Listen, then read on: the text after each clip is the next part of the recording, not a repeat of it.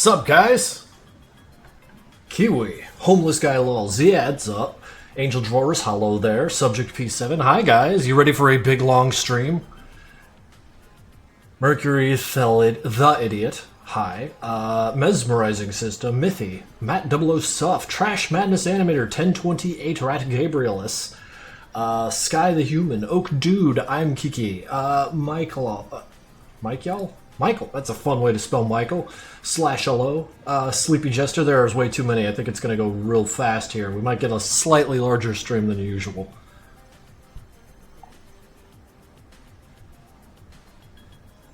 We are a ton of people, I see 7 viewers. Well, the number says 7, but the chat says, I don't know, a couple dozen? We'll just let it kind of update here. In about 10 minutes, we're going to get this thing started, so in the meantime, I'm just going to antagonize you guys by asking questions about your names. Colorful Carpet, subscribed at Tier 1, let's go Madness Day, baby. 9 months on a 7-month streak. Fuck, dude, that's awesome. Big support, appreciate. How are you, Krinkels? Spectre's Art, I'm doing great. I'm doing real great. I was watching a movie, damn it. You can go back and watch a movie, man, there's always VOD. My name is from a jellyfish. Kieran X? Is that so? That's pretty fucking interesting. Actually, I'm gonna go ahead and disable that bit shit. We don't want none of that today.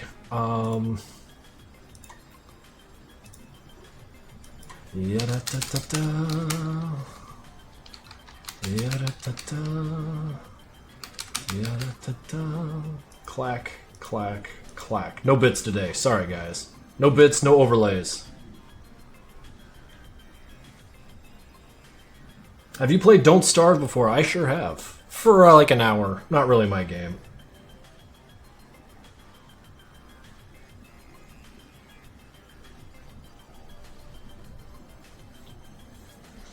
Happy early Madness Day, guys. Sorry, I'm just reading y'all's chats. All these hellos coming through. You're all so damn polite.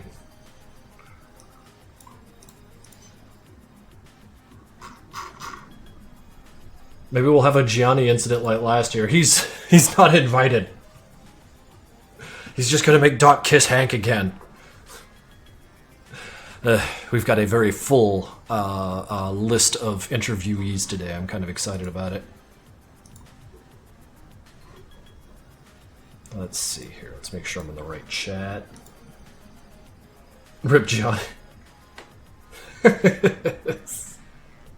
After what he did with the maid outfit? No, that moves him closer to my graces. What time will Madness Day start tomorrow? I'm anticipating the stream begins at noon tomorrow on Monday. Anticipating. If anything changes, I'll be loud about it on Twitter.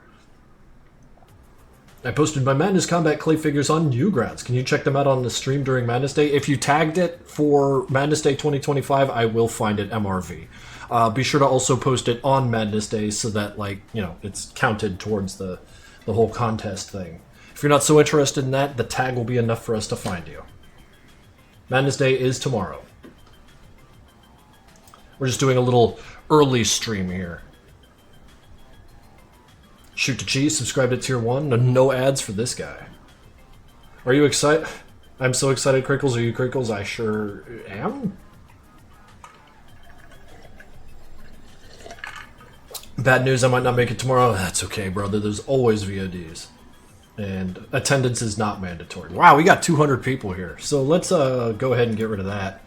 Let you guys see what I'm looking at. I got all my little questions over here that have been assembled for me because I'm a brainlet and don't ask many good questions. So I appreciate my little team for helping me out with that. Let's see, there's the questions.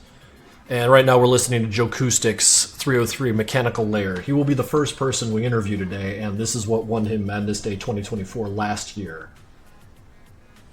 Is the third incident ready? The 3D incident? No, it's not ready. Still waiting on the music, so it might have to come out the day after Madness Day. We'll see how that goes. Clearly, I can't work on it right now, but it's done. It just needs music laid over it. And I don't like Russian music, because that's how you get bad music. Madness 13 hasn't even begun, Homeless Guy, lol. Alright, let me check out my little chat over here. I suppose I need to wander over to the hot mic in a couple minutes. In the meantime, I could just keep screaming at you guys.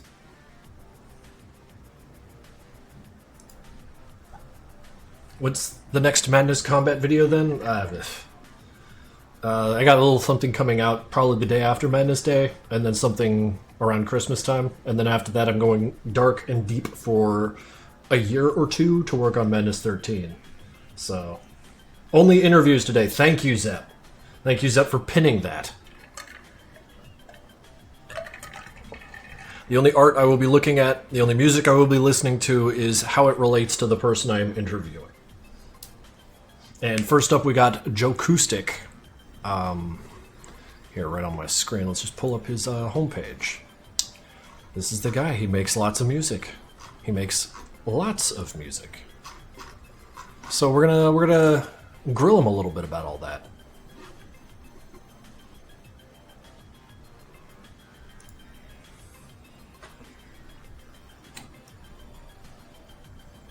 Do I have any suggestions? I know what's gonna happen, brother. I don't need suggestions.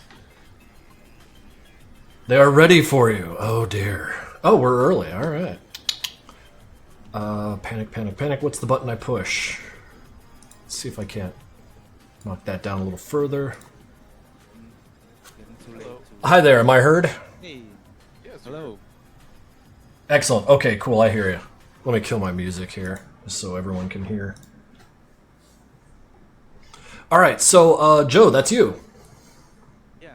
Hello. Hello, everyone. Excellent, excellent. Let me knock your volume up just a little bit. So, yeah, no, I'm terrible at this. He's a bit quiet. Let me knock him up just a little further. Go ahead. How we hear him now? All right. Is everything okay? Yeah. Go ahead and introduce yourself. That'll give us plenty of words to test that on. All right, everyone. So, hi, my name is Joe. You know me as Joe Acoustic, and in the electronic scene, I'm known as 303. I started as an acoustic guitar guitarist. So, yeah. Because I was a fan of Madness Combat for a lot of time, and I was also a fingerstyle musician. Mm-hmm. And I don't know why, but at some point I just wanted to hear some of the songs by Cheshire and also Happy, because I was also a fan of Happy. I wanted to hear them in acoustic for some reason, and I noticed that there was nothing like that on the internet. So I just said, let's try that. I always had like an ear for rearranging songs, so that wasn't too hard for me, but at the same time I didn't have the knowledge to make them as professional as possible. So I don't know, I just got like in a state where I just wanted them to be done, and I was doing them for myself, but and I never expected people to like give me any recognition for that, but it happened, and it was actually a nice surprise for me. That's awesome, dude. Like that must have been like kind of challenging, particularly Cheshire's kind of. It's heavily reliant on the electronic nature of the medium, so like transferring all that over to acoustic had to have been a hell of a challenge. Yeah, that was actually really hard at first, but then at some point you just, I don't know, like you get the hang of it. You understand how certain things are meant to be, and you just work around every issue that you find in that thing. You need a good ear to do stuff like that, because there's many things that you just don't learn academically, but you gotta learn by using the instrument and making it part of you in some way. That's awesome. Yeah. I imagine like a very studied mind, like nothing less would be required. That's fucking cool, man. Thank you. No. Yeah, thank you for giving us a nice little bit to chew on there for the introduction. So I suppose we could just jump right into this series of questions I got for you if you're ready. Yeah, let's go.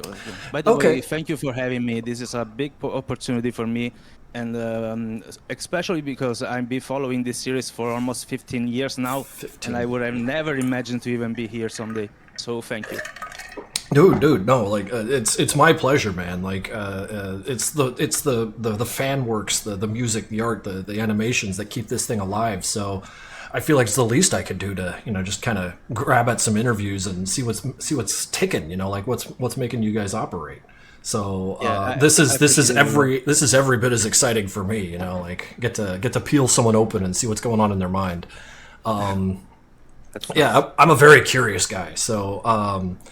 because like I simply know very little about music, but I like to ask questions about it because it's so fascinating. But yeah, here Yeah, I guess. let's just start. Some of these questions are going to be kind of like boilerplate, real close to steel, but plenty to work with here. So the first question, very open: what brought you into the series, and what was your first impression upon coming across it, like out in the wild? All right, so I think around 2010 to 2011, I might have had like 14, 15 years old, yeah.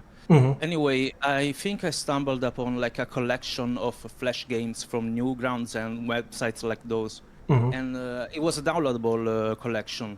So one day I opened this thing and I was playing around like with the interactive guy. Do you remember the interactive guy? The like the Oh, ball you Max. could smash on the you Yeah, could yeah. smash on the walls and stuff.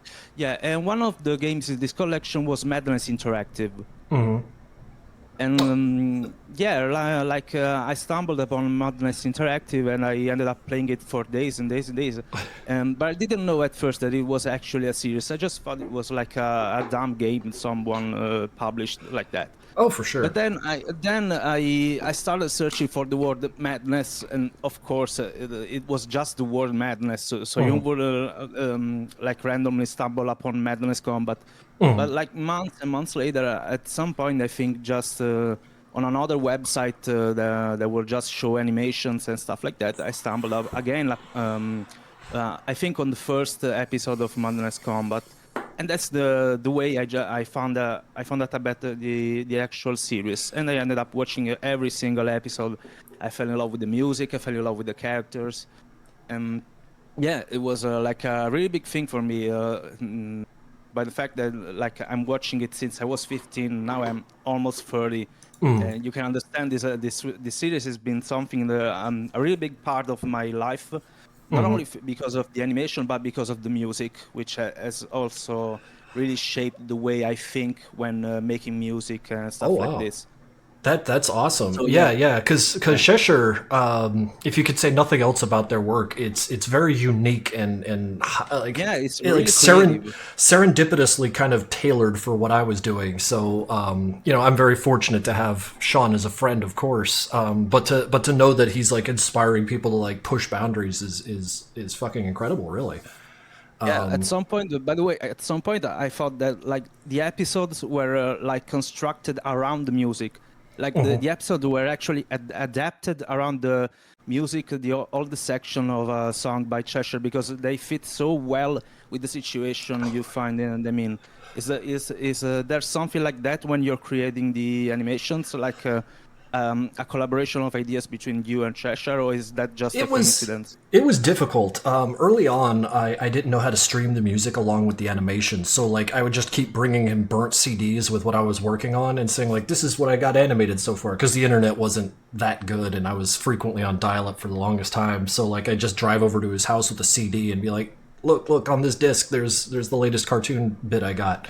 And then he would make something that like kind of tonally fits, but he was playing with a disadvantage because he couldn't time it until later on when I got better chops with Flash. So it's incredible that he was able to do as much as he did with me being unable to marry the cartoon and the audio as well as I could today. Yeah, and that stuff really was inspiring for me. I can certainly say that part of the way I'm a musician now, it's just thanks to Cheshire and other Oh, wow. musicians like him. That's awesome, man. That's good to hear. Like that notion of the chain. We just keep teaching each other how to get excited about stuff. That's Yeah, awesome. That's friggin' awesome. thanks. Okay, so next question. What was your initial reaction upon learning that you won first place for music in 2024? I thought I was getting pranked, to be honest. I remember a friend of mine like contacting me on Telegram and telling me, "Bro, you won Madness Day," and I was like, "Yeah, just fuck away. I don't believe you." Don't mess with me, right? Yeah, yeah, it wasn't real for me. I mean, the song I uploaded last year was something I was just uploading because like fuck it. If I win, good. If I don't win, I don't care. But in the end, I ended up winning it, and I was really, really happy and really consternated, you could say, Yeah, yeah, really yeah. consternated when I found out that thing. So yeah, um, I don't know what to say other than that. I was really happy and really surprised. No, I can identify with that surprise element. That's for sure. It's just such a technically good song. Like I could listen to it for Thank you. hours without thinking about it. It's like I don't know. I don't want to say music oatmeal. I want to say something like a little richer than that that you still don't get tired of. It's so friggin' good. I really appreciate it. Really, Yeah, for real, yeah. for It real. was. It's like every time we get together and do our little judging panel, and we have to like yell at each other in the Discord. It's just funny to see like the journey of the eventual winner through our minds as we kind of like realize like, yeah, this is the one. This is the one.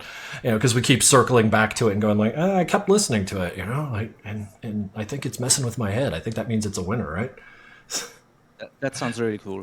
Yeah, no, it's wild too because like we are surrounded, beset on all sides by incredible stuff. So picking this stuff it There requires was yelling. like there was like 109 artists last year, I think. Yes, yeah, for musicians, I have the number on How do you my guys even judge all that stuff? with a spreadsheet, and we got this system where like we just keep finding the ones that most certainly aren't placing, and then knock those out, and then just keep doing that until we wind up with 10 that we say, okay, I guess this is the top of the pile. Because I mean, I'm sure you understand, like parsing for quality when there's so much love Yeah. in the community is such a difficult thing to do. You I know, can understand that on a base level for like when I'm searching for the right samples for a song, you just get there and listen to every sample, one of the other.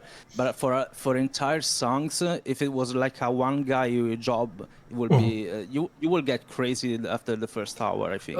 yeah, no, So you do need a team. yeah, a theme. Yeah, we keep talking about themes.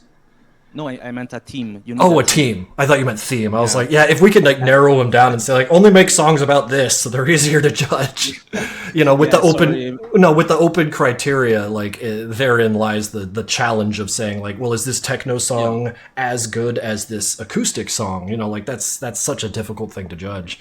That But that that could also go and be anyway a good like a good idea for a contest outside of like Madness 24.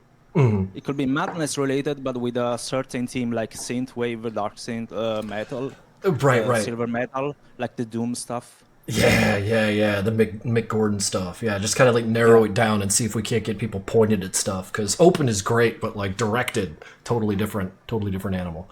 Yeah. But okay, cool. We got another question. This one comes from Kiwiwi.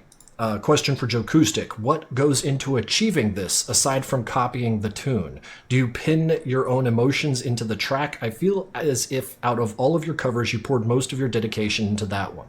That one being Mechanical Layer, I presume. Oh, I actually read that question. I think it was cut out for you, but the question was about the cover for Oh. Powerless and Amnesis. Oh, okay. Yeah, no, I Yeah, apologize. that was the question. Don't worry. I went to the article you made, the thing you made to read the question because I was uncertain about what she was talking about, and I found out about the Powerless and Amnesis.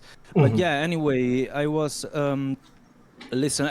It's been many years since I made that cover, so I can't really tell you what I was feeling when I made the cover. I can just tell you from listening right now to the song that I was probably channeling the sad energy that the song by Cheshire was doing for me. Like I can see both the song, but both the even the episode. In the episode, like Demos is dead, and Sanford is probably looking for him. And it's a sad situation where two friends can't connect together. So, the song was sad. The animation was also kind of sad. So I don't know. It was probably automatic for me to have like a sad and emotional way of playing in that cover. But That's outside of that, yeah, it's not just copying the tune. It's actually playing the guitar, playing the cover until you get the right emotion out of it. yeah. Like feel the feeling and then add to it. Stand Yeah. on the shoulders, as it were. Because I remember those covers. Now that you mention them, and like those songs were very unique to like what usually music happen or what music usually occurs in Madness cartoons. So like already it's challenging because it's a little tangential because Madness cartoons don't tend to have these little sad streaks in them. You know, that's a strange brushstroke Yeah. to kind of pick up on.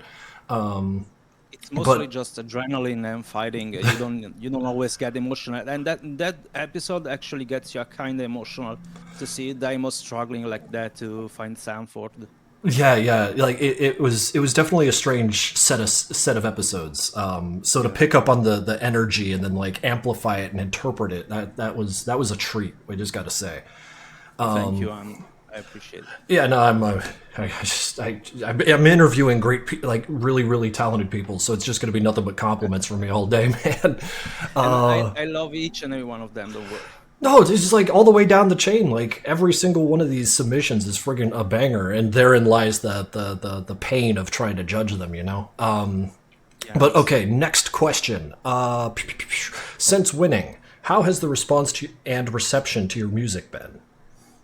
Well, I can already tell you, I surely got like new people in my surroundings. I got more following, um, but the biggest impact it was probably on me because it got me more confident to do stuff. It got me like more thinking about working on myself, like trying to get better at mixing, at mastering, at making music in general. Because I felt like I want to get better at this thing. I want to become someone someday. I want people to listen to my music. I don't want to always be the guy that used to make the acoustic covers. Because my real passion since I was little has always been making electronic music. Oh The shit. only issues were yeah the only issue was that I wasn't really ready to make electronic music till some point because I didn't know music in general. I just had a good ear, but I didn't really understand how music worked. Then Right, for right. then for years I started playing the guitar, and I ended up doing the covers, ended up knowing people, becoming friends with Cheshire and other people, and I started to understand more how that sphere worked, the musical sphere, the electronic music. So that's when I said, all right, now I want to work on that thing, and I think winning the Madness Combat 24 competition really helped me, help my self-esteem, and helped me with getting enough confidence to go forward. In fact, months ago, I had my first live set in my own town, something that I never did before. I played Dude, music live, and I got a good reception, I think. dude, that's fucking awesome, man. Like, wow, like that had to have been a pretty incredible feeling to have once thought the wall unclimbable, but now you're standing on it. Yeah, that was really awesome, I gotta say.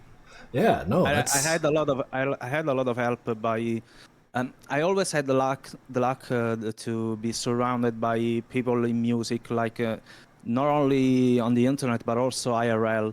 oh, I was always lucky to know a lot of people that was in music, so they always helped me with things I was struggling. But I was never really ready to make electronic music till I uploaded my acoustic covers on the internet. I went to really be in contact with people like you, like artists, like real artists, that people know that I had the actual help to understand stuff that was ununderstandable for me at first. right, right. And Drake. sorry if I sound weird, but I'm really sick right now. I got like a fever and Oh something. no, no, I could understand you great. No sweat about that, brother.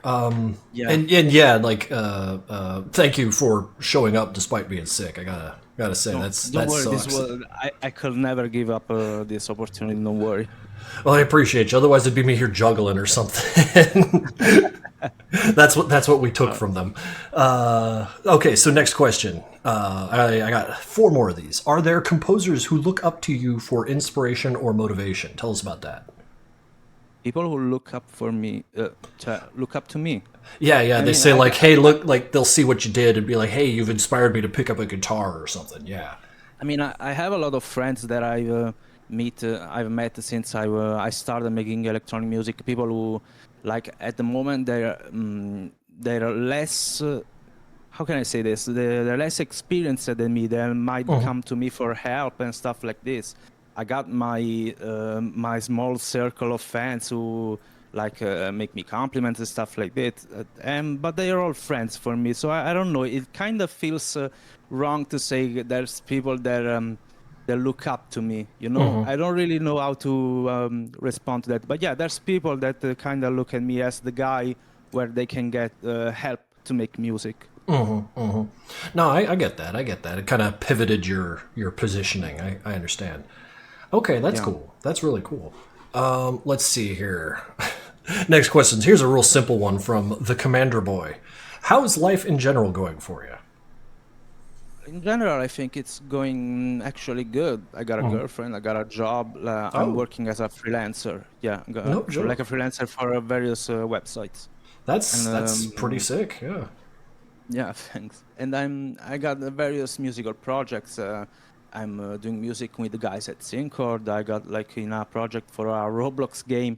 Oh By the shit. way, lately, yeah. By the way, lately one of my songs was found inside a Roblox game, which is called something like the easiest game ever.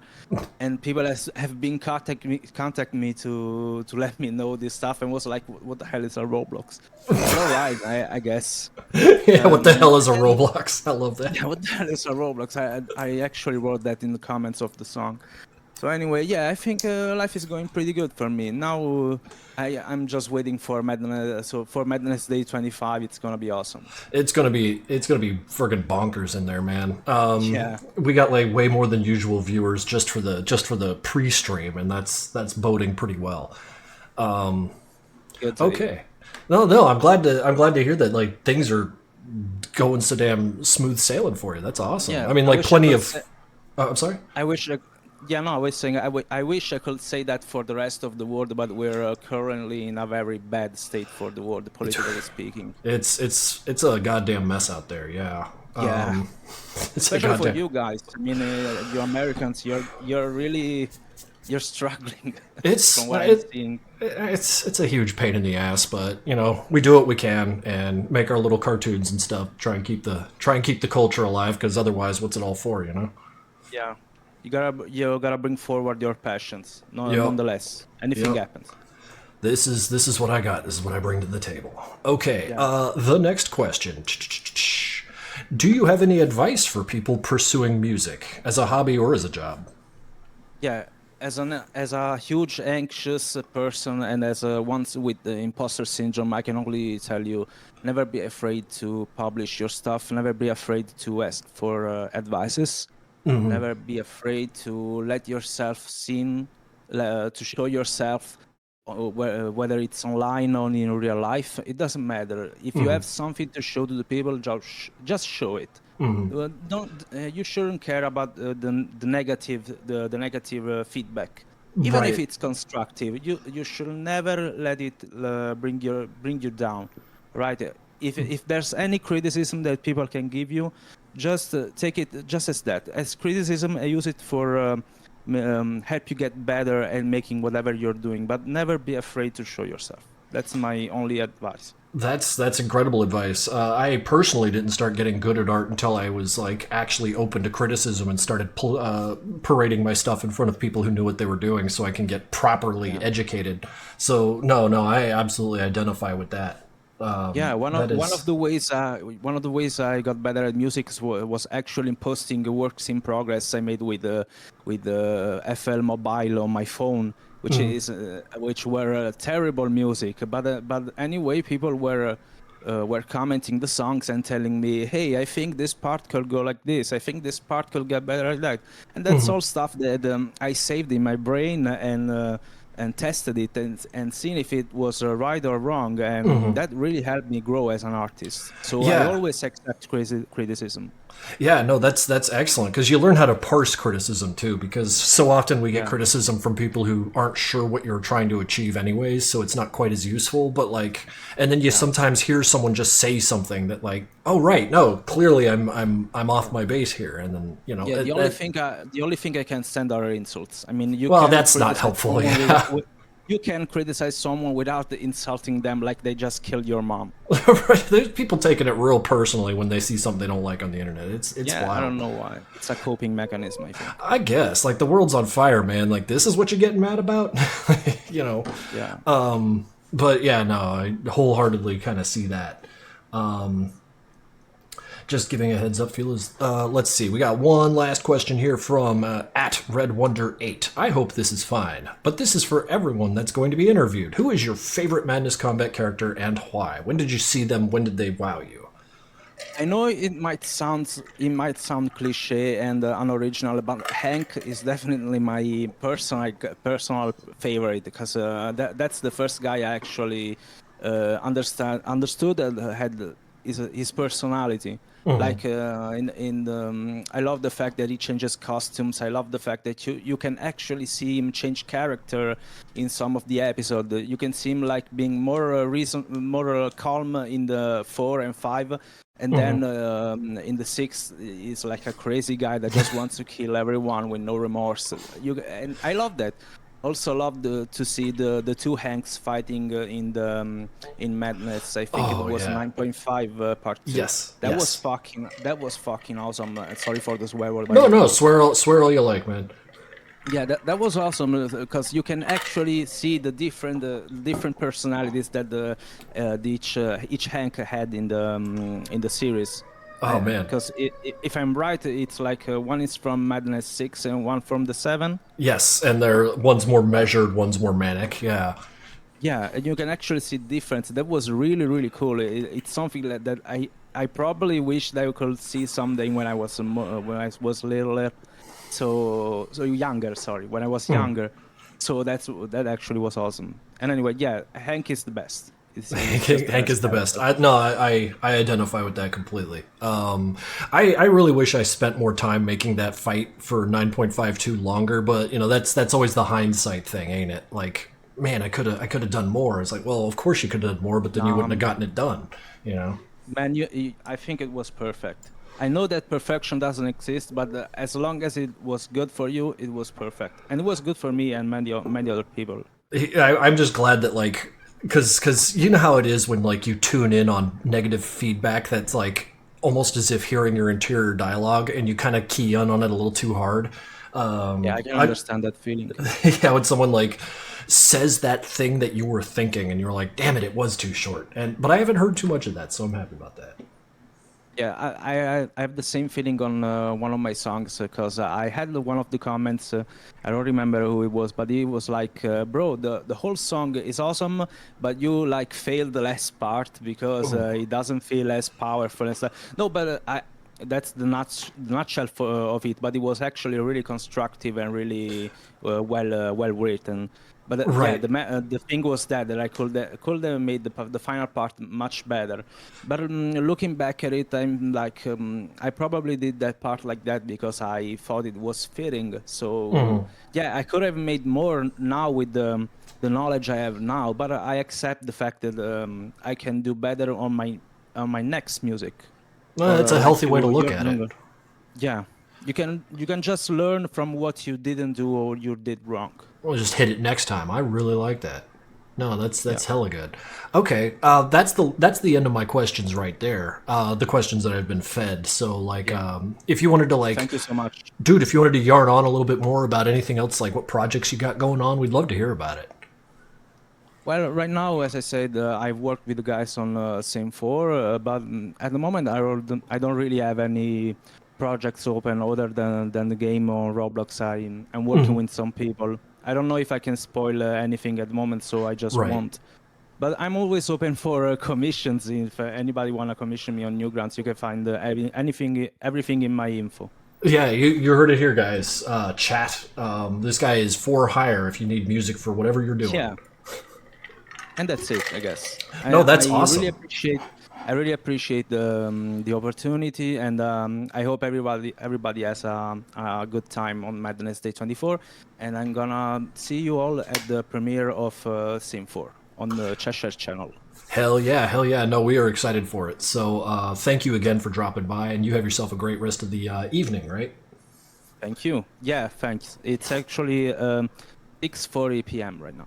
Six. Oh, okay, cool. You got a whole evening ahead of you, man. Thank you for taking a Yeah, yeah. portion of it for us. We just I it's so cool to hear from you guys, I love chatting with you, Matt. I'm really appreciative. dude. Anytime, man. Anytime. All right. Let's see here. All right. Take it easy. Okay, so now we got a minute here before our next one. We got a little while. Hello, I'm here. We got a little while. Also, yeah, we got Uncle Funkle here. Should we watch... Wait, Heavy Bro is the guy who did Sierra Nevada, so let me pull this shit up. I might as well. Yeah. Yeah, I'm gonna be lurking in and out. I'm mostly here to keep track of schedule and timing and all that, so... Appreciate ya. Let's see here. Madness, Sierra Nevada. Halloween update. The game is dead. No, come on. This is the one. It's a Godot game engine.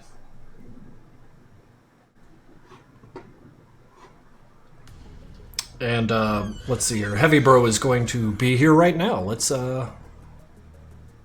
just go ahead and close. Wait, no, we'll just leave that there. Fuck it. Heavy Bro. The background music was. I hear you. Let me see if I can make you louder. Nice. You are louder. How do you sound? I sound. Let's see here. No, I hear you. I hear you pretty good. Go ahead and introduce yourself to us. Tell us who you are and what you do. Okay, hello everyone in the chat, Krinkels, and all the participants. It's me, Heavy Bro. I made the game Madness Sierra Nevada. It's a game about Hotline Miami and Madness Combat combined. And what a game it is. I remember playing it before it was completed, and watching it come to become a more mature game has been a joy. It's the way you've been taking feedback and kind of like fixing things that have been a little annoying while at the same time elaborating on what makes it fun and great. It's a really solid little Hotline Miami clone, bringing its own spin on it with madness. So I just got to say, cool as shit, man. Thank you. Of course, of course. So let's see here. We'll get started. Current being interviewed, Heavy Bro. Sorry, I'm babbling at myself. I'm very bad at this. All right. Yeah, I'm reading chat as well. Okay, cool. You hear all them, the chat just kind of throwing peanuts and being what they are. Let's see here. So yeah, first question, of course, the boilerplate right down there by the steel itself. What brought you into the series? What was your first impression? Like, what was the first thing you saw? Well, the first impression, like, I didn't know it was a cartoon initially. Oh yeah? It was a game series or franchise or whatever. And then one friend brought me to the series and said me it's a cartoon, and I started watching episodes, and it was so hilarious.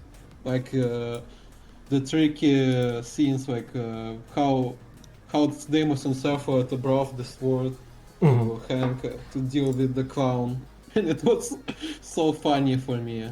It's so good. That's awesome. That's awesome. So like, yeah, that was your first intro, just like that whole, what was that, MC5 thing where it was just all the characters getting together and smashing up and just insisting on being a violent problem to each other. That's awesome.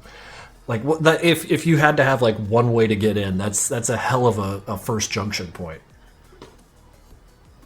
Okay, so the first question, we'll go straight to Sierra Nevada here. What is the response to Sierra Nevada been? Like, in general, like, across the board? My reaction, or what you can actually see in the Newgrounds? Well, what I mean to say is, like, just in general, how did it feel to get a response, and what kind of response was it? Like, the usual sort of thing, or...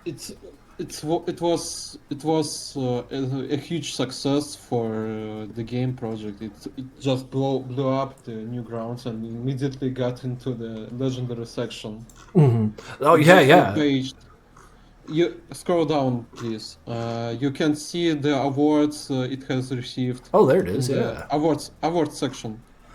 Yeah, front paged, September 22, daily 5th place, September 23rd, best of the month, September 24th. So like that did that come as like a massive surprise, or did you have like confidence coming into this? Well, I was confident it will be at least front paged and picked by the P-bot, but I didn't expect the aftermath, like the best of the month with $100 prize, and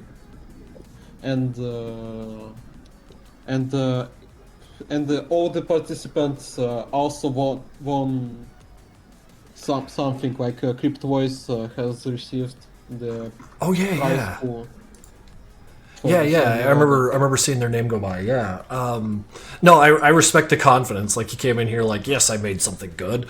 I didn't know it was that good, So that had to have like been like a that had to have been something of a surprise. I can appreciate that. Okay, so that's cool.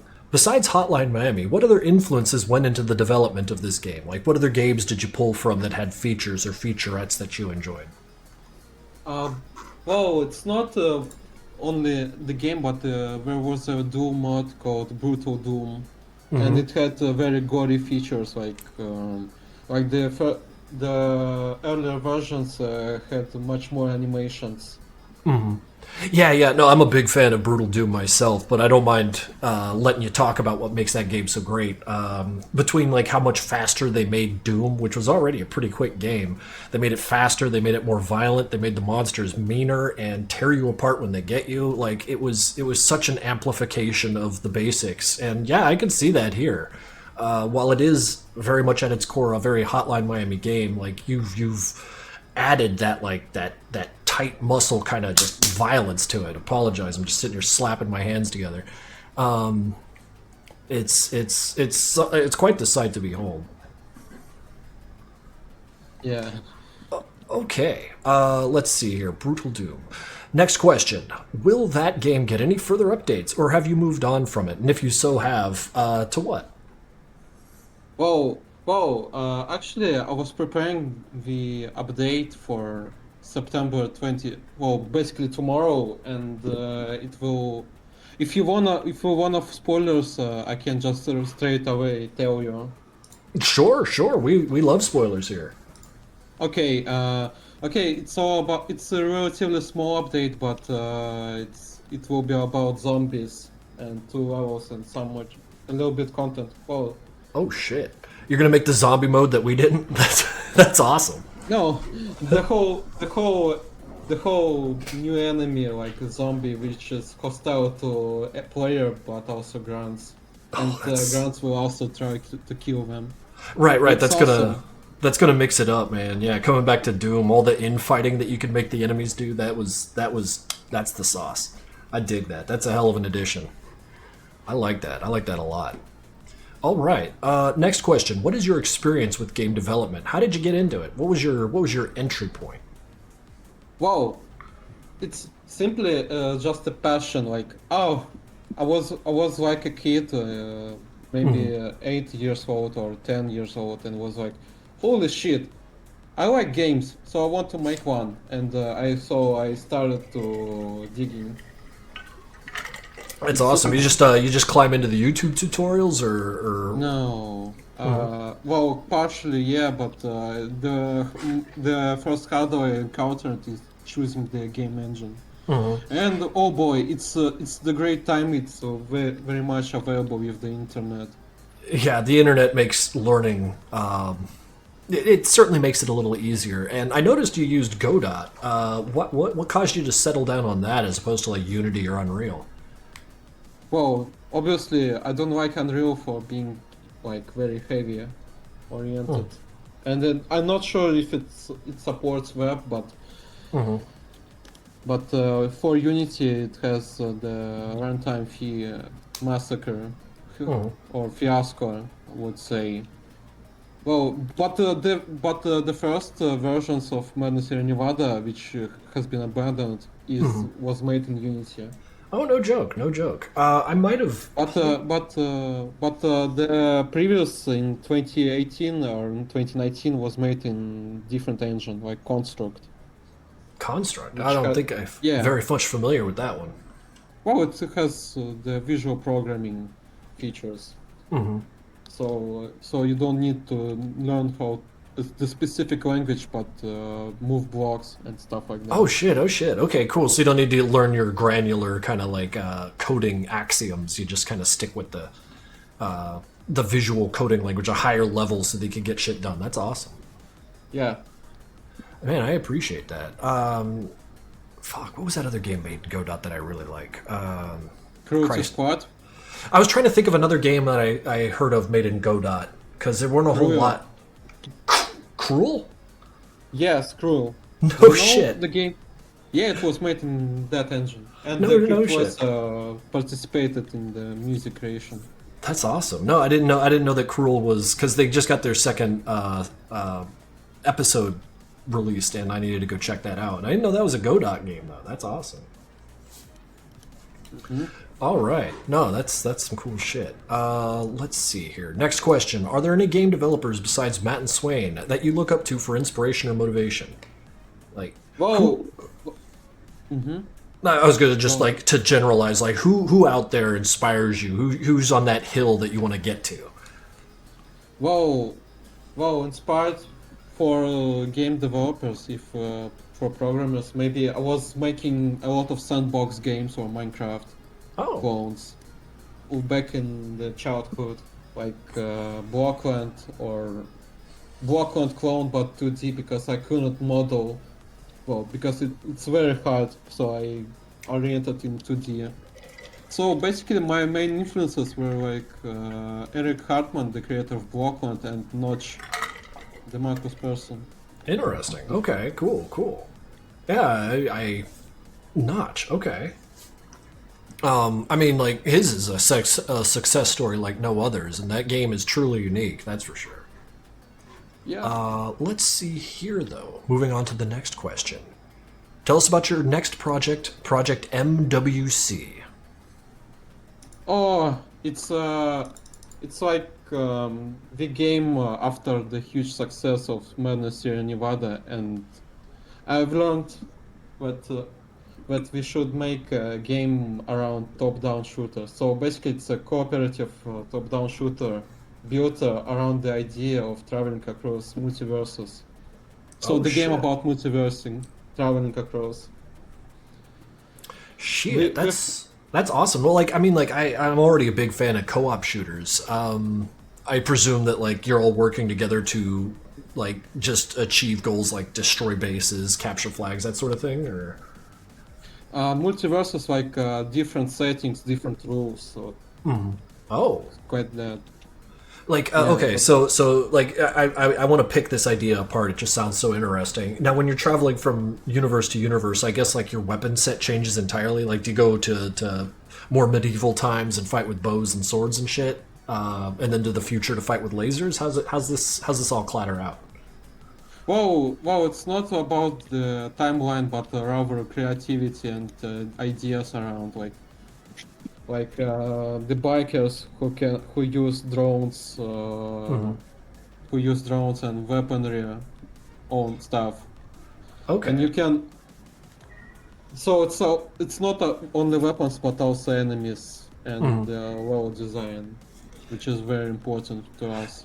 Yeah, when we yeah. play. I'd imagine, like, with the multiverse setting, you have to make sure that every new place you go to has, like, a distinct kind of feel to it, you know. So I could appreciate that, because like, yeah, the sky's the limit for the kind of places you could put the player. So that sounds like a pretty exciting project you're working on there. Is other people involved with this one? Yeah, can you open the offers of the game, please, in the Newgrounds page you have opened? Yeah, sure. What am I looking up? Okay, so far, Ivan, привет. Okay. So Ivan IB13 is the art director and the artist, and Is maybe he on game this list designer. here? Island. Yes, That's guy right there. yeah. Crypt OS, Dish Switch, Camp, Citico are involved in the project. Okay, cool. Oh, there it is. We got a little level textures. Okay. Am I following this guy? Yes, I am following this guy. So, oh shit, okay. We're seeing images here. Yeah. Okay. It's basically Madness Sierra Nevada. Well, the code base is same, but we are working on replacing assets and making our own IP. That's incredible. I like these shadows being cast off of them. Is that from light or like a fog of war thing? It's from the light. That's awesome. Let's see here. Let's take another look at some more of these. Well, I mean, already the visual kind of like what I'm seeing here is it's Yeah. interesting. I'm like Boy, I want to explore this. And is it going to have the same kind of like non-stop action kind of a thing, or will you be introducing stealth elements? It's no stuff elements, but quite action. Yeah. Okay. No, I can appreciate a slant in the action direction. Like take that decision away. It's all about guns. It's about getting it done. Man, this is pretty. Let's see. Yeah, one friend commented out like it can compete with Intravenous if you know that game. Oh yeah. And I was about to compare this to Intravenous, but this seems more like a straight up action game rather than the kind of mixed Visually stealth. speaking. Yeah. But visually speaking, yes, I see where someone could say something like that. What I'm seeing here is with this body right here where my mouse is, or really any of these guys too. Is there some ragdolling going on? Like I see their Yes, heads kind of tilted, and yes, that's the ragdoll. oh, that's going to be a lot of fun, especially with the higher powered weapons. Send these guys moving around like you hit them with a leaf blower. Oh man, that's cool. Yeah, and also the gore, like it's likely procedural. Like you have masks that expose the entrails. Yeah. I'm seeing all sorts of what I think is that on these bodies of various levels of destruction occurred to them. Missing faces, missing limbs. This whole guy is missing himself. Oh, yeah. Yeah, this guy right here, he's just a torso and maybe a couple femurs. No, this is really cool. The notion that it's leaning on the action is what kind of has my interest. And because you're approaching this with your own IP, do you intend to try and sell this on Steam or anything like that? Yes, we want to sell it on Steam eventually. Oh hell yeah! So guys, if you are really interested in the project, you can join our Discord, and we occasionally post the progress there. Okay, that's So awesome. so Yeah. you can find Discord on the main menu of the game or in my profile on Newgrounds. Okay, yeah. Let's see here. I'm gonna just kind of. Yeah, there's the. I think I can. Yeah, here, MSN Discord. Oh wait, When- those Ebola has sent the for those being interviewed, Heavy Bro. She just posted the link. I think I could post this one. That's the Discord link for the MSN Discord, managed by but, Heavy Bro. Yeah, so it's basically the news central for our projects, but initially it was the MSN Discord. So yeah, but we might transform into something more for us. Let's say. Something as more of a dedicated show place where people can keep up with what you're doing. Because it sounds to me Yes. like there's a few people in the chat who have perked ears and would like to know where they could wishlist such a game. So that we'll make sure that they wind up where they need to be. That's some good shit, man. That's some. I love to hear that. Entering the retail market, man. Yeah, so that's like a level up, natural progression. Yeah. Game One development. foot in front of the other, man. You're doing it. God, I love that. Okay, next question. We got 3 more here. This one here is: do you have any recommendations or advice for those wanting to make games? Yes, I have several advices. Like the Okay. first one is instead of wanting to make the game, you should start doing it, because it's never too early to start mastering your skills. No matter what, you could start learning programming or bring assembly a whole team for game development journey. But so it's very cliche one, but I believe so people are still waiting for their time for starting. And the second advice is like, if you are making a serious project, you'd rather do 2 things. You know what you're doing, or do the proper research. I'm the biggest fan of Hotline Miami and Menace Combat, and I knew what I was doing. That's, I mean, like a lot of the time, we as artists or developers, like, are just left to our passions, like not knowing how to do anything, and so we just have to be led by said passion. And you're absolutely right in that you can't wait for perfect conditions. Just get in there, you know. Get in there, make mistakes. You're bound to get it right, and you have aptly combined Hotline Miami and Madness Combat with a game that has its own identity, which is the coolest shit. If I may just glaze a little bit, like, sure, it's Hotline Miami, sure, it's Madness Combat, but it's kind of like moved itself into this kind of third thing that it has its own identity. You know what I'm saying? Trying to say. And that's something that is worth mentioning and crediting when it comes to that game, and only fuels my desire to see what comes next. Yeah. So, let's see here. Next question. The Commander Boy. He asks this to everyone, so you too. How is life in general going for you? It's decent and calm. I would say like very harmonic.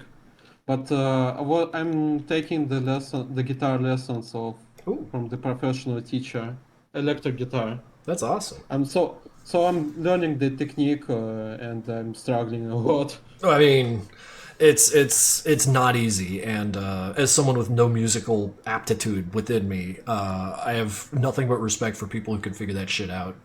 Swain actually got into bass guitar, and he's gotten damn good at it, which is crazy. But you know how it is, like watching other people get good at shit just inspires you to get good at your own shit. So that's really cool. Would we be looking forward to any covers from you, or is this more of a hobby on your own? Uh, I love guitar. Well, I'm playing guitar since 16 years old, but Okay. I never got good at it because it has a lot of nuances like plucking the strings and making the sound good. So yeah, just realized that and I started to take lessons because Right. Because at some point you're going to need to consult a professional if you yeah. intend to make progress. I get that. I get that. That's cool. That's cool. Picking up hobbies. Picking up hobbies. Okay.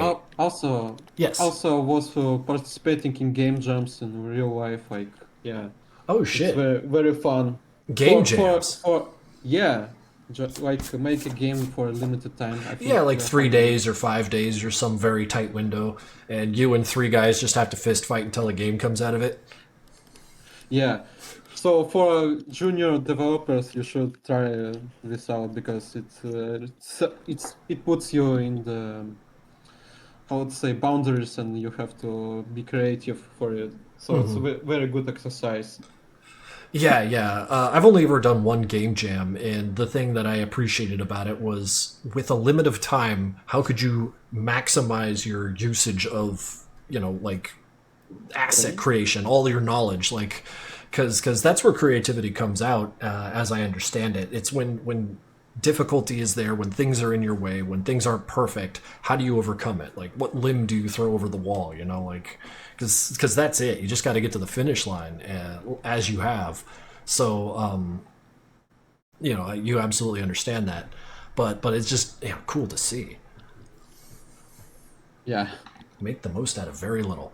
Okay, yeah, that's the very last question. So, like, if you had any further things you wanted to say to tell us about the next project you're working on, like any projected dates we might hope to see it on Steam so we could wishlist it, or like other elements within the art style that you might find enticing to us, we'd want to hear about it.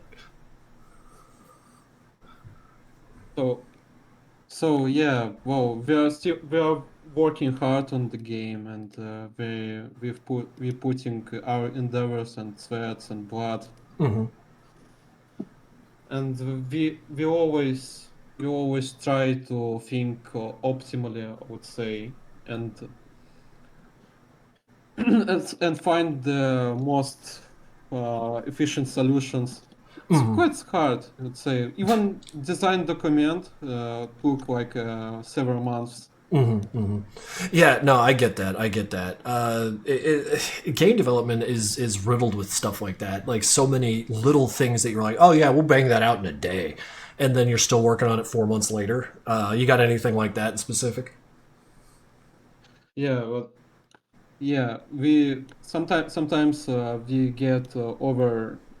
Sometimes something happens and something really bad happens, and we have to overcome that. But yeah, but I don't do solo development anymore, so it's much easier to bring your team, Yeah, yeah. and they do one thing but good. Yeah. Yeah, no, no, I get that. I was never cut out for the professional world. Never worked in a studio or anything because I'm just too busy like whacking at my own yard here. I got things to do, and my one thing I'm good at it. So, sounds to me like you're good at several things though. So no need to worry about you. We just watch you for the cool stuff that'll come about. That's awesome. Yeah. Props to Elon for sprites and Oh, dude, yeah, and the graphics. Thanks for him. Yeah. dude, thank you for taking time to let me pry your brain here a little bit to see what's going on behind the guy who put together this very, very cool piece of artwork, and to find out that he's making another game. As someone who played Intravenous through twice, I am very excited for this new IP that you're juggling up.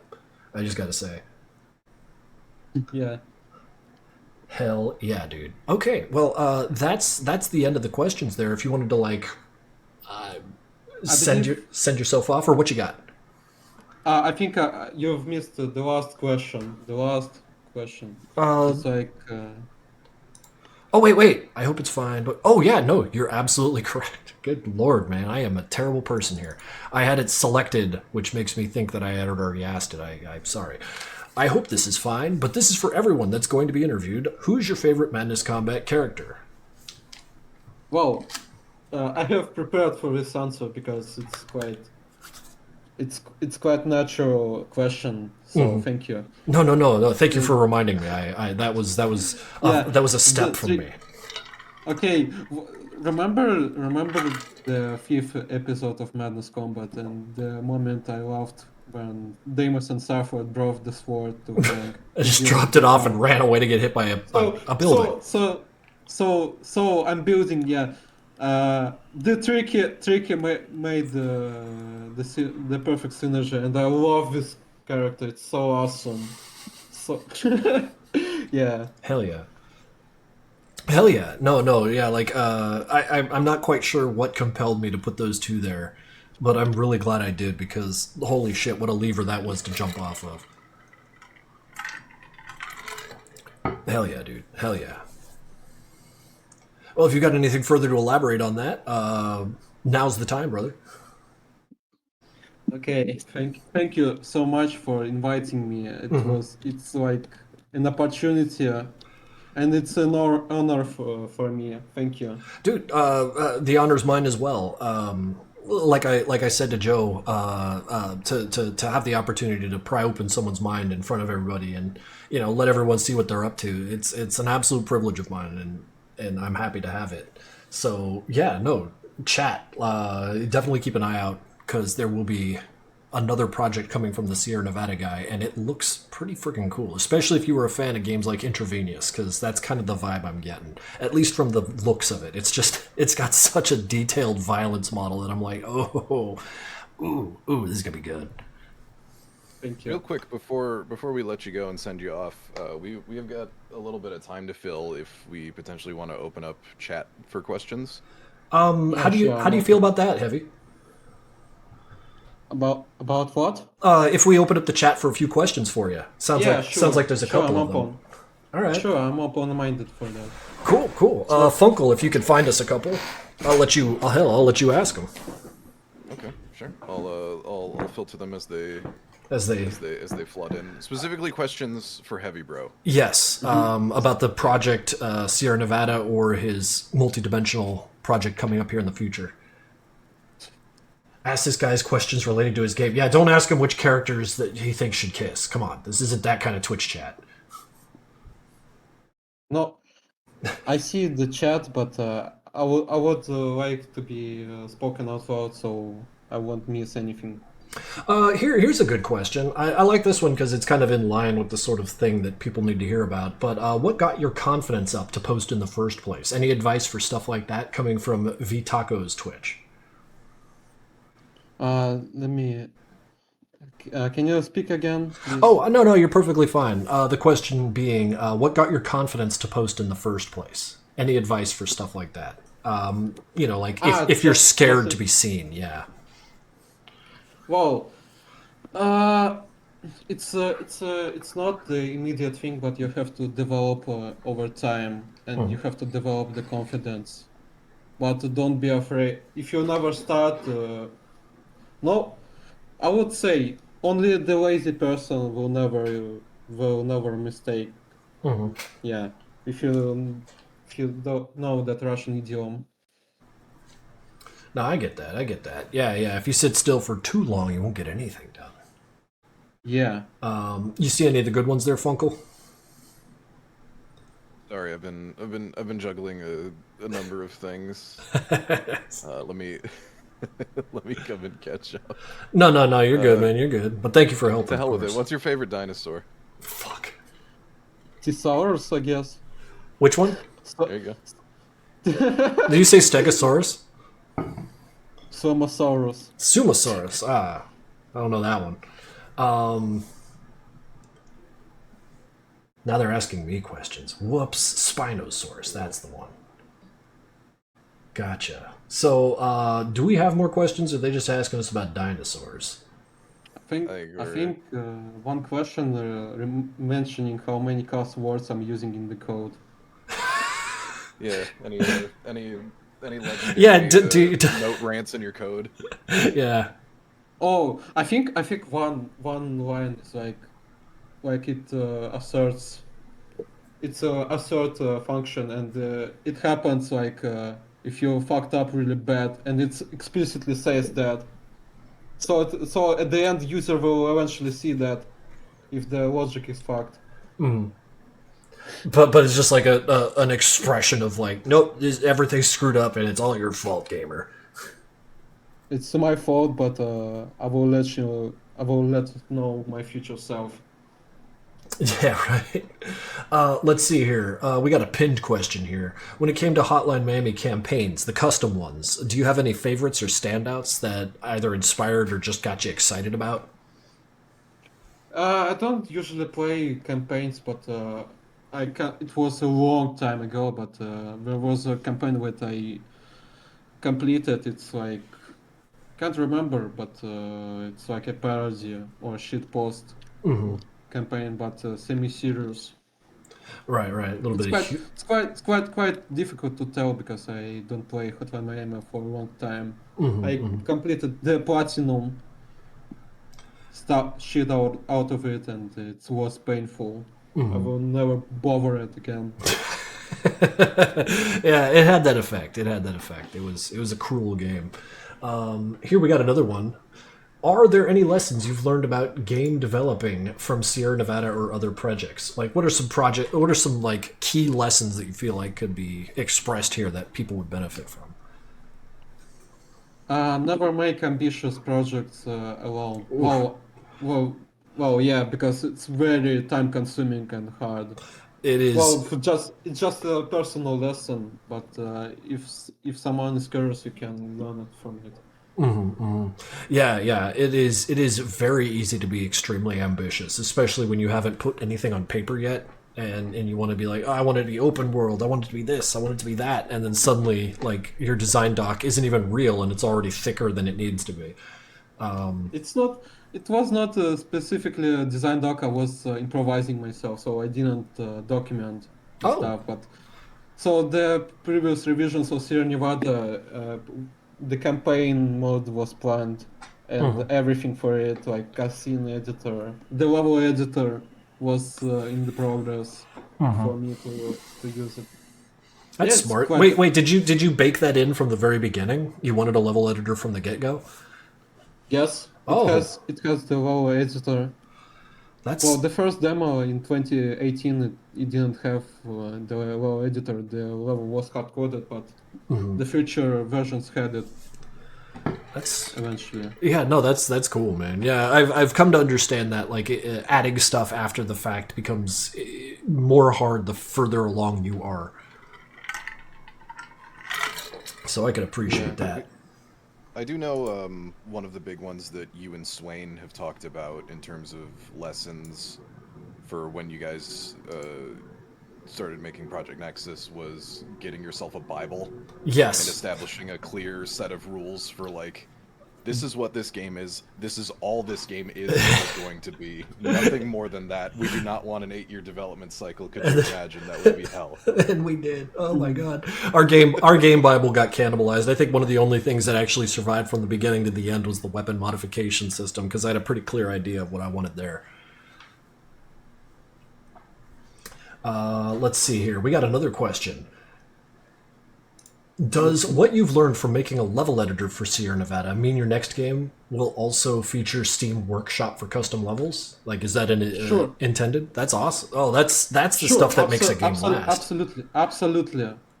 Well, WoW designers, well, the only WoW designer is using it, and I'm working in pair with him to improve the tool. Because using the Godot editor is not elegant solution It's for not me. elegant. No, It's I've quite painful, yeah, to work with the editor, well, engine editor. So yeah, the WoW editor is very specialized for that. yeah, because like we ran into that too, because like we found out that the people were trying to make stages like in Madness Project Nexus without mod tools or anything, and the lengths that they were going to were frigging insane. So that's what eventually got us to crack and start working on, or rather, that's what got Swain to start working on the modding project to get the game out there on Steam Workshop. So I got to say that like having that from the get go is going to serve you well. That is awesome. One thing, Crypt Voice wants to say hi from me Oh, in shit. the stream. Say hi to Crypt Привет, Voice, Crypt chat. Voice. Привет, Crypt Voice. Yeah, Oh, so shit. so he's not offended now. He's happy now. Awesome. He's Where's- not happy, Crypt Voice. Wait, what was that other question? Something about a PC controller. Oh wait, yeah. Do you develop your games with PC controllers in mind? Like gamepads? Yeah, a little I gamepad. don't have one, unfortunately. Okay, strictly keyboard and mouse. Yeah, Gotcha. Let's see here. Give me another pin. Now they're speaking Russian. I don't understand any of this. I speak Russian. by the Well, way. if the chat's saying anything you understand, I say jump right in on it. By the way, Matt, I think we've got something figured out because we're way ahead of schedule. But I did get a fucking legend to come in for us as a ringer if we want to get him in here within the next like 10 minutes or so. Sure. Don't say anything for now, but Okay, well, I'm Matt, gonna. if you just go look in the interview chat, you can look at who just popped in. I figured we could take him for the next half hour or so.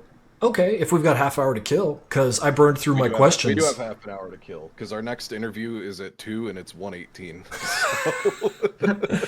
Oh man, and no, I'm drilling this guy for oil. I wanna learn more about this this game here. Yeah, go ahead. But yeah, I think we should wrap this up within the next 10 minutes or so, and then we can get our next guy in. You got it. Okay, so I gotta ask some really ambitious questions because like these are the kind of questions that make me grit my teeth. For your new project that you're working on, we see all the screenshots. It's the guys running around with guns, killing each other. Very robust violence system. All of it's looking really tight. Will you introduce things like vehicles? We had something planned for it, but we thought, well, I personally thought it's like very, very ambitious. Extreme. And again, but yeah, we had an idea of snow. How do I say snow? Not snowboards, but snow cars. Oh, the yeah, snowcats or whatever the hell they're called. With the treads underneath them. Like a motorcycle for snow, basically. That's all. Okay, cool. Yeah. So like you'd use that to get somewhere and then get off and then wind up murdering people. We haven't decided yet, but it's a very far future from that because Right. It's so hard to say. I just had to ask that question because like it's one that haunts me. Like, why aren't there cars in Project Nexus? Well, the obvious answer is that it would have been hard and not sure if it would have served the game. But then I see some guy mod it into the game and I'm like, God damn. So you must have that attitude. The models will do work for you. It's that's what it feels like now, man. Especially looking at like these texture repacks that like Lurk Geo is doing. Like just the textures are so much cleaner than I could have ever done. Like, good God. It's humbling at the same time as it is inspiring. It's a strange bittersweet, but I enjoy it. Also, just in case, if you ask me about the Madness fan favorite character, it's Hackerman. Oh boy, it's the best collab I have ever seen. Like I felt excited. Dude, Hackerman was something special. Because usually, like it kind of grates a little bit when a pro tag is too powerful, but here it made sense. It was so good. He was like slipping through the floor, doing his little white boy dance and shit. It was wonderful. That is a hell of a favorite. I like that. Okay, cool. Well, shit. If that sounds pretty tied off to you, we could go ahead and let you go. If there was anything else you wanted to plug before you were out of here, now's the time. Okay, it's over. No, it's over. Yeah. No. I got distracted a little bit. No, you're good, man. You're good. It was awesome to pick your brain. And to kind of get some insights into what went into the production of Sierra Nevada, as well as this new project that looks very, very fucking cool. I'm probably going to duck into that Discord later and just keep an eye. Okay. Hell yeah, man. Well, you have yourself a great rest of your evening, and take it easy, man. Thank you. Thank you. See ya. Of Maybe course. next time. Yeah, we'll see you next year, right? Yes. Okay, thank you. No sweat, man. Take it easy. All right, Funkel. Thank you for grabbing a ringer. This will be fun. Oh yeah. No, we were having a little chat. Yeah, we were having a little chat about it because obviously for Project Nexus we just launched custom campaign support among a bunch of other things that now will open everyone up to being able to do much bigger, much more involved projects. Jesus. So we our plan, I think, in the next few days here is to play what we have so far on stream. It's still in its infancy. We definitely, for everyone, just so everyone knows, we are probably going to be taking more of a spotlight to this kind of stuff next year. Once people have more of a chance to like play around with things and we can look at more people's like awesome stuff. We still don't know what we're gonna do quite yet, but we will be giving more of a spotlight to Project Nexus modding next year. But for now, for this year, as you can see on screen right now, we got us a bit of a ringer to bail us out for our time deficit here. Yeah, I talk too fast. Yeah, no, we're gonna be having a little chat with Dark Signal. Yes, Dark Signal. Dark Signal is one of the guys who's doing a lot of work with Swain in order to like facilitate modding for Madness Project Nexus. So he's probably got a lot of really cool things to say about that. And yeah, putting him out in front of our little chat here. And yeah, honestly, 35 minutes may not be enough because like, Jesus. As you were alluding to, modding exists, like half because of Swain, half because of Dark Signal. Yes, Dark Signal did a lot of heavy lifting in order to help make that happen. Yeah. And now I am here. Oh, there he is. Here he is. Everyone. Greetings, everyone. All right, I'm gonna stop talking so much shit. All right. How you doing, dude? So I know this is a bit of a surprise in the schedule, but I was told that we're trying to fix it rather than change it. Yes, and I'm really glad at the solution that Funkel and Ebola and all them came up with. This is fucking great. So yeah, no, go ahead, introduce yourself. Let the chat know what's up. So, I am Dark Signal. I've been around for a bit, but I haven't really made a big enough splash until the modding scene showed up, where I ended up being in the situation where I was able to help out Swain with the coding side of things, and we just kind of did our own modding thing until we had made enough progress to where it became official.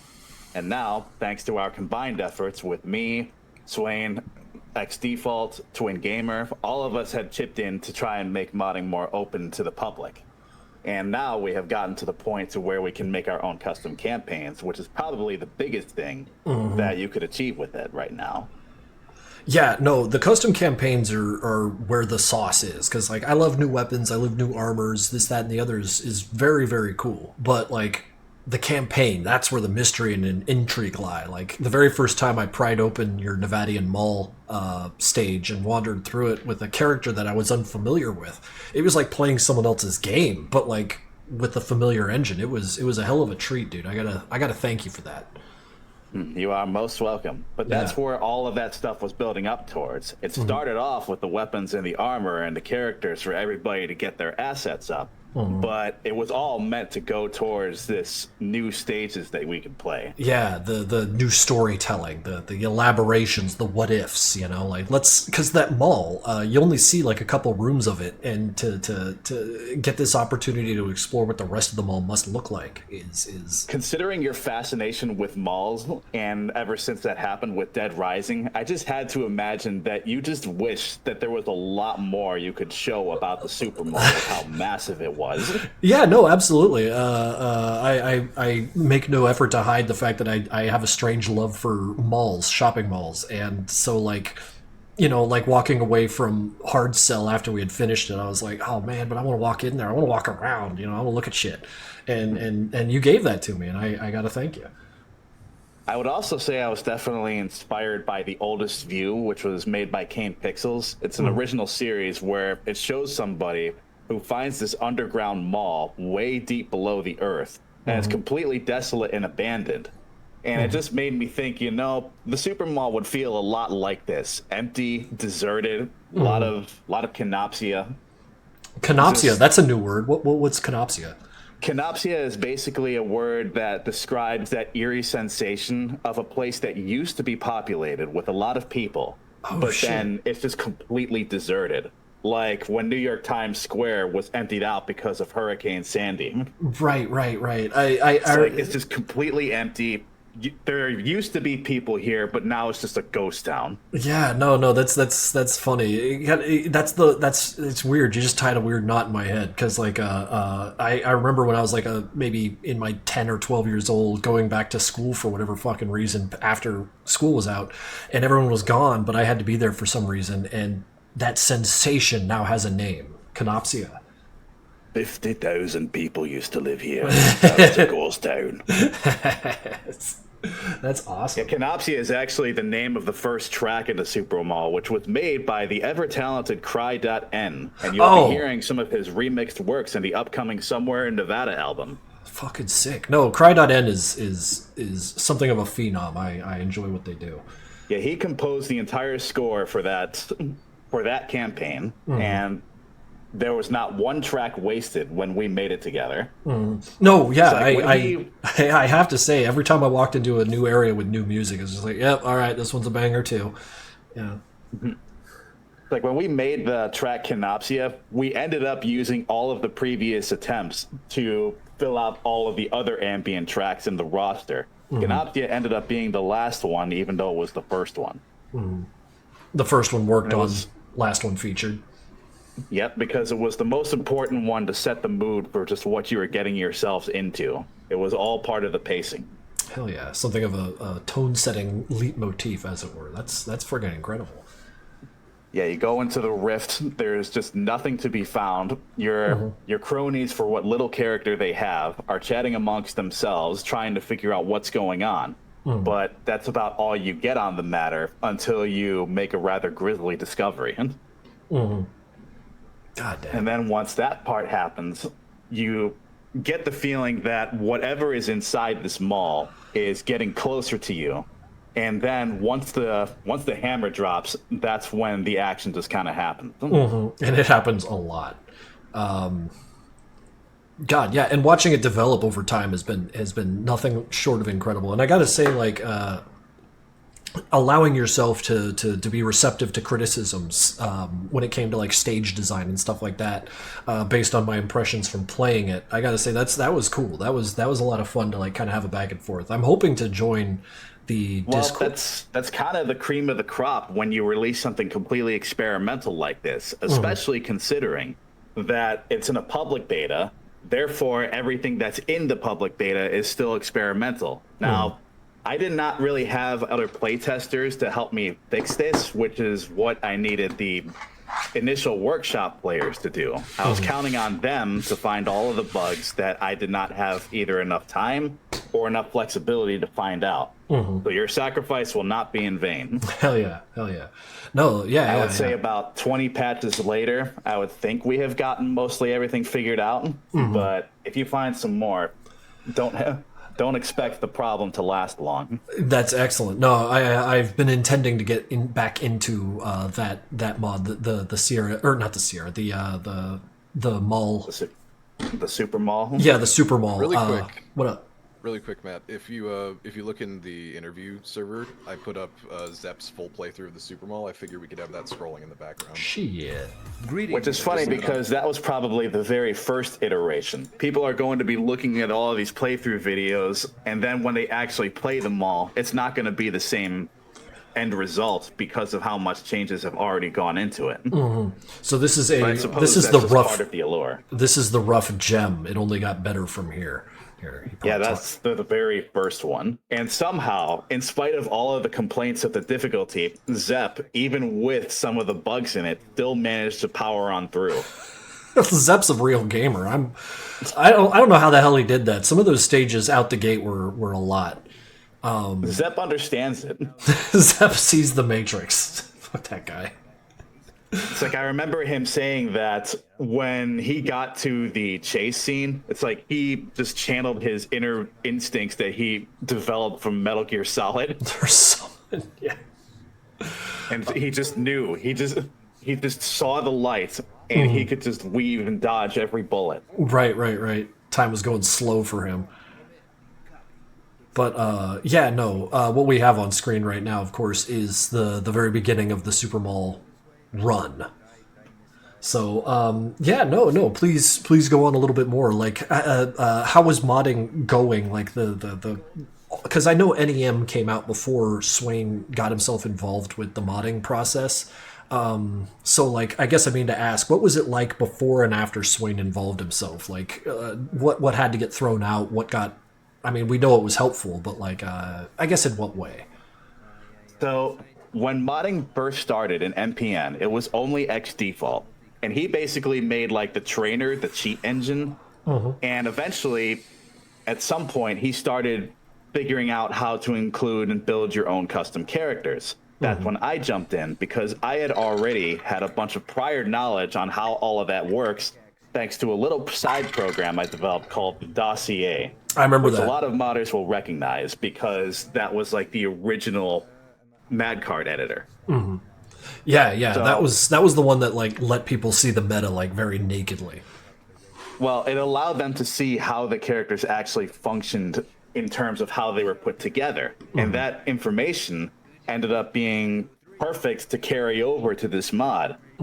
And then in only a span of a few days, we already had a working prototype for being able to create your own custom character in the playground. Now, it was very primitive back then because we were using notepad text files.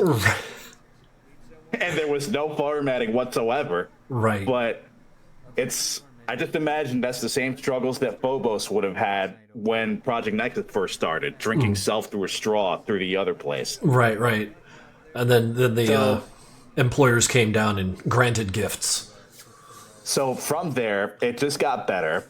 Then we just started including every other stat card. We got armor, weapons, the animation sets. But for as much as we were able to include, we were only able to remix the existing assets that were already in the game. So variety was still limited, but you could still do a lot with it. Okay. And it was like that for a good, I want to say 2 to 4 years, up until I believe it was X Default who figured out how to import asset bundles. And the very first armor pack came in just around the time that Swain was ready to start officiating modding. I would think that it was because we had already gone through the trial by fire in being able to prove all of this works. Did we convince Swain that we could officiate it? And I'm glad you did. Because look what we got out of it. This here is. I am hoping that with all of this new modding power, we'll be opening up a new paradigm for Madness content for celebrations like Madness Day. I mean, obviously it won't be for this one because it's too soon, but it's fresh. It's up in beta. Anybody can get the ball rolling. Everybody has the tools at their disposal to make something new for it. And I can't wait for that.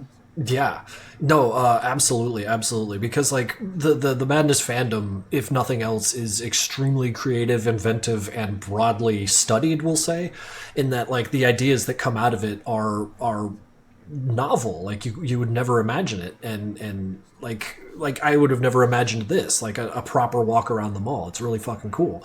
So like to see this get into the hands of everyone else is the anticipation is killing me. It's great. Not only that, but we have mostly had our fan content delivered as either animations, as movies, or as art, or as music. But now we have this entirely new thing, which brings a whole new level of immersion to the table. Yes. And because of that, because of how everybody in the modding community has gotten together to try and make all of this more manageable, to have all these resources that can be usable. So you really can just jump right in. There may be a bit of a learning curve if you're trying to do some of the more advanced stuff, but once you got it down, it's there at your disposal for the rest of the dev time. And I guarantee you that there are plenty of old guard modders that are willing to offer and solicit their services to anybody who needs them. Right. Oh yeah. Just as we have people producing sprites and very little else, we'll have people producing models and very little else, and being an asset to the people who can make use of that. I mean, there's obviously going to be a lot of rough patches because the dev tools that we have, as powerful as they are, they still don't offer the same amount of quality control that the tools that you guys have, because it's all being translated from one side to the other. So there are still a couple of kinks that need to be ironed out, but that's why it's still in beta, in public beta. Yeah. And I got the feeling that we'll get that fixed out with enough time. Oh yeah. We have time on our side, and we're using it pretty effectively, I'd say. Because you got me captivated by this. Like all these little ideas, your little mannequins. Were those automatons or just a character stuck in a pose that was unshootable? How'd you achieve that?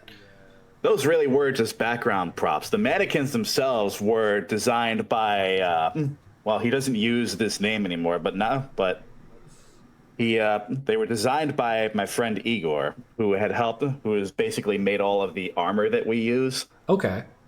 No, that dude makes some ridiculously ridiculously textured modeling within a week, and he was suddenly just like a pro. No, that made me like take off my hat and throw it at the wall. Like I'm still super hype, of course.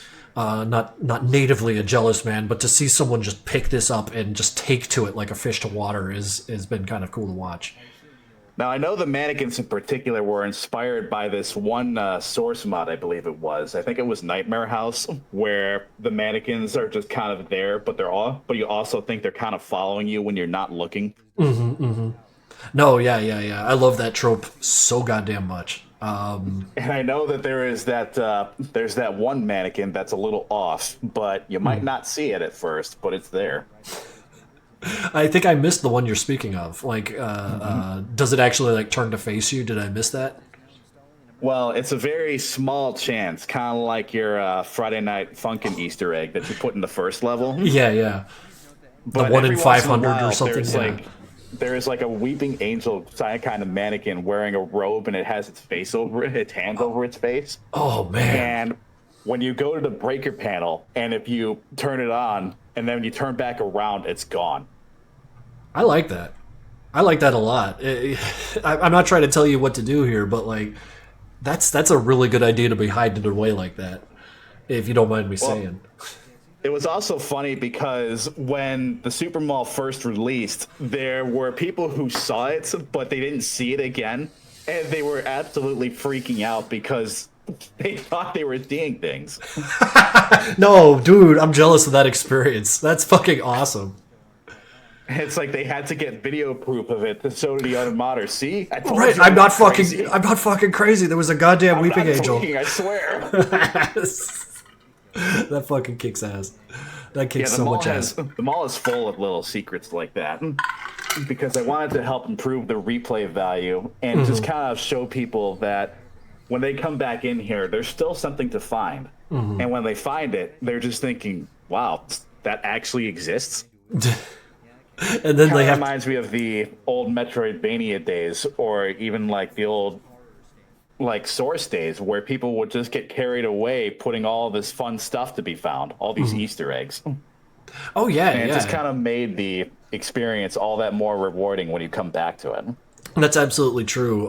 That makes me think of Voices of the Void, a game basically made entirely out of secrets that you just sort of like traipse through. It's cool that you do that. But that seems like the focus of Voices of the Void. Oh yeah. Where It's just kind not, of a side thing. Yeah, it's absolutely a ball pit. This is a more structured experience. And as we get to the more difficult parts, I might skip ahead a little bit past this. I'm just going to ask you the basic questions about where is it? It isn't this fight, but I'm just going to ask, like, man, difficulty is really your thing, ain't it? Well, I hear a lot of complaints about the difficulty, but I feel like half of them are because of either Steam Workshop or the game itself not cooperating with making sure all the prerequisites are enabled. Because I have heard a lot of complaints from people who say that they have like no tack bar for their player character. And that is an immediate tip-off for me that they didn't have one of the mods enabled, because that has the base character that your character uses to get all of the base skills. And whenever somebody tells me that just makes me think, oh no, somebody had their experience soiled because they didn't do their pre-flight checks. Or more because Steam or even Swain didn't give them the opportunity to make those pre-flight checks. Right. I understand that they're kind of built into the Steam Workshop. Like you would go to subscribe to this one, and it would tell you, hey, there's 5 things that are dependent on this. Subscribe to those as well. Yeah, it tells you that. It installs them for you, but it doesn't enable them. You've got to do that through the game by going to the mod manager and turning them on. Yeah, and that was telling Swain this really should be automated so that nobody has to deal with this problem. Now, as far as he added the enable all prereqs button, but people are still going to trip on their own shoelaces if they don't tie them first because of that. It's absolutely true. Like, and how has that, like, I mean, aside from the obvious, how has that negatively affected your ability to parse the feedback? Like, you said that it was easier, like pretty easy to spot it when people don't have, this or that installed. If they drop the right tips. But if it's just a general complaint that it's too hard, that gives me nothing to work with. Right. See, it helps when people actually give me the necessary problems, like when they focus in on things, like when even you told me about the first encounter with the ninjas in the vent. Yes, I had a big problem with them. Yeah, so your solution was to open up the environment by giving people a quick outing. And I like the idea that the super mall is basically on your side in some way by opening up the environment more for you to take advantage of. Yeah, and it personally, I find that it works out with those fast enemies because mobility is your best friend when dealing with guys who move like that. And You don't get any especially when you gotta kite them into your sweet spot. right, and when they start off on either side of you, it makes for a difficult dance. So like you're definitely like fully keyed in on what these characters are good for. In that, like, every time you use them, they're going right for the nerve. You know, they're doing pinch points, they're doing nerve shots. They're really fucking good at that. So they're like fast and relentless, but they're also kind of catty. This is my favorite fight so far, barring future playthroughs of the game. But this is my favorite fight. These guys, of course, they're just trash. You get through them. But then when this guy shows up, and the fact that he loses you and you get to hide and play cat and mouse with this dude is something that did not exist in Project Nexus. And seeing it run in our engine makes me go like, just... Again, another hat off thrown at the wall, kind of like, wow, this son of a bitch, he did something fucking rad, and we're about to see it here. I'm pretty sure Zep's going to do the standard thing of like hiding plenty and making himself scarce so this guy, you could get the drop on him. I definitely feel like this guy needed some justice after Hard Cell, where he was just kind of there as a end token boss, and he wasn't even performing to the best of his ability. Right, and that just speaks to like your ability to put people where they belong to get the most out of them. Because like here, he's like, you get things to hide behind. He'll lose you from time to time. I don't know if Zep's going to do it or if he's just he lost you there. That's so fucking cool. It gives you agency. If you wait long enough, you can execute him from behind. That was the only way I could get him. That shotgun kept putting me down in an instant. All you really have to do is just get ahead of him and run perpendicular to his line of fire. Then his bullets will always be catching you, but you'll have enough time to get behind another one of the transformers. Which is kind of the intended strategy when you get to the courtyard duel. But it turned out that people really needed to break line of sight because I guess the art of Unreal Tournament fighting has kind of gone out the window in the modern age. I'm going to be compelled to agree with you there. I don't find myself circle strafing quite as aggressively as I used to. And in a game like Project Nexus, any ability to use the environment to like cheese the enemy and get an advantage on them is absolutely appreciated. Ultimately, I would say that all of the changes that we've made so far were mostly about opening up the environment some more so you can exploit it more strategically. And just adding more weapons for you to use to give you more options on how to approach a situation. And I would think the other big one was the adding of checkpoints, which the way we do it wasn't even done in the same way that the base game does it, because their checkpoints work by scene, but these ones have to happen in scene. So it required a lot of managing of back-end stuff to make it work properly. Those are those doors that is a new system. Yeah, those are those doors that you saw in that first room, right? Yeah, those are actually act doors, but they're not part of the checkpoint system I'm talking about. The checkpoint system I'm talking about is when you get to another room, and if you die there, then you'll spawn in like the previous room instead of having to wait for an entire scene transition. Right. Yeah, And I did that at first because I wanted to make sure that all of the fancy story stuff didn't wear out its welcome with continued retries. Yeah, absolutely, and it worked out really goddamn well. This whole outdoor area is pretty fucking brutal. I just love the music for this part. It really makes you tense up. Like you can tell that both sides of the conflict are desperate to hold their ground, but they're both kind of on their last legs, and one side has to give in, and it can't be you. Right. God, yeah. And having that mortar come down on you while you make your way towards them, I found to be such an incredible touch. Because like you get these mortar shots coming at you, they're a huge pain in the ass. They sometimes hurt you, but then you get to them and like you get that moment of sweet vindication of like, all right, you sons of bitches, it's over now. Like it doesn't matter what weapon you have, you're gonna put them in the dirt. It's over. Their backs were already up to the wall. Yeah, it's like oh. That was the whole thing that I wanted to convey with this final push. Like, you're just kind of blazing through them at this point, but they still got one more duel with you. And by the time that duel is over, you're pretty much finished with the rest of the ground troops. Right. You've broken their spine. You just need to crush their head now. Jesus Christ. Yeah, Zep. I just watched Zep block and break 3 attacks with the melee. That was he's keyed in. Yeah, I would imagine that a lot more people would have tried to fight those guys with melee weapons, which is why I dropped a few more of them around, hoping that would have given people more incentive. But I think everybody remembers from Hard Cell that guns are the name of the game here. Yeah. If you could put a gun on them, it will always beat a melee weapon. Melees are the backup that bring you to the gun. And yes, this stage went through quite the transformation. This arena rather. Based on the feedback you got. We raised the courtyard walls. That was a big one. The LMG guy, his gun now overheats the same way that the previous one does, which is really something that should have been part of all LMGs, but they never really got the time to shine in the enemy's hands. No, right. I can absolutely capitulate to that observation. God, he's having such a problem with those ninjas. I get that. Well, it's also like how Swain has recently introduced advanced weapon animators, and they just open up so much more potential for style and just functionality in general. And it makes me think that you're just looking at this, wishing you had all of this, like more of this, and there was just so much more you could have done with the weapons you were making at the time. Dude, no, like watching the reload animations, the shotgun pumping, all that is absolutely is breathtaking, really, because like the amount of personality that these guys are able to express is unparalleled now.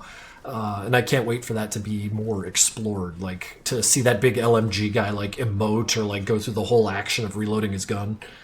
You also hear it by a sound cue. It's like that's your cue to move. That's your cue to pounce. And I probably should have done that earlier, but again, I kind of needed everybody else to actually tell this to me when they were playtesting it, because I needed to know where things exactly needed to be fixed. No, absolutely. Because when we're doing these things on our own, it's so easy to get just kind of like lost in the sauce.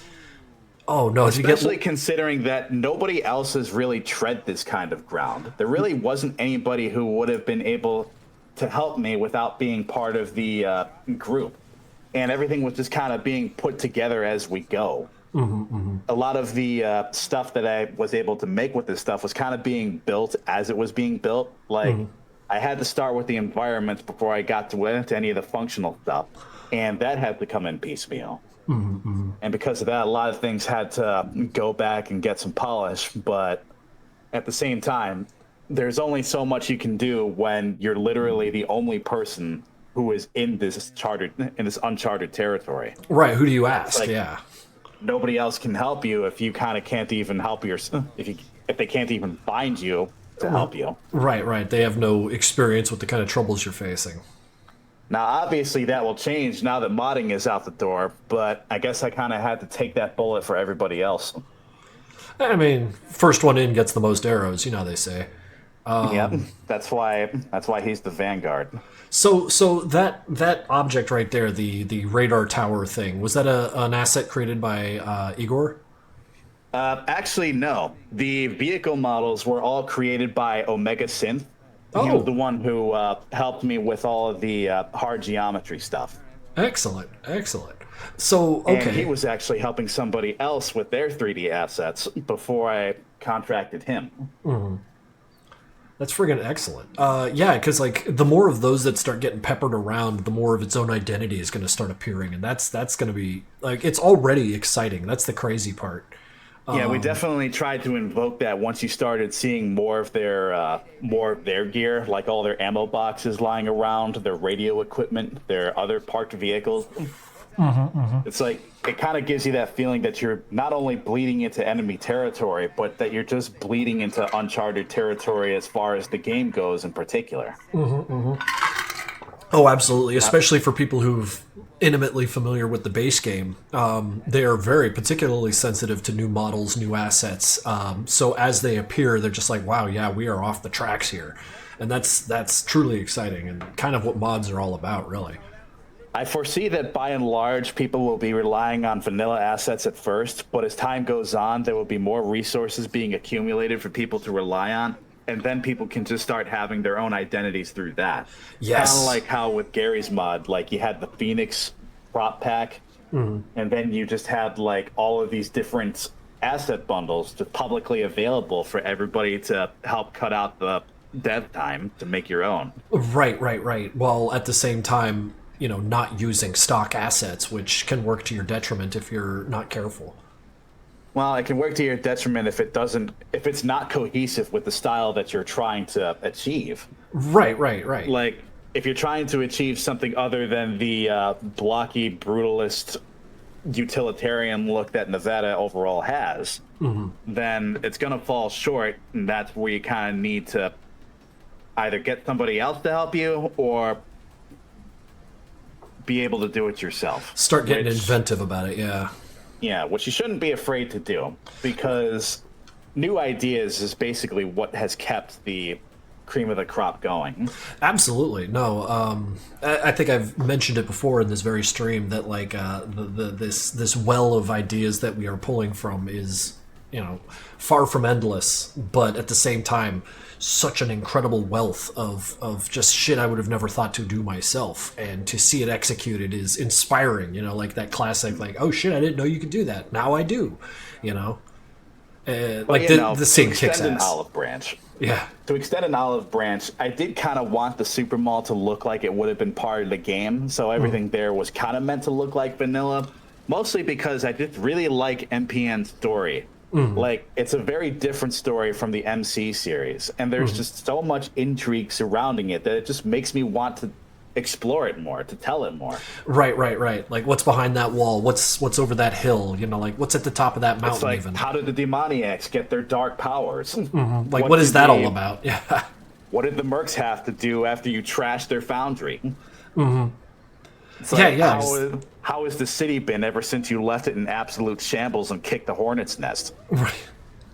Jeb. Real quick, if I may interject, we are at our 3-minute warning just about before we get our next guest in. Oh shit. That's all right. No, dude. I gotta thank you massively for filling a gap here. Would it be prudent to call upon you again this very stream if we find ourselves in the similar situation? Yeah, go for it. I've got all Sunday. Hell yeah, dude. Hell yeah. Thank you so fucking much, genuinely. For dude. Us out. Oh shit. And we end on Zep getting fucking eviscerated. Oh, let's see that again. Oh, there he goes. R.I.P. There, but by the grace of God. He had to take the first bullets too. Bam! Oh, it's gonna happen again. But yeah, no, thank you again very much, dude. And yeah, you know me, I'll be in touch. Alrighty. Can't wait to see the Madness Day streams. Oh, dude, yeah. Tomorrow's gonna be when we get to the meat of it. Oh yeah. Hell yeah. It's all coming together. Yes. All right. Well, yeah, no. We'll be talking to you later. Alrighty. See you then. Yeah. Real quick, plug things. Plug everything before we still got a couple minutes. Oh yeah. Just do all your plugs, man. Okay. Well, I usually don't have many followers, but if you want to be a part of it, you can follow me on either Newgrounds or on YouTube. I promise that the second half of Subjugation will come up at some point, probably this year or next. Hell yeah. Cool. Yeah, he's the one to follow. He's definitely in the getting shit done there, so. Yes, and for the mod that we've been showcasing this entire time on stream, it is the Super Mall Addendum, which you can download now, along with all the prerequisites. Yes, please. Please make sure they are enabled. Downloading and enabling are not the same thing. And then once that's true, then you can complain to me about whatever. Right. Yes. I'll listen. And all of that is live right now on the Steam Workshop. And if you want to get into creating your own projects by yourself, everything you just saw, there is no insider bonus stuff that Dark Signal got to be able to achieve all this. You can do all of that yourself and more. All of those tools are out to the public. Thank you very much. To the public, there are plenty of resources to help you figure things out. Just go do it. You'll do it. Thank you very much for saying that, Funkel. It needs to be said and double said that this is achievable by basically anyone who's willing to put in the time. we hope to see way more of it in the years to come. Yes. And we'll all be here to help. Yeah, and we're here to help you. Hell yeah, hell yeah. All right. Thank you so much again, Dark Signal, for coming in and helping us out here. No problem. Being able to Exit show stage the world. left. Boom. All right. Let's see yeah. here. Now we got Overtry, right? I believe we do have Overtry, yes. Yes, the Hackerman. Let me just ping him real quick, make sure he's ready to be dropped in. As we pull his stuff up here. I'll just let this play in the background. And here he comes in 3, 2, 1. Hello, Overtry. Hello. I was gonna say, like, I hope that's not playing the whole time, but what a hell of a stinger. Thank you for letting me join in Of for a course. while, and all the viewers for them attending our stream. Of course, man. Yeah, go ahead and introduce yourself. There might be a few people here who aren't familiar with you or your work. Well, I'm Overtry. I'm a Madness animator and spriter from 2014 up until now. Currently, I'm a representative of Quiet Madness Center. It's a successor of Exile Community. We're kind of a post-Soviet Madness community that makes art and collabs. Hell yeah. Man, I love to see that. So, like, yeah, you... Wait, did I misunderstand? Did you start as a spriter, or were you, like, animating out the gate? I'd rather say I was a spriter at the beginning. Well, I mean, like, your all the artwork we're looking at right here in Madness Casimir, that was all your artwork? Yes, that's mine. Hell yeah. Because I was watching this earlier just to kind of refamiliarize myself with what had been done. And the thing that strikes me is that, like, on my end of the artwork thing, I chose to get rougher with my lines in order to get expressive, where your lines are still very clean, but still extremely expressive. And I gotta say, like, hats off. That's a really, really cool look. Thank you. I was taking inspiration from, I'd say, modernist style of 20th century. Because, like, yeah, it's real tidy, but at the same time, not. I mean, this background's a really, really good example of that. The clean lines working against, like, the actual distress of the environment. And then, of course, your usage of 3D is enviable stuff. Between that gun scene right there and when the car pulls up a little later, that shit was so goddamn good. Thank you. Did you do that in Blender? Yes, I have. Oh, that's I excellent. I was making scenes in Blender in 3D, and then I exported them to Flash and traced them. Wait. Blunt as that may sound. Is that's what's going on here, or were these all hand drawn from the ground up? Some of them were hand drawn and some are traced. Excellent. If you spot one that was traced 3D background, I'd like to know the This one. distinction. This one right here, actually? Shit. And this one as well. That's fucking awesome. And But most the cool thing is like you don't get that weird feeling that you get from traced artwork. This feels wholly on its own. That's so good. I think that comes from the fact that Tarkate worked up some of the backgrounds and Oh, made some yeah. artistic choices that distinguish those from regular traced things. Yeah, absolutely. Tarkade does all my backgrounds now, and I have nothing but good things to say about the way they operate. Especially in that, like, when you ask for something very specific, like you're asking for like a tone or some kind of shape of the stage that's mandatory or necessary, he's on top of it. Like he's like a mind reader or something. He also is a good guy. Yeah, it turns out he's A pretty really decent. good guy.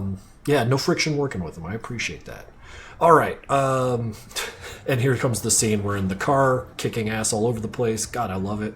Yeah, let's see this scene. Yeah, no, like, it's an example of everything that this cartoon's got going on. The different expressions, the goofy outfits. You're getting a clear look at, what appear to be factions, but, like, you're not sure what the stakes are. It's really it's intriguing as action should be. Like, who's this guy? Who's that guy? I'm sure they all got stories. It's really fucking cool. Well, actually, those are all like cameos of my OC on the right and some of my friends. God, I love to see it. Oh, exactly. That's Tarkade on the left. Oh, Tarkade took a bullet. Yeah. Tarkade rocking the tracksuit. I appreciate that. Let's see here. I'm gonna just run over to my questions. If you wanna see what we got here for you. Yeah. Okay, sure. very first question, very boilerplate. What brought you into the series in the first place? What was your first impression upon coming across it? Do you happen to like remember distinctly what happened that day? I think it's somewhat blurry because I was like 5 at the time. Oh shit. Yeah. So I was browsing stickpage.com and Right. I stumbled upon Madness Combat category. It's there still. And the first episode I watched was Madness Combat 5. That's I think everyone's first intro so far today. That's awesome. I mean, like, Yeah, it's because it's it's great. it's fucking wacky. So yeah, it just Might as well. it just speaks to the fact that I need to bring that kind of energy back. God, that gun was 3D too. It's just the little things. Yeah. You took the time to do it, and we're sitting here appreciating it, and it all just contributes to the gestalt of it, if I may use that word. There's texture on the doors. Forget it. This is ridiculous. And then the classic talking scene. Here comes the next question, though. This one comes from @DecentDevil. I'd like to ask a question. Overtry. How did you come up with the idea of combining 2D and 3D? Is the creation process very difficult? I would say it isn't very difficult. It's more of it's a bigger problem to fit the styles, to blend the 3D and 2D styles. Right, so into it's not one. like you're just dropping a 3D model into this willy-nilly. Yeah, I made all those 3D models. I made myself and textured myself. Now that's incredible, especially given the variety of fire models we're seeing: vehicles, rooms, firearms themselves. So with the greatest challenge being making sure it fits. Like, what kind of precautions were taken to make that? Like, surely you've got your tune outlines, of course, but like what other considerations did you make? Specifically, I think the lightning in the scenes in Blender, because I transported PNG sequences from Blender to Flash, so I had to take the lighting into account. Okay. So, I guess, like, just to elaborate on that, since I have very slight knowledge of how something like this would work, you have a camera set up in Blender looking at the whole room as you would have it in the in the scene, and then you put, like, you just drive a car out there, you make sure your FOV matches, and then you do shit like this, which is unreal. Yes, and unlike this on the screen. Yeah, and like, you could barely tell that his hand is a 3D model, but it's just there, like, to get it done without looking ridiculous. It's so cool. And then you animate the guy on top of it, I presume. Pointing the camera around or pointing his little whatever around, and God, that is. Yeah, using virtual camera and Flash. And this here clearly either using perspective lines or borrowing from a Blender scene. So, like, I've seen textures on the floors, the walls, all that stuff. Is that room we were just looking at, the staircase, this one too, is this like a 3D model? Could we rotate around in here? Yeah, pretty much, but it's all the textures on it are hand drawn. Okay, that's friggin' awesome. And then there's this shit. Only the 3D models have textures that were made for them. Okay, I think I understand. In that, like, the 3D model dictates the lines, and then you went in and drew the textures, not on the model, but on the final. Yes. Okay, now I understand. Sorry, I'm the last horse finishing the race there. That's It's okay. It's okay. That's even cooler. And what I appreciate is, like, save for this scene, you don't have a whole lot of camera rotating around anyways, which I find to be preserving of the style, the visual font of Madness, as it were. So, don't think that went unnoticed. Like, these static shots everywhere, they do so much work. they add energy, oddly. Thank you. Okay, so your next question. Before we swap over to the next question, I wanted to butt in a little. Sure.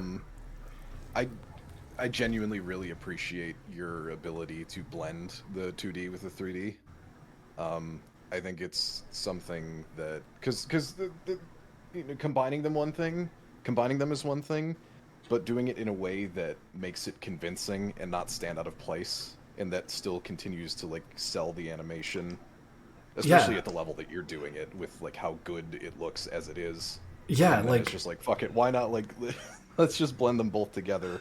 Your ability to do that is it's unreal. Like he's using photorealistic graphics for the lighting. He's using faces. He's using 3D models. He's using all these things that are like not seen as big no-nos, but just seen as monumental hazards to cross. And he did it deftly. And there's so much effort that goes into it with like matching the style of textures and getting the lighting right, as you were talking about earlier. And it's something that like, especially because like you can look at so many like anime studios that get paid millions of dollars to pump this shit out. To try. So many of them look just so out of place and so shitty looking. Mm-hmm. The 3D model shows up and everyone sees it. Yeah. Yeah. No, it's just really cool to see. I would say that two things come into play here. It's the first one is my nickname. It says Overtry. I work on it until it's perfect. Allowing the perfectionist energy to just get work done for you. Yeah, and the second thing is I throw things and see if they stick. That's how it's done. Yeah. No, that's absolutely the way to do it. Yeah, standing in awe of this one. This one was a standout, that's for sure. But some things aren't as good as others. Yeah, it's like let me show you here. The glare from the light, it's not present anywhere else. It's just there on the left thing. Oh. And then and then in a minute it'll just be gone.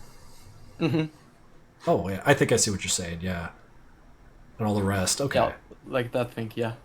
Okay, I see what you're saying. No, I mean, like, yeah, that's part and parcel for giant productions like this. Is 10,000 things, one of them's bound to go wrong. So let's continue the. Yes, we got another question here. The 15th year straight of reminding Matt that he'd missed Hank's feet in Madness Combat. Yeah, that was 6. And 9 as well. Yeah. Oh god, it happened again.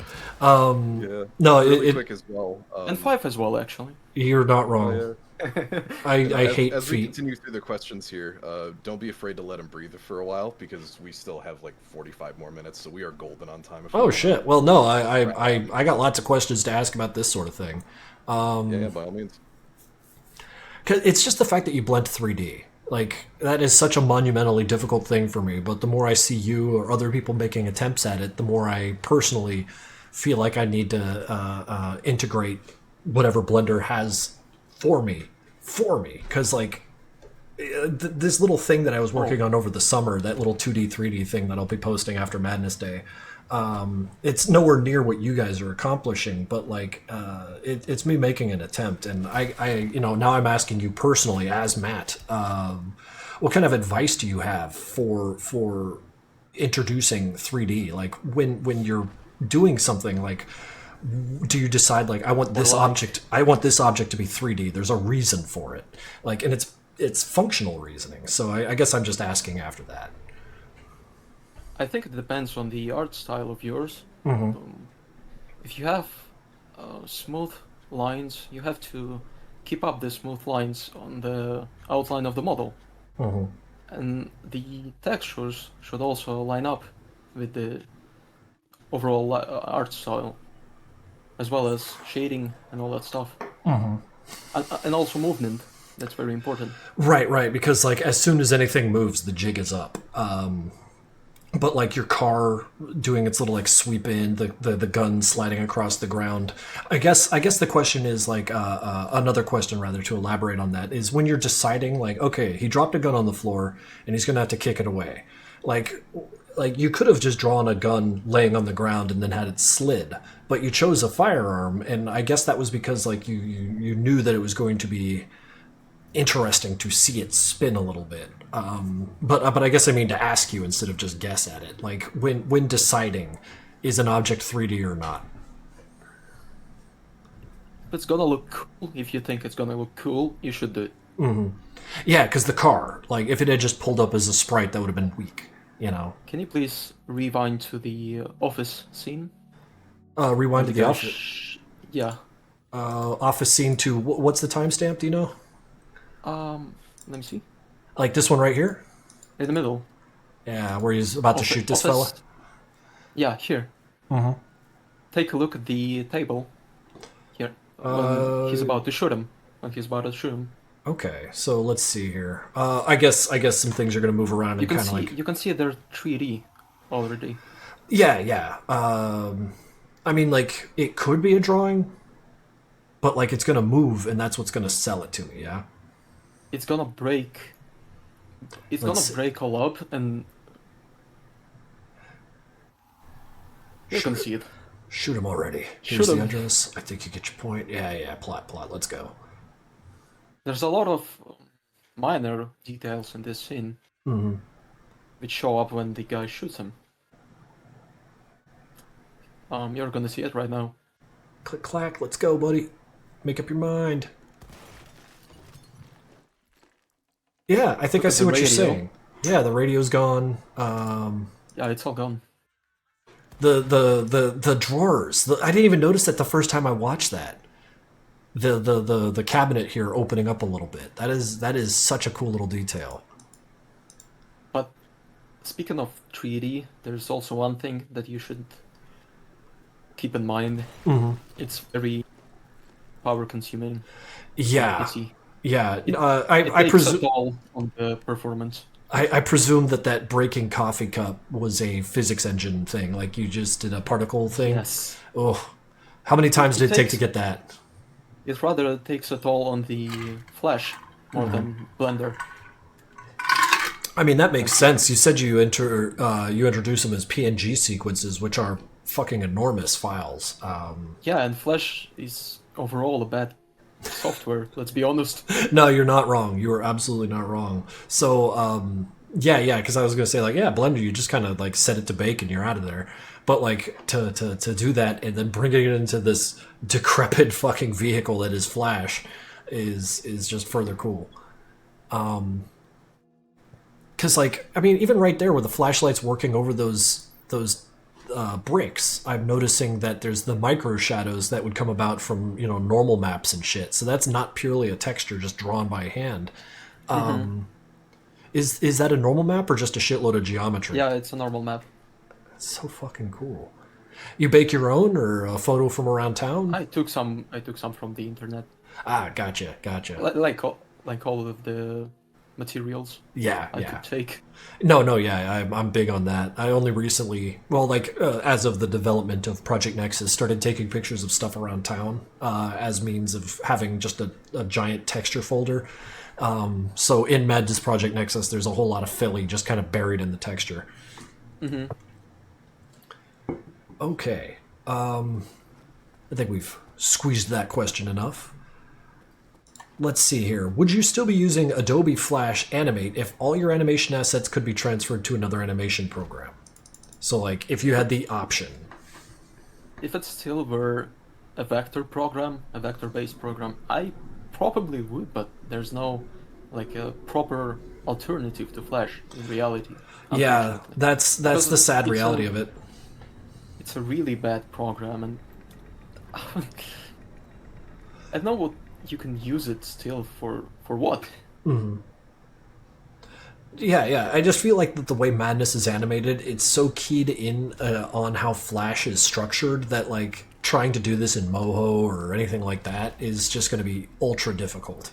Not that other people haven't done that, it's just I like pressing F6 to get my new keyframe. That's like with that with that spine in place, I can do all sorts of stuff. So yeah, like I'm kind of on the same boat there. New programs, I'd love to use them, but like Madness is just so married to this dirty old program that we probably not going anywhere for a while. From what I know, it works better on Mac So probably, if you want to start animating madness, you should switch over to Mac. Get myself a Mac next time this computer dies. I mean, I'm not against the idea. I've got my own problems with Windows, and I'm not smart enough for Linux, so maybe Mac is for me after all. Only for madness. Yeah, it works. It works for what I need it. Shout out to Zapchon in the chat. Zapchon in chat. What's up, dude? Finally, Mac is useful. Finally. Yeah, I don't play games that much these days. It's fine. Okay, here's another question. What was your initial reaction upon learning that you had won animation second place for Madness Day 2024? Initial reaction. I think I somewhat knew I'm gonna win something. So it wasn't big of a surprise, actually. I mean, like, yeah, if I had constructed such a thing, I'd be feeling pretty fucking confident about it too. But I was happy though. I mean, like, Happy though. I'm glad, dude. I'm glad. To know that you put out and get recognized for it has to be a pretty good sensation. All right. So here we should probably put, like, is there another one of your cartoons we could put on, like, in the background while we continue? Because we've seen all this. Let me just go back to it. Try something else. We always watch Hackerman. Can I? Oh, we can watch Hackerman. I mean, we could. I'll just put it on in the background while we continue this. God, this thing is so good. I also make art. You can go over my art. You know what? Let's do that. Let's see what you're up to. Latest art. Oh, yeah, we're back at Hackerman. With the gangs all here. Fuck, I love that. What program do you use to draw? It's Paint Tool Sci. Paint Tool Sci. Yeah, no, that's the sauce. That shit is good. I just like it because of how damn bare bones it is. You get anything done. This here looks like you used a photographic reference. It's just... I actually haven't. Really? Because the lighting is so believable, man. You got a talent here. The magazine on its side and everything. It's the details are on point. It's fucking cool. Most of the works that are listed here are birthday presents, as you can see. Oh, birthday present for Sitiku. Okay. Let's see. We got this guy. Happy 24th birthday. Hell of a birthday present. Yeah, I'm still proud of this one. Oh, this little guy? Yeah. Born cool. Fuck this guy. There's also a Madness fan art somewhere. Bound to see it. That's cool as shit. That's an interesting Madness fan art. Yeah, this one. Halo seen strictly from the side. That's a hell of a look, dude. What are you on, I think man? I should remake this one someday. White background, bold. It's just such a confident art piece. I'm into it. I want to mention that it's the only time I had like inspiration for art. It's the only art that I made with inspiration. Right. Like it. You get your friggin' excitement up. Because, yeah, you can kind of detect that here. It's so goddamn good. Okay, so are there any other animators besides myself who you are a fan of or look up to for inspiration and motivation? Like, who's out there, like, putting the fire to your back? I think, most of all, that's gonna be Cree. Cree? The Polish animator. And perhaps Motis, the guy who made Bunny Kill. Yeah, no, Bunny Kill guy. We got a little bit from that guy a couple of years ago. He just kind of popped his head up and said, "Hey guys, I got a job and I'm not doing this anymore. Thanks." And then just kind of vanished back again. Yeah, it was kind of nice of him to do that. He had some issues while making Bunny Kill, as of he was tired of it, or I don't know.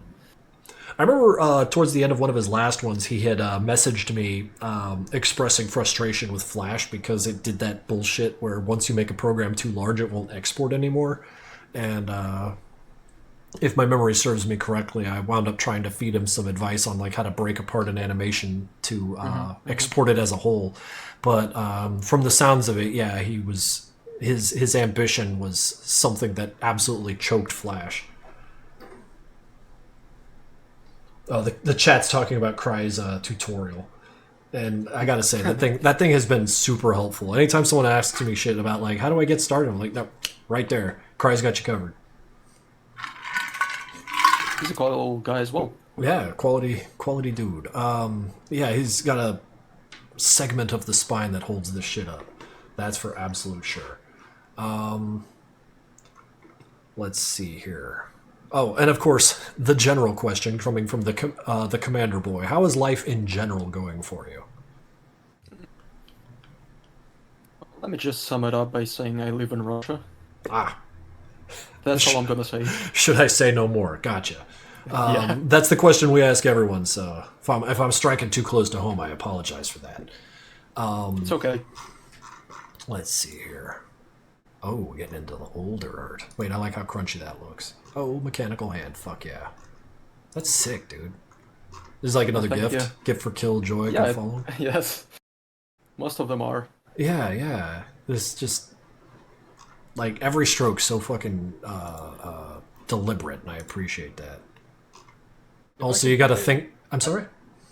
I said if I could butt in real quick on that last piece, I don't know what it is, but I love seeing pants on a Madness character every time I see them. Oh, shit. You're right. They're wearing pants. I don't know what it is, but it's always just like a cute little pair of pants. Just like a little delight to see that, yeah. They're not wearing the Yeah, smock, they got pants on. Mm-hmm. No, I appreciate that. But, like, yeah, no, just to speak to your love of cybernetics in art, that's fucking sick, dude. I think in the later years I moved over to medieval kind of stuff. I like it more now. Yeah, no, I definitely noticed, like, a tonal shift there. Damn it. I left. Overtry. Let's go. Let me start. Let's see what that first one is. Fucking cool. It was a concept art for Jailbreak 2 collab that was cancelled. Yeah, I'm just, like, looking at this stuff, like... Yeah, and this one I'm not proud of. Eh! I mean, we're talking years ago now. Here's your 5. Yeah, it's been 6 years ago. Jesus Christ, dude. You took to this like a fish to water. Look at you go. Yeah, the level of progression is crazy. Yeah. And see, like, that shit. A good command of, like, 3D space on a 2D drawing. That's my OC. Yeah, Oh, yeah, there's all the teeths. That's so fucking sick, dude. His name being Fang, I see why he earned such a name. See why he earned such a name. See if we can't go back to just throwing on Hacker Man while we continue some questions or shooting the shit. So, yeah, go ahead and tell us about your participation in Hacker Man. It was pretty cool, actually. Oh, yeah? All the people who were in the collab are very professional. That's good. They're very keen to make their work better every time. And I hope that all other members can also say the same about me. I made the longest part in the collab. Okay, without anything in the corners, I can't tell who's animating what. Is this one of local? This is okay. Because the people who are here are Russian or I don't know, Ukrainian. So like We work together perfectly. So like with each one of these segments, were there people like feeding sprites and backgrounds to each other, or were they wholly insulated? I can't say much because the collab went over many iterations. I joined in the last quarter of development. Okay. From what I've seen, people were just making scenes. There was a complete sprite sheet of all the things you should need. Okay. You were given the sprite sheet and the background, or if you had some special scene you wanted to make, you make your own background and sprites. But mostly, it's several people taking care of backgrounds and sprites. Right. Given the chaotic kind of nature of the plot itself, that probably gave you a lot of freedom to just kind of do whatever. Like, I need you to walk in this room, kill some guys, and walk out. Easy peasy. Just to make sure it's kind of cool. Like this, you know, like blank. hack. Yeah, You know, random. look at those fucking blood on the walls. God. I think like it's kind of cool too because y'all keyed in on the same kind of personality. He's a very, very not Deadpool because I he's like not. that as well. Yeah, yeah. You guys kind of like. You didn't make a different hacker man for every scene, you know. You see that sometimes in other collabs where people will use the same character but so differently that it feels like a different character. But He's like a goofy ass. yeah, it's like Freakazoid but with a gun. He's a troll. Because, I mean, if you had all the power of the world, wouldn't you be doing this? Let's go. Just fighting an agency, clipping through shit. What a prick! I love him. Now, from what I heard, by lore, Hackerman only went through all these agents on the side just for fun. Right. So that's even He funnier. just teleported. He's not even doing anything. He just showed up to cause problems. It's like inventive shit like that. God, I can't get enough of it. See, his ping is down. Hilarious. Okay, so where's your part? Like towards the end? You said you got in towards the end. I think or? it's 12th minute. I think. Let's jump ahead so you can start picking your brain about it. Clackety clack. 11:40. Some words. Collab organizer. Oh wait, are we at the end? No. No, that's exactly where it starts. This is you. Yeah, okay. Here, yes. Like the Counter-Strike fucking HUD. That's so Well, good. most of the scene was made by, I mean, I forgot how to say it in English. Well, let me just say the story of the scene was made by Kree. Oh, He took over this part. like to and direct I it, just or made the animation. oh, you just made the animation to his specs. Yeah, and sprite and backgrounds, that's all on me. Because at the time, Kree didn't want me to expose this scene to other people much. Yeah, storyboard. Thank you. This had to be storyboard. Yeah, okay. So this was under the direction of Cry. Okay, I gotcha. I'm kind of proud that Kree considers this scene the best in the collab. Yeah, that's a feather for the cap. That's for sure. And of course, the appearance of this motherfucker. Yeah. His name is Ross. You know, the funny thing is like I've watched a zillion of his cartoons. I didn't know that. I was just like that guy with the fez. Oh, and this guy, Mr. X Style, he's coming tomorrow in the new submission of Oh ours. shit. See, like, yeah. If I may say that, for the last time. Oh, for That's sure. the end of his story, yeah. Oh, shit. We're gonna get a conclusion here. Because, I like to think about these scenes a lot, these not strictly combat scenes, and how effective they can be at just conveying shit, while at the same time having the exact amount of substance as the action scenes themselves. That is difficult to do, so I gotta say, like, hats off to you and you guys. Thank you. And shout out to all the Hackerman members and Quiet Mendes Center. Oh, for sure. That was a perfect working schedule that you planned. Right. Do you I guys... loved working on it. Yeah, I presume that means you guys will be working together in the future and making more things like this. We'll go over that in some question that comes up. Oh, sure, absolutely. I'm just trying to pad for time because 45 minutes is a very long time. Let's fire off that next question. This one comes from Red Wonder 8. I hope it's fine. Who is your favorite Madness Combat character? Mine is probably specifically Madness Combat 5 Hank. Madness Combat 5 Hank?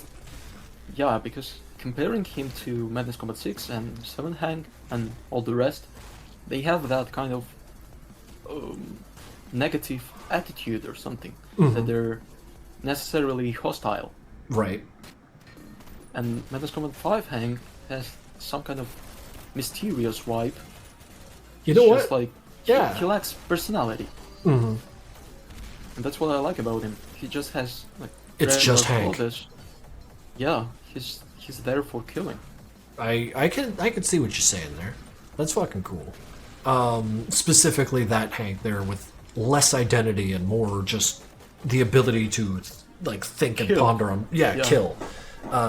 It's all he's good for, and he's good at it. It's fucking And I think hacking. he was better at killing in MC5. In 5, I'm gonna have to remember that because sometimes I forget that like yes, things have changed over the years.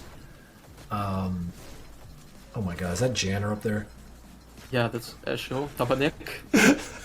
Wonderful. It's full of references. No, I like that. I really like that about these collabs. Like all this shit on the walls, like there's jokes in there. Hell dust, best drugs. Like shit, that's funny. Okay, we got another question here if you're ready for it. Mm-hmm. In what direction do you see the community developing? What should modern animators strive for? This I think is gonna be a long one. Okay. There's a lot to discuss. I think most of the people in the chat don't participate in much of the community matters. Oh yeah, we got a lot of watchers in Basically- there. Basically, there's a division between this one group, it's animators, and the other one, it's, I don't know, outsiders, kind of. We have our separate spaces and separate kind of stories. It's not necessarily bad, like most people assume at first. Like, I'm gonna say it. Most people know me by my rage bait posts in Twitter. Sure, sure. Yeah, but I don't really like hate the new gen community. It's just people take the words too seriously. Take the jokes a little too far. Yeah, yeah, I think so. No, I can Because- appreciate that because, like, with how Madness has developed, there's become so many different ways to interpret it, so many ways to enjoy it.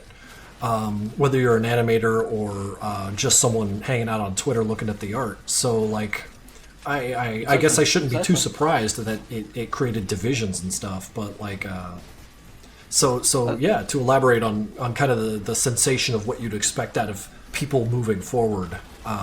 Jesus Christ! Sorry, I'm watching the cartoon still. That spin shoot is insane.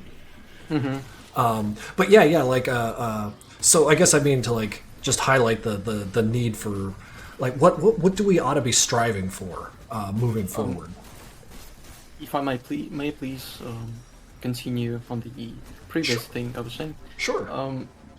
I think the most important division comes from the fact that newer people are still exploring the Madness universe as itself, as present in the series and the Project Nexus.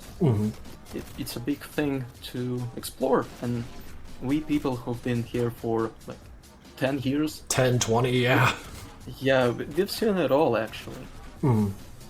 And we've explored it enough throughout the 10s, so we focus on more abstract things, more on some ideas and kind of gimmicks that could be made into animations. Right. It's been on your mind a long time, so in that time you've been able to think of how to be inventive with this. I mean, clearly, look at this shit. That's so cool. I think it's just about this division, it's that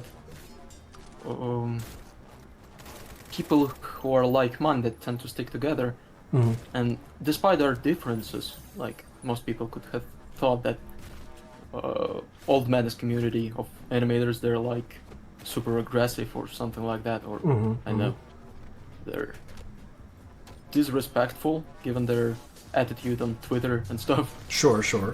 But in reality, it's a community that has very different views regarding everything, including politics. But we stick together because we are like-minded.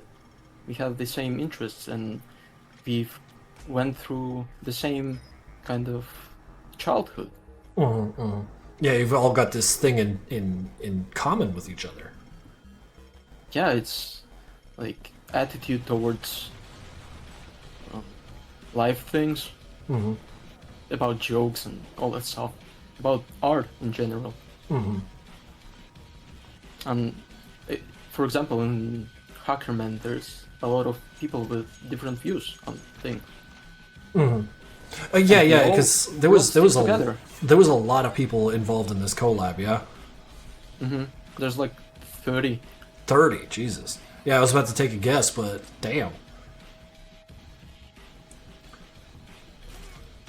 Oh, classic. Okay, let me talk about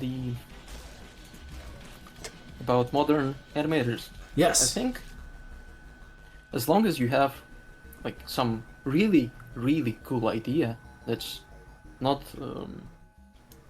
kind of intertwined into classic madness, though you can, of course you can do that, but I think that what you should strive for is making something unique that could be interpreted in madness style, not necessarily having that madness lore. Just like my movie, it could be interpreted as a regular story, right? No, absolutely.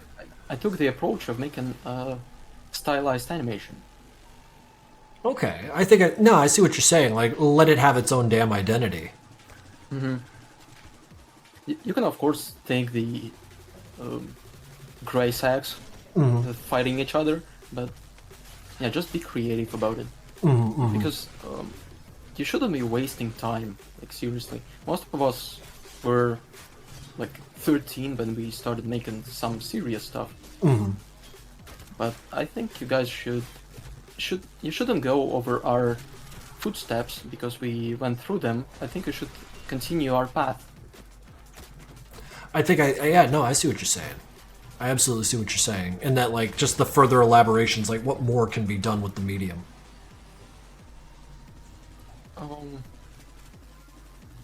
I think you guys can, if I'm speaking to the newer Madness animators that are coming,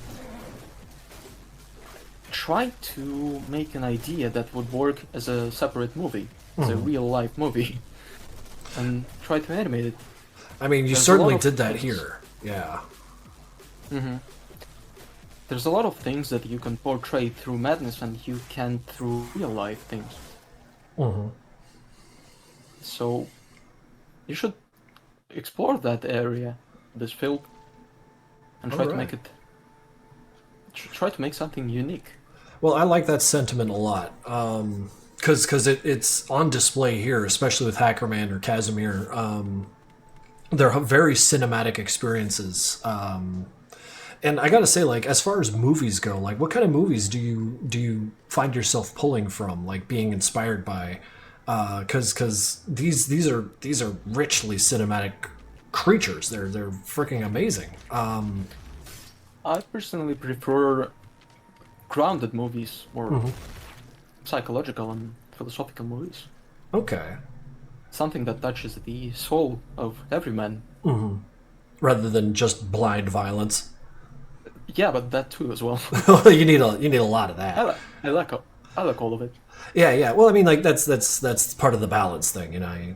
On this side, you got your violence, and on the other side, you got your moments there, and that's where you and your guys really tend to shine.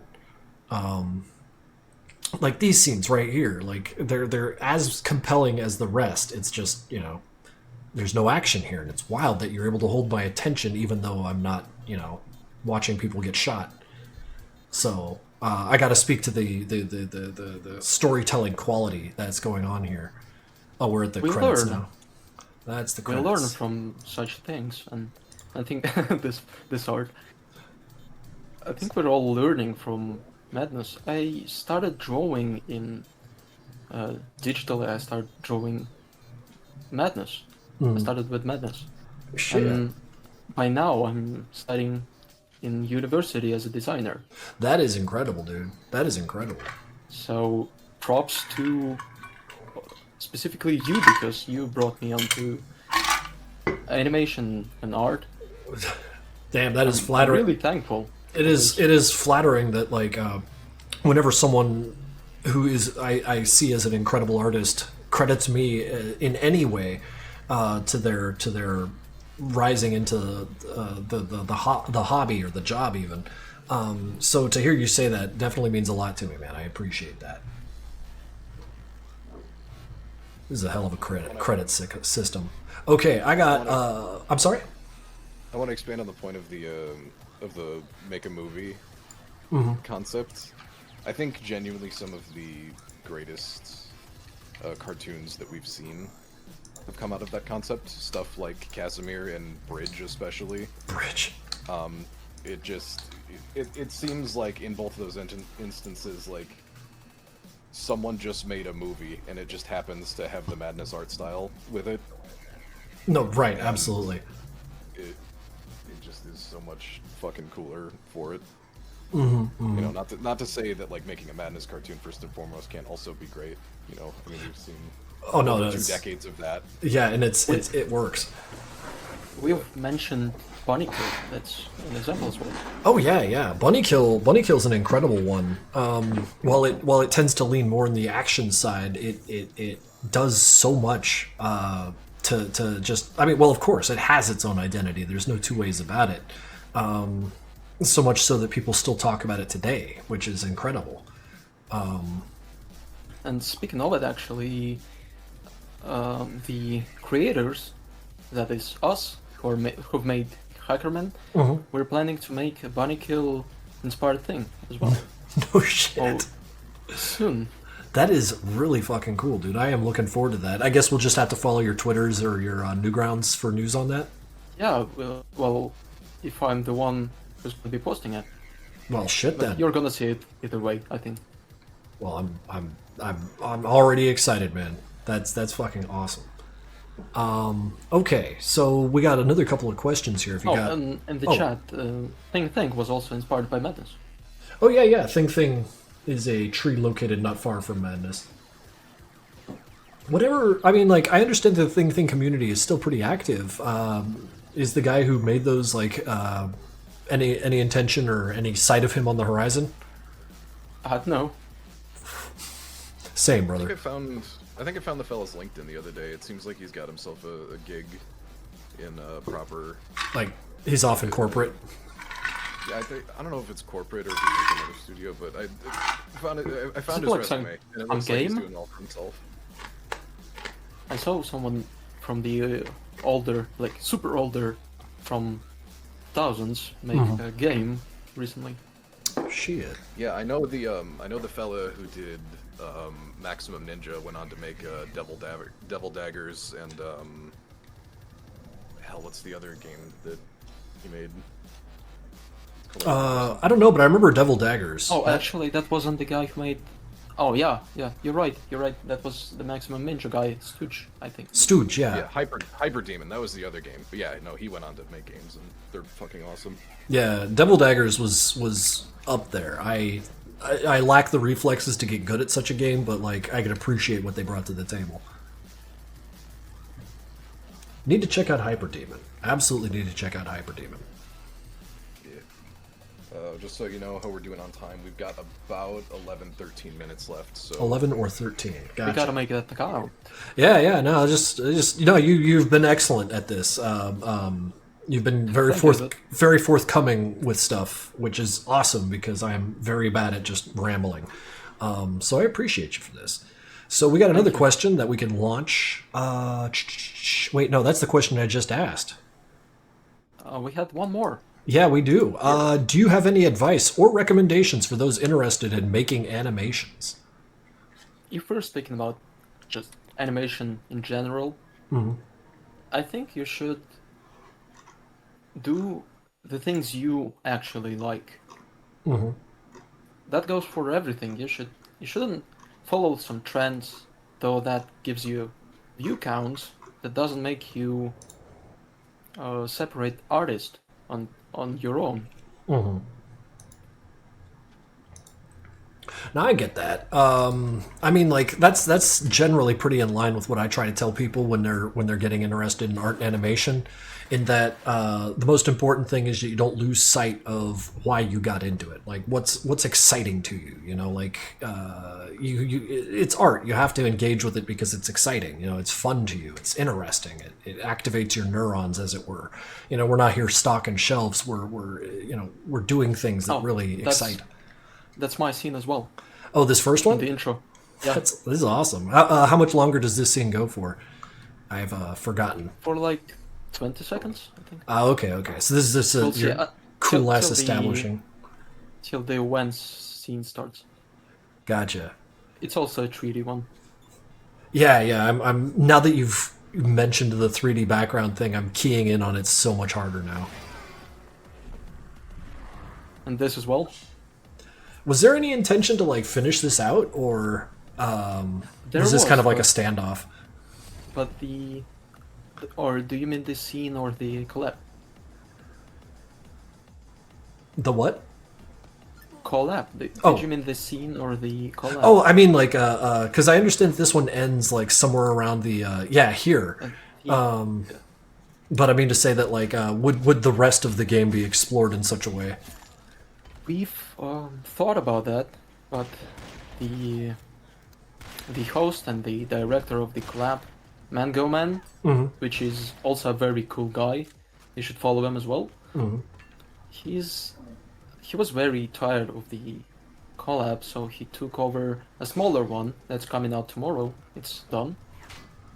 But he didn't really. Let's just say he was tired of making such huge work. I mean, like, yeah, that's something that I need to like kind of correct myself on here. Is that like asking for more after you guys gave us 22 minutes of a very faithful recreation is insane for me to do.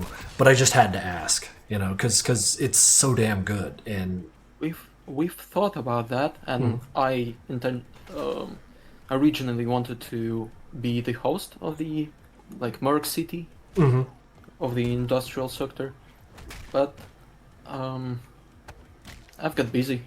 Right. Yeah, and I imagine that like each project would wind up getting more and more complex than the last. Pretty much, and there were things that we wanted to make, and me especially, I wanted to make some things that would probably take a lot of control in the production, because the quality has to be consistent. Right. And this scene is also mine. This one right here. Yeah. Fucking excellent. Yeah. Because I gotta say that like the collabs that we've been showing off here, consistency is through the roof. Not to say that like collabs where people are a little more free to do their thing suffer for it, but there's something to be gained from this kind of cohesion. Like it stylistically doesn't change very much, but you can catch the subtle presence of a different animator every changing of hands. It's beautiful. It really is. So, thank you for letting us witness this sort of a project come to be. Maybe someday it will come to be. Yeah. I mean, though with so much production control, it requires a lot of time. Because like, how long did this guy take? 2 years, I think. 2 years? That tracks. It's long. There's a lot of people to manage. I do have to ask Mango Man. I think he's around. Oh yeah? Let's continue. I think he's gonna reply in Discord. Oh shit, okay. Yeah, go ahead and ask him that while I continue to watch this and comment on it. I think he's gonna tell me himself. Yeah, let's go over let's continue. So like when it comes to like making sure that the artwork is consistent, does that mean that like whoever's making the backgrounds, they all have to like really key in on each other, making sure? Because like I imagine the backgrounds are all made by different people, yeah? Most of the time it's like 2 or 3 people that are working on the backgrounds, and the rest are animating.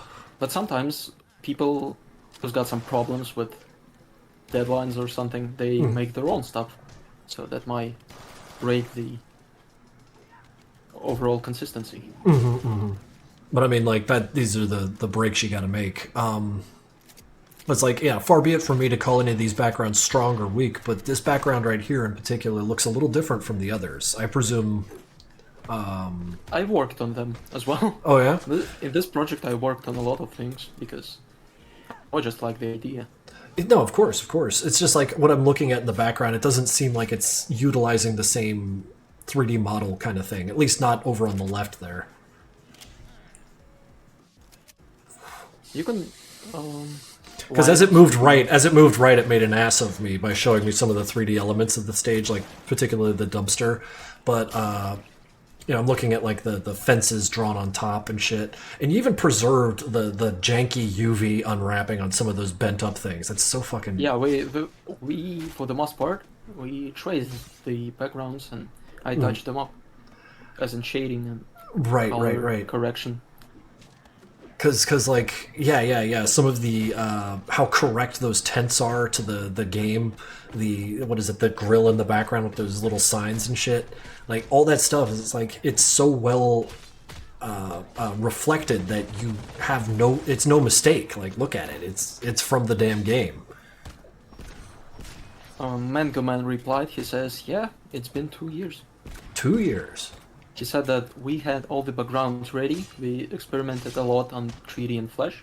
We took quite some time to figure it out, and then the second year we started production and everything was way simpler because we had a strong foundation. And you came and then you made it all look even better. and God, and see that's the thing, like, and then you made it look better, and I'm trying desperately to say like to myself, how do I achieve a fraction of this? You know, this is beautiful. I think I'm experienced in most like artistic areas. Despite my age, I'm just 19. Right. And I'm not going to stop here. I should hope not. You've clearly got a gift, and seeing more of that would be an absolute treat. But we're gonna see about that. Well, I'm optimistic. Funkle, you got any further questions? Have about 3 minutes or so left to go before our next interview gets cycled in. Okay. So I don't know if we should start wrapping up, or maybe if Twitch chat could feed us like one question. Make it good. Yeah, make it good. Chat, give me a question to feed this guy. All the weapons, they're all so from the scene. Yeah, I fucking love this project. Like it's the little touches that like remind you. It's like, hey, the shit flying at the camera, but like the occasional dizzying star over the guys' heads. Yeah, like seeing that and like the stun effects and when I really like the bit where Hank picked up the one revolver earlier. Oh, yeah. They had the HUD element to show the ammo count, and there was 2 bullets in it because it's a bandit. He just has nothing but disdain for the dude he just killed. Yeah.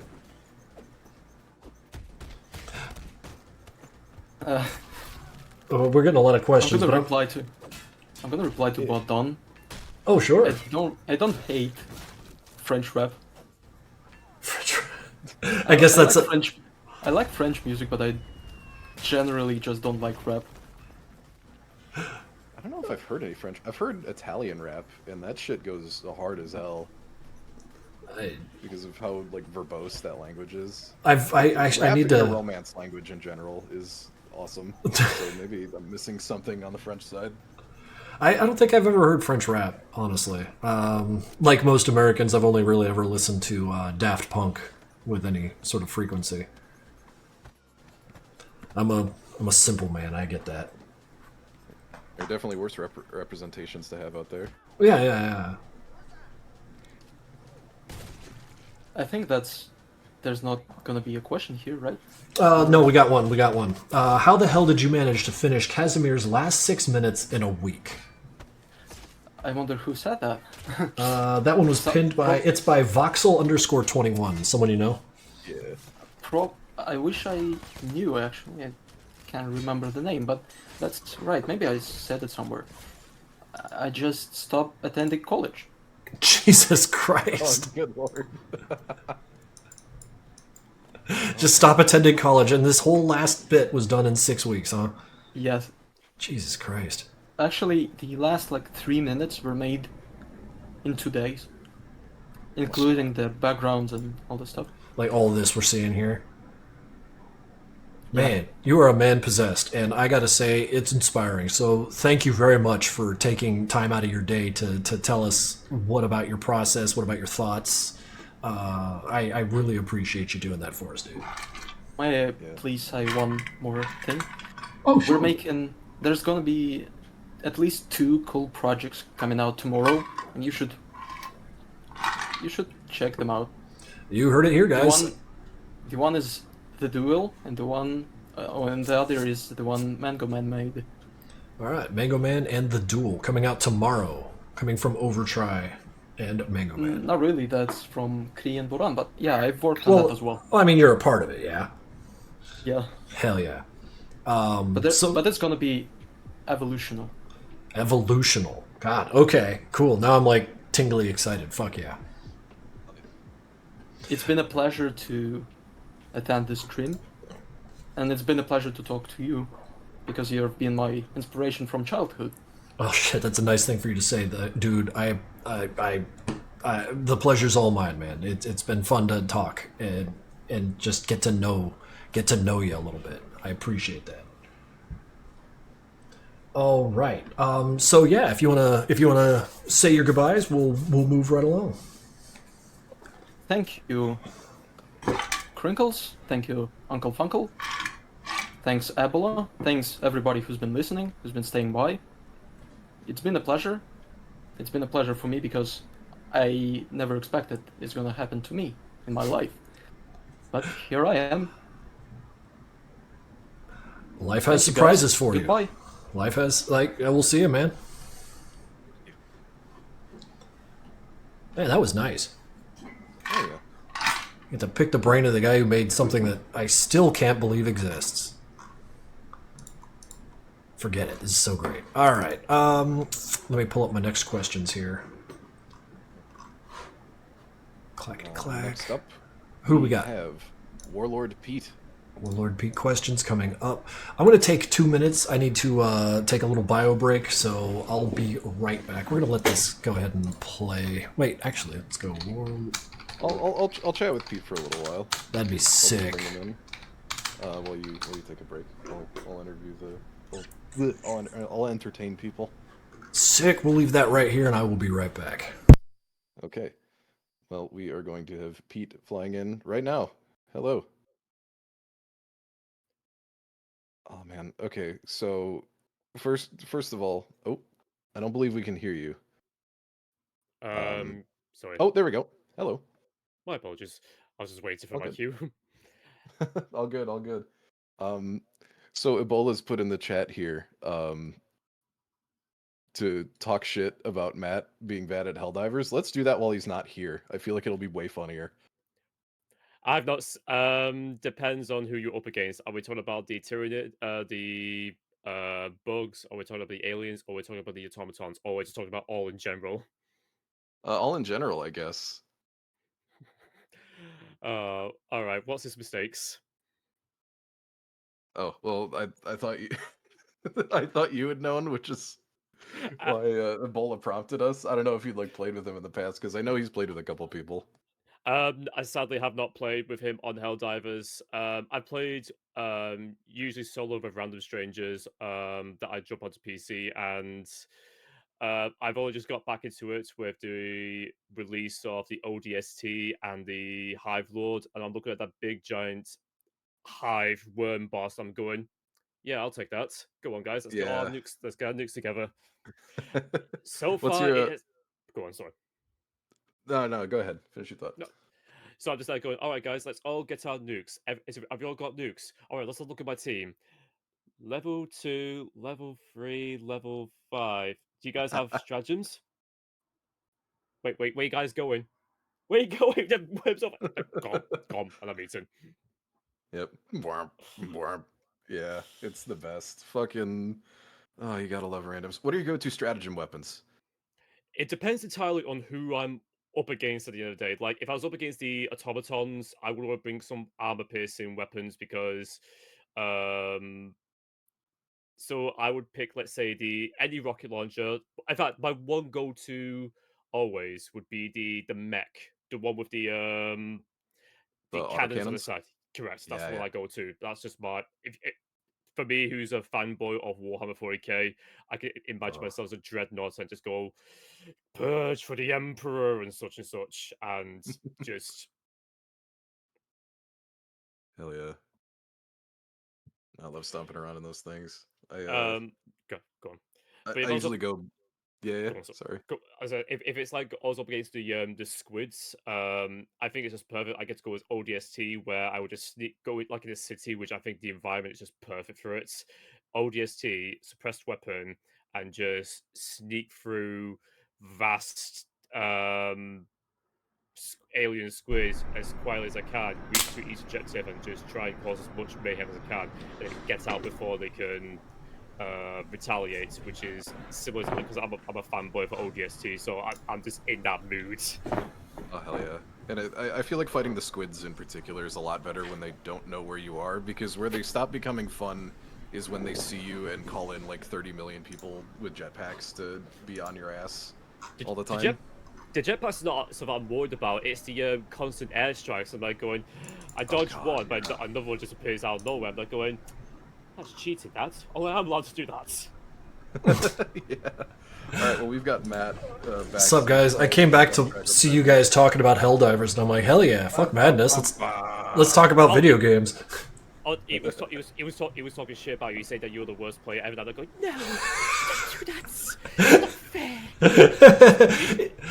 He's just a baby. I don't know what I'm doing in there. I brought the stalwart to fight the bots again. Damn it. The chat would definitely back me up. Was he not picking on Matt minutes away? Say yes. Jesus. No, I was told by Ebola to talk shit. I've yet to play with Matt, so I don't know how dog shit he is yet. But I'm hoping to remedy that eventually. No. Ebola's mad because she always runs off on her own, and I'm like, I'm too codependent in that game. No, come back. No, don't leave me behind, guys. What if a big enemy comes back? I've got my little guy. Fuck ass stalwart. I brought it again. All right, so Okay, you yeah. drew something really cool. Yes. Let's dive right into that, Mr. Warlord Pete. What we have on screen right now is the Hydra Tricky that, well, I mean, look at it. It's fucking beautiful. Oh god. No. Hey, I understand that sentiment. Yeah. This was a piece back in. Well, I had an original idea of something similar back in 2021, but that was, in my opinion, badly rushed because at the same time I was also competing in. I think that's when I created my Newgrounds account because I was mainly on DeviantArt majority of the time, but DeviantArt was basically become a cesspit of AI and such, and eventually I just transitioned to Newgrounds and came back to my home place and decided to partake in various contests and such. And Madness Day was coming up, and I was working at the same time, so I only had about a week to finish the original back in 2021. But and that was it as much. But then after a few years of developing my skills and such, getting a bit better, I would dare say, I decided to throw my hat in again and decide to, you know what, I think I can do better. I think I could really, really make it such a nightmarish monstrosity that how I want it to be in such a weird way. And so I just had another go at it, and there's the result. Yeah, no, I was just looking at the old versus the new, and stark difference between these two. I guess I'm just going to ask you some questions that I can sum up with or come up with off the cuff here. Did you like go to school for this? Where did the skill come from? a lot of it is mainly self-developed, I dare say, because I did go to sixth form to study fine art, graphic design, and photography because I was in that arty mood as such. And without sounding dramatic, but I did not have a pleasant experience with such my time in education at that place. I mean, it was just absolutely a disaster, very bad in such an experience. So over the years, I just been doing my own thing, experimenting different techniques, different styles, looking at various other artists, what they do, what they don't do, and just see what I can develop over the years. And I end up creating, well, that's where I'm at right now. That's incredible. Like mostly self-taught with like a little bit of a foundation in formal education. That's because like I don't know, like it's got such a painterly style to it. If you had told me you drew this like with oil on canvas, I would have believed you because it just carries that look to it. Do you have like previous skill in working in paints or? Oh shit! I didn't even notice it before. If we're going to count as me painting Warhammer models, then that's it. That's it. Well, I mean, like that does give you a foundation. That shit's hard. It gives an idea, yeah. But if we have to be literally about where my inspiration came from, or where I got all these skills from, I think to some degree it's a bit of a spite, really. Oh. Weirdly enough, my school was mainly like, say, you have to do it this way, that way. It's like, well, what about this way, sir? What about that way, Matt? It's like, no, you can't do it that. It has to be this way. I'm like going, well, I'm gonna do this instead, and well, that's the result. I dig that. I dig that a lot, especially because of the results you got. You had a different idea in your head and you fucking ran around with it. Very cool. Yeah, it was very subjective. I mean, in some works, I thought they would think it's amazing, but then you just think, nah, it doesn't work for me. But then when you do it, which some people think is amazing, but then they turn around and say, some will say it's absolute rubbish. Right. Which, I mean, just speaks to the notion that, like, you really do have to just kind of make the stuff that you're into so that you can respond with people that are also into it. It's kind of a funny way to find your people, artistically. I think it's the same time you have to look at where don't like completely dismiss why people don't like it. It's in some way they can be constructive criticism in sort of like how they view it, and taking these to like what they tell you can give you an idea. It's like, well, why did you not like it? Oh, I just don't like the tone, the color structure, or this and that. And some of it can really help you in some way. So I wouldn't say completely dismiss every criticism. Like, if some people don't like it, don't dismiss them completely. Just like understand, like, what it is they're telling, what they think, and use it to decide if you want to shape it in a way that can benefit more people to your for more people to like your works and such. Right. Because I mean, it'll just help you. Because some of the times, like you're saying, like parsing criticism for maybe they just didn't like it, and that's fair. But then like other people say like, hey, listen, your lighting is kind of goofy here and here, and you're like, whoa, you're right. Like, no matter what you're trying to achieve, there are some things that like will be useful to know in order to achieve that. So like, God, I can't get over it. He's just there. Little boyfriend. I forgot he was there. If we're gonna ask about boyfriend, I will. I did that because I mean, Friday Night Funkin', it blew over Newgrounds, and my brother he did an animation for that, and I just thought I watched it. It was quite good, so I thought, you know what?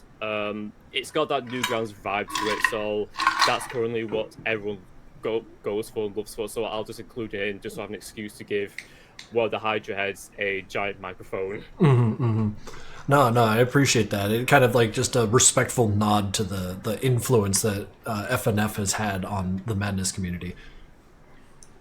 Not just Five Nights at Freddy's, but I think in general, like so many others. Oh yeah. Madness has by now taken on a bit of identity from a lot of different Newgrounds IPs. That's for sure. I think if you bring up Newgrounds, someone's going to mention like Madness eventually, no matter what. It's one of the pillars that was constructed in there. Okay, so I got my list of formal questions here, and we're just gonna check them out. So the first one, like the others, very close to the steel. What brought you to the series? What was your first impression upon coming across it? Oh, this took me a while to think about, but this is like 20 years ago, back in 2004, 3, 5-ish, or something like that. Oh, man. So imagine, for example, like you're a 10-year-old kid, and your school decides, okay, everyone, we're gonna go to computers and we're gonna explore the internet. Oh no! But so the closest thing I can remember, was websites I had. This was before YouTube existed, so my websites to go to was StickPage, MiniClip, and Newgrounds was like my go-to back then. Right. So a lot of kids of my age didn't understand it. So you can imagine like a very noble Christian school, and all of a sudden you go into Newgrounds and you see Madness. I think it was my first one was Madness Apotheosis, episode 4. And the game Madness Interaction, and I played that non-stop at school because I thought it was the most amazing thing I ever encountered. The teachers didn't like it though, so I got in a lot of trouble for it because you shouldn't be viewing that. It's very naughty. Right. I'm like going, doesn't the Bible have all these sort of things? Don't you dare question. Yeah, how dare you? Yeah, so I think I think as well as not just the fact, I think Madness 4 just was my first introduction, not because of the brutality of it, but as well as the music. So the music was just like I was just banging my head, just got really pumped up. And No, go on. No. I was just about to chime in with nonsense, but no, go ahead.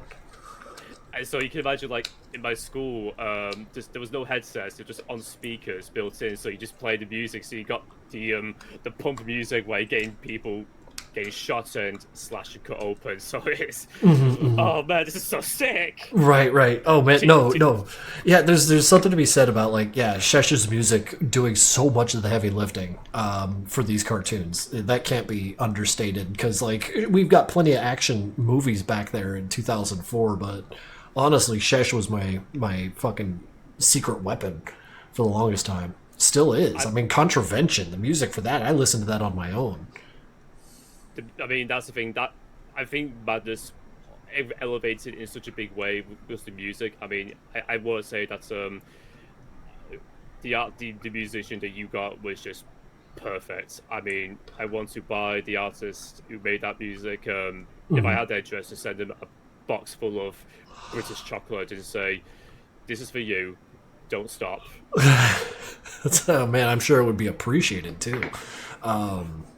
British chocolate. Don't think I've ever singled that one out. Cadbury's Dairy Milk chocolate to die for. Maybe someday. I've had British chocolate. It kicks the shit out of our chocolate. Dude, I figure everything kicks the shit out of our chocolate, man. I don't know. I went to Ireland once and I had a bar there and I was like, wait, what? Doesn't taste like funk. It's weird. It's sweet. And I come home and a Snickers bar is funky again. I'm like, oh man, we're getting fed crap here. Oh shit. Okay. This question here. What was your initial reaction upon learning that you had won first place for art during Madness Day 2024? Before I'd won, I have to be honest, I've seen so many submissions that was uploaded at the same time that I absolutely fell in love, and I just assumed that I was very unlikely to win. So at the start, I just shrugged it off. But it's only then when I was at work at my break and I checked on the Newgrounds. I was on Newgrounds on my phone, and the first thing I see was gain nearly 100 new followers and more comments on the piece. At the same time, I got a message from you saying that I won. So what I did normally was I screamed yes, my favorite football team just scored a goal, choked some chicken that I was eating, and sadly passed away. But I got better. Oh man, it had a happy ending. That's good shit. No, Yeah, that's. I can't talk. I can only imagine like Sacrifice. just standing at your computer screaming like like you're at a fucking football game, like a common hooligan. Well, no, I was just in my break room. There's no computer. So it's just me on my Samsung phone, just going through it. I just go on the Newgrounds page and I just see 100. You got new comments. I'm going, what's going on here? And I just saw the message. I just clicked on that and saying, "Oh, you won. Well done." And I was like, "Yeah." Oh man, that's fucking wild. And I guess I could like kind of understand that sentiment. While this art is amazing, all the other art that was coming through had to have tempered expectations from everyone. Like, holy shit, who wins this? Because I have distinct memories of every year, of course, but last year, us just circling the art over and over again. It's like we couldn't boil it down. It was just too packed with good shit. So a hard won fight, but yeah, you did it, dude. You did it. And I'm just now noticing. Who the hell is this guy? I love him. How did I miss him up there?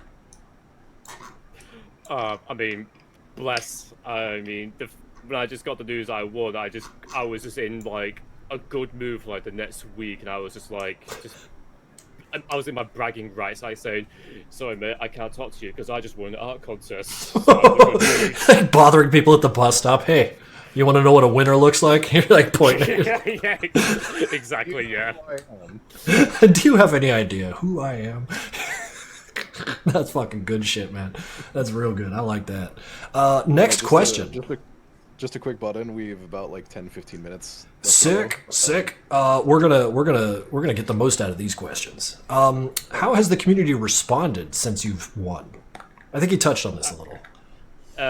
Well, not completely, but I think before and after the upload, I barely got any traction before I was announced as first place winner. So, which I must stress, thank you again. Mm-hmm. But after results, that's when the community started to take notice, and I think if I remember as well, on Newgrounds, it didn't get front page before the results, so I just assumed that, oh, well, there must be much better that deserved the spotlight, so I just went to work on something else. Mm-hmm. But 2 days after I won, and then they got front page, so in some parts, I would like to think that it would have most likely been forgotten if you didn't give it any sort of like winning position or honorable mentions, or better yet, on your live stream last year, your reaction during it gave it some life, which I'll never forget it, which was, excuse me?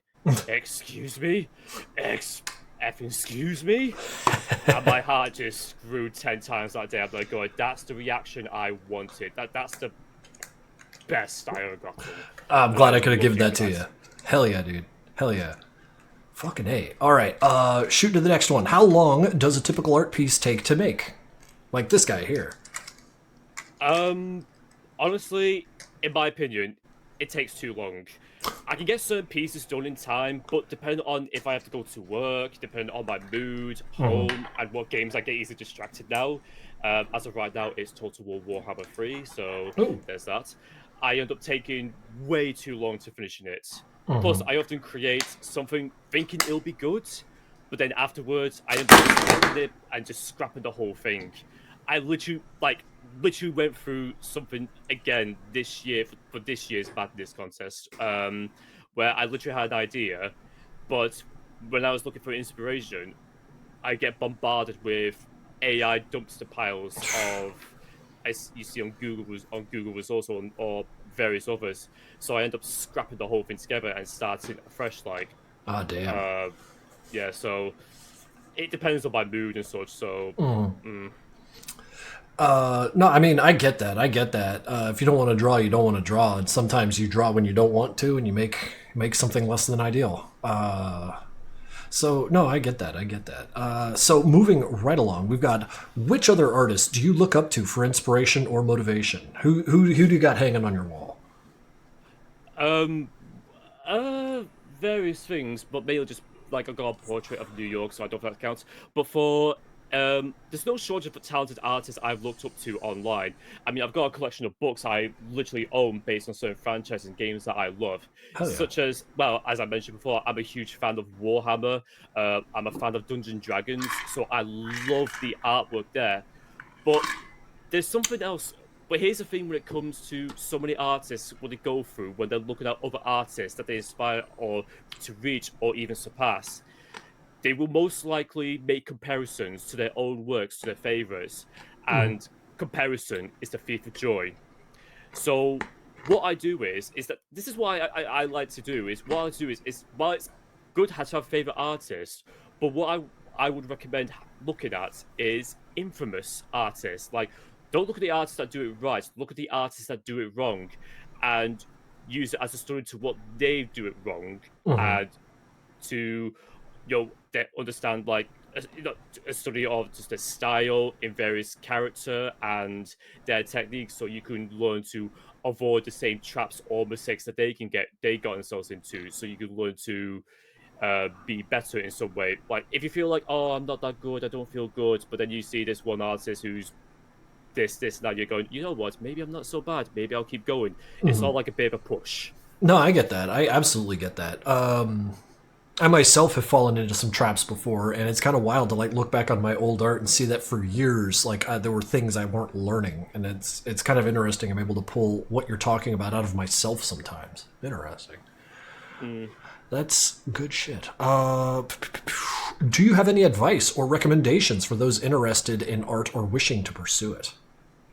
Oh, if you're doing it mainly for yourself, it'd be quite engaging to have to make something. Especially when you see over the years how much you've improved, it can feel amazing.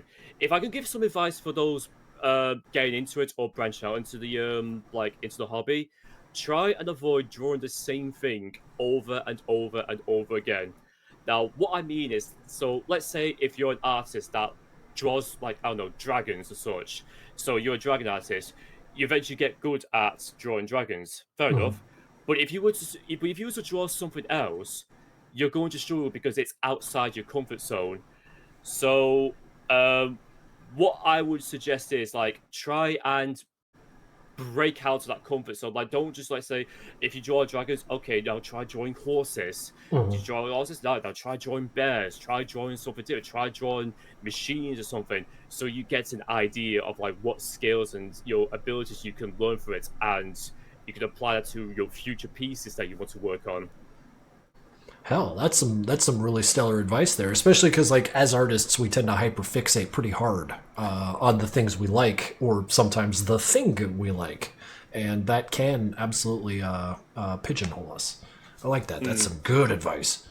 Let's see here. The next question. This one's from Red Wonder. I hope it's fine, but this is for everyone that's going to be interviewed. Who is your favorite Madness Combat character?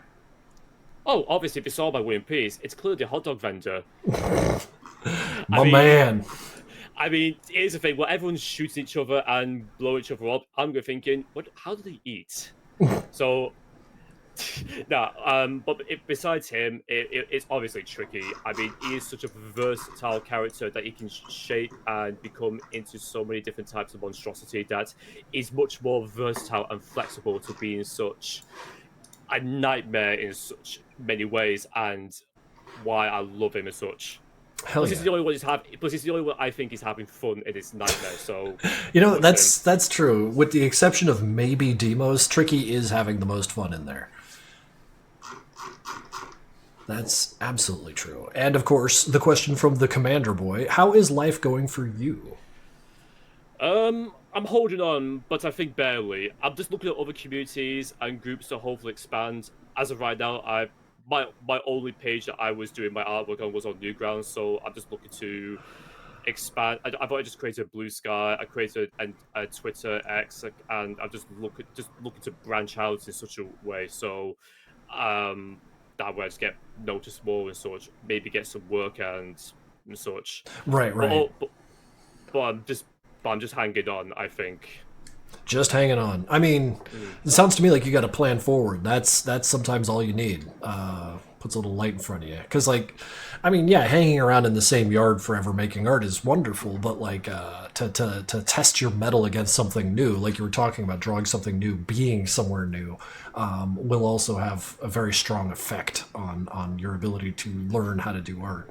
So that's some hell of advice, based off the question how you're doing. I gotta appreciate that. Where are we for time, Funkle? got. We're coming up on the half-hour mark, which would be the end of the interview. But we did have a bit of a gap where you were missing, so we could probably go like 5 over or so. Okay, I don't excellent. think we're sweating too hard. Although we are at the end of our questions. Yeah, that's the last of my questions. I guess like my further questions. Because like yeah, I keep coming back to the physical painting thing. Is that something you'd ever like want to like come back to? Because I feel like this demonstrates a pretty clear understanding of art in general. It's just you got to learn how to paint works. Probably not likely. I mean, I've now gone to. I'm much more comfortable with digital because if you make a mistake with painting, there's a whole process you have to go to fix that mistake, and it can be costly in time. At least with Photoshop, you can just hit a button and you can undo a mistake. But for painting wise, the only thing I do for painting is my Warhammer models, and that's what I normally do now and such.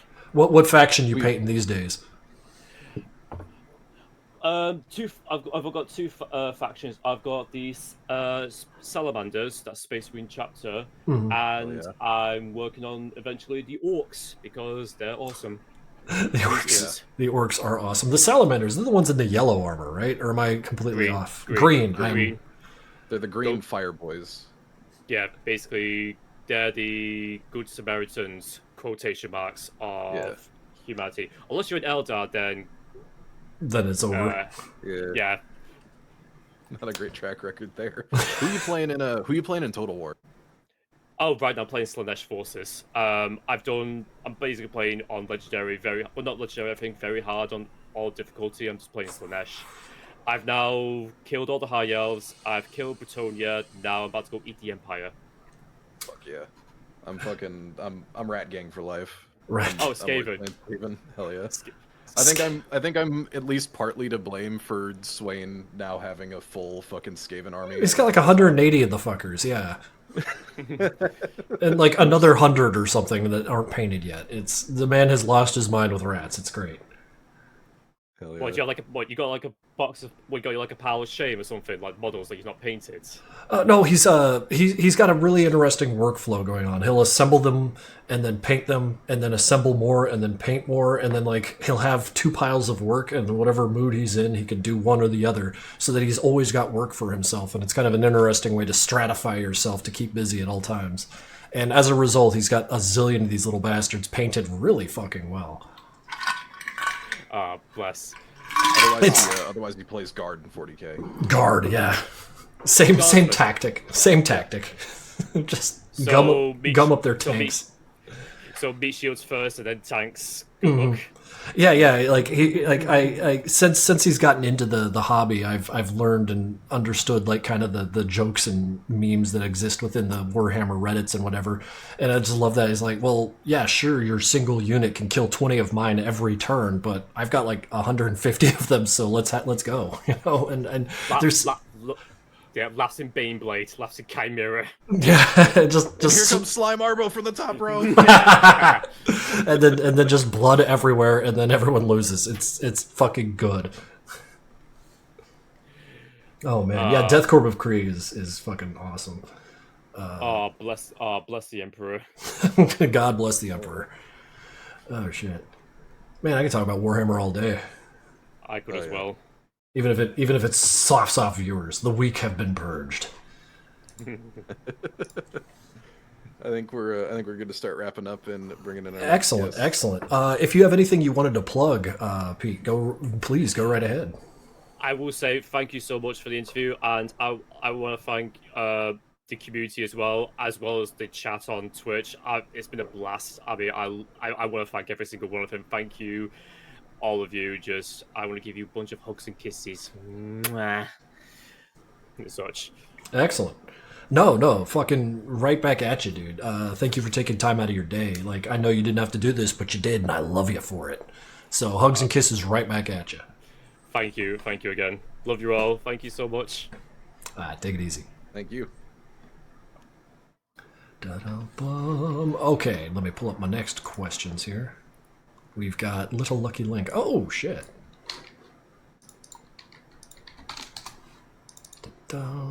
think I talked to this guy before.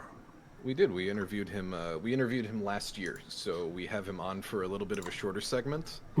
But if you guys want to see more about his thoughts and chatting with Matt, we have last year's interview as well.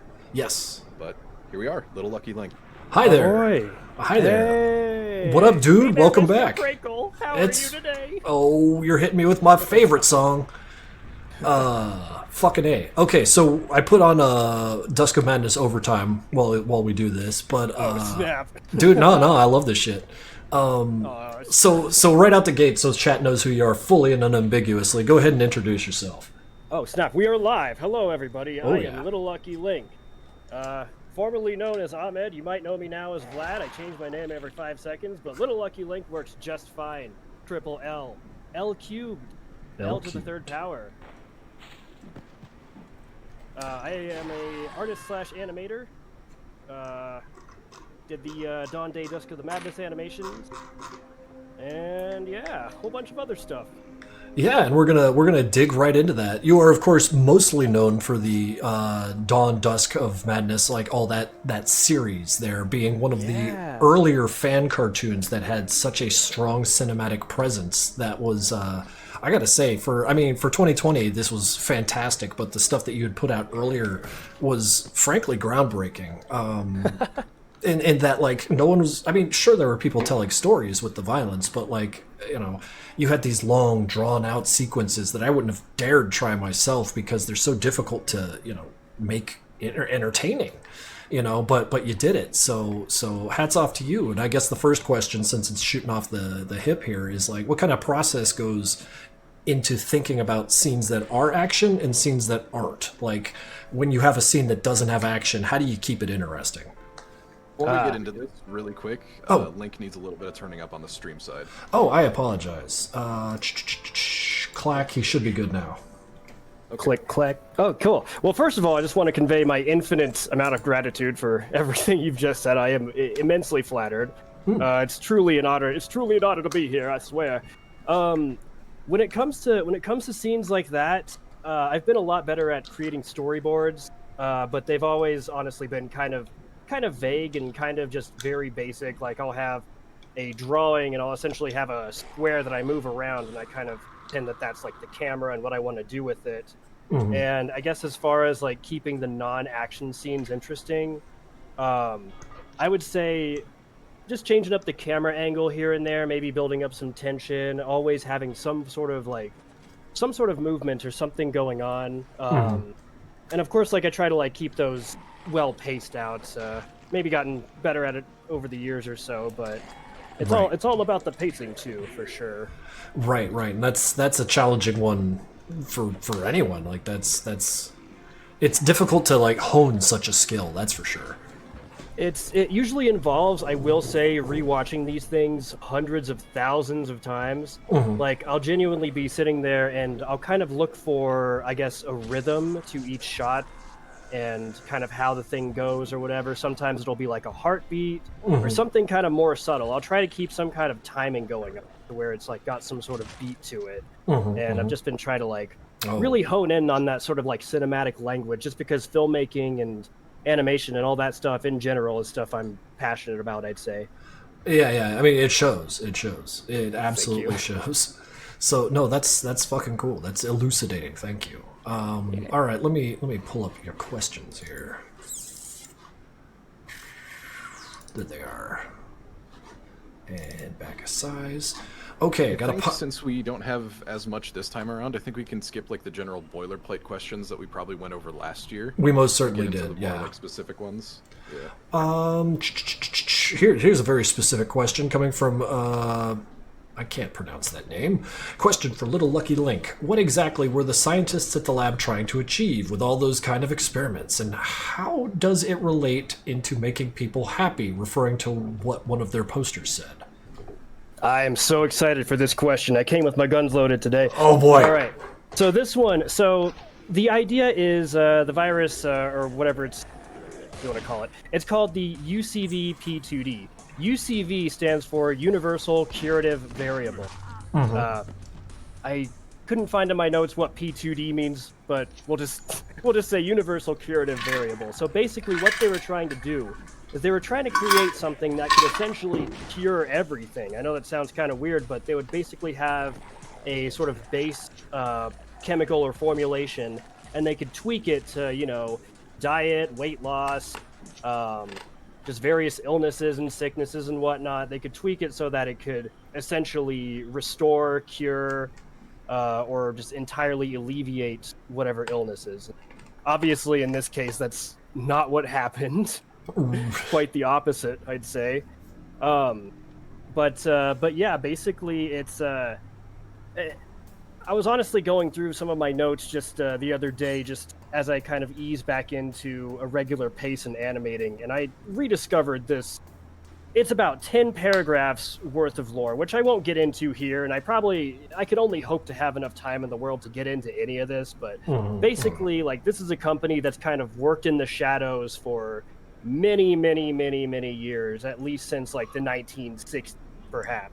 And they've been doing some crazy studying up in the Arctic Ocean, and they've been making some strange discoveries, working with certain government agencies and all that other stuff, and this is all going to kind of unfold as time goes along. But the intention of the company was a positive one in that they were trying to genuinely cure people. Like, they weren't trying to create, you know, something that would eliminate the entire population, turn everyone into zombies. Okay. So, like, yeah, I guess my first question, the heavy question, would have been the distinction between this organization and something like an established trope like Umbrella, you know, and I guess from the get-go, their motivations is probably one of them. Yeah, that is one of those things. Honestly, I did come up with a lot of this lore before I really got into. Kind of like learning the behind the scenes of like Umbrella and how that happened. I would say after learning more about that, it is pretty similar. I could even look at a lot of people compare some of my animations to The Last of Us. I finally played The Last of Us, the first one. I finally played that last year. And I can definitely see in some situations like, oh, okay, I see what people are talking about. I get it now. But ultimately, I wouldn't say it's too much different from Umbrella, except that maybe, you know, they're not going to be like, at least at this point right now, I don't have any like kind of like superpowered dudes like Wesker with his teleportation and his ninja-like abilities. Or that's like that. I guess kind of falls away from the intention thing. Like, they're not making bioweapons. There are no bioweapons. It's just zombies. Exactly. Yeah. I do have like a little offshoot to where maybe I'm open to. Potentially, they might have like a weird bioweapons branch, but that's definitely not going to be like the main focus of it. I don't really intend to. Yeah, that seems like kind of a sideshow. Yeah. I absolutely get that, because like, yeah, it kind of keeps clean the whole notion of zombie survival being the dichotomy between man and fighting himself. Because like, sure, the zombies are there, but the drama is in, you know, naturally we all understand it now. These two people, like all the interacting they're going to be doing. Oh yeah, and that's where the sauce is, because like we love shooting zombies, but like this is the stuff. Oh yeah, thank you. And I do try to keep a good balance of that, because there have definitely been a few moments in, for example, The Walking Dead, where I thought, okay, let's get back to the zombies. I haven't even seen a single zombie this episode. So, right, there's definitely they do a balance, forget about those. Yeah, they do forget about zombies a lot in that show. Which, I mean, we all got criticisms for this, that, and the other, but like, damn. Yeah, you're right. Like, just bring out the zombies, man. They've been talking for too long. Like, you got a left foot, right foot. You got a left foot, right foot. You know? Exactly. So yeah, no, that's pretty insightful. I like that. That's good. Okay. How did you develop your art style for your pieces? What were you influenced by? I'd say earliest on, I'd say definitely, well, folks like Krinkels, for example, number one. Love your artwork. I got one of your prints right behind me here. No shit. Awesome. I'd say, yeah, definitely you for sure. Jamie Hewlett, he's the illustrator behind Gorillas. No shit. Okay. Tank Girl.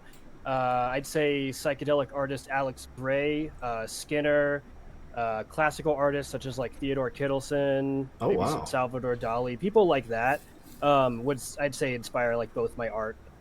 animation, which sometimes I just use interchangeably, honestly. Mhm.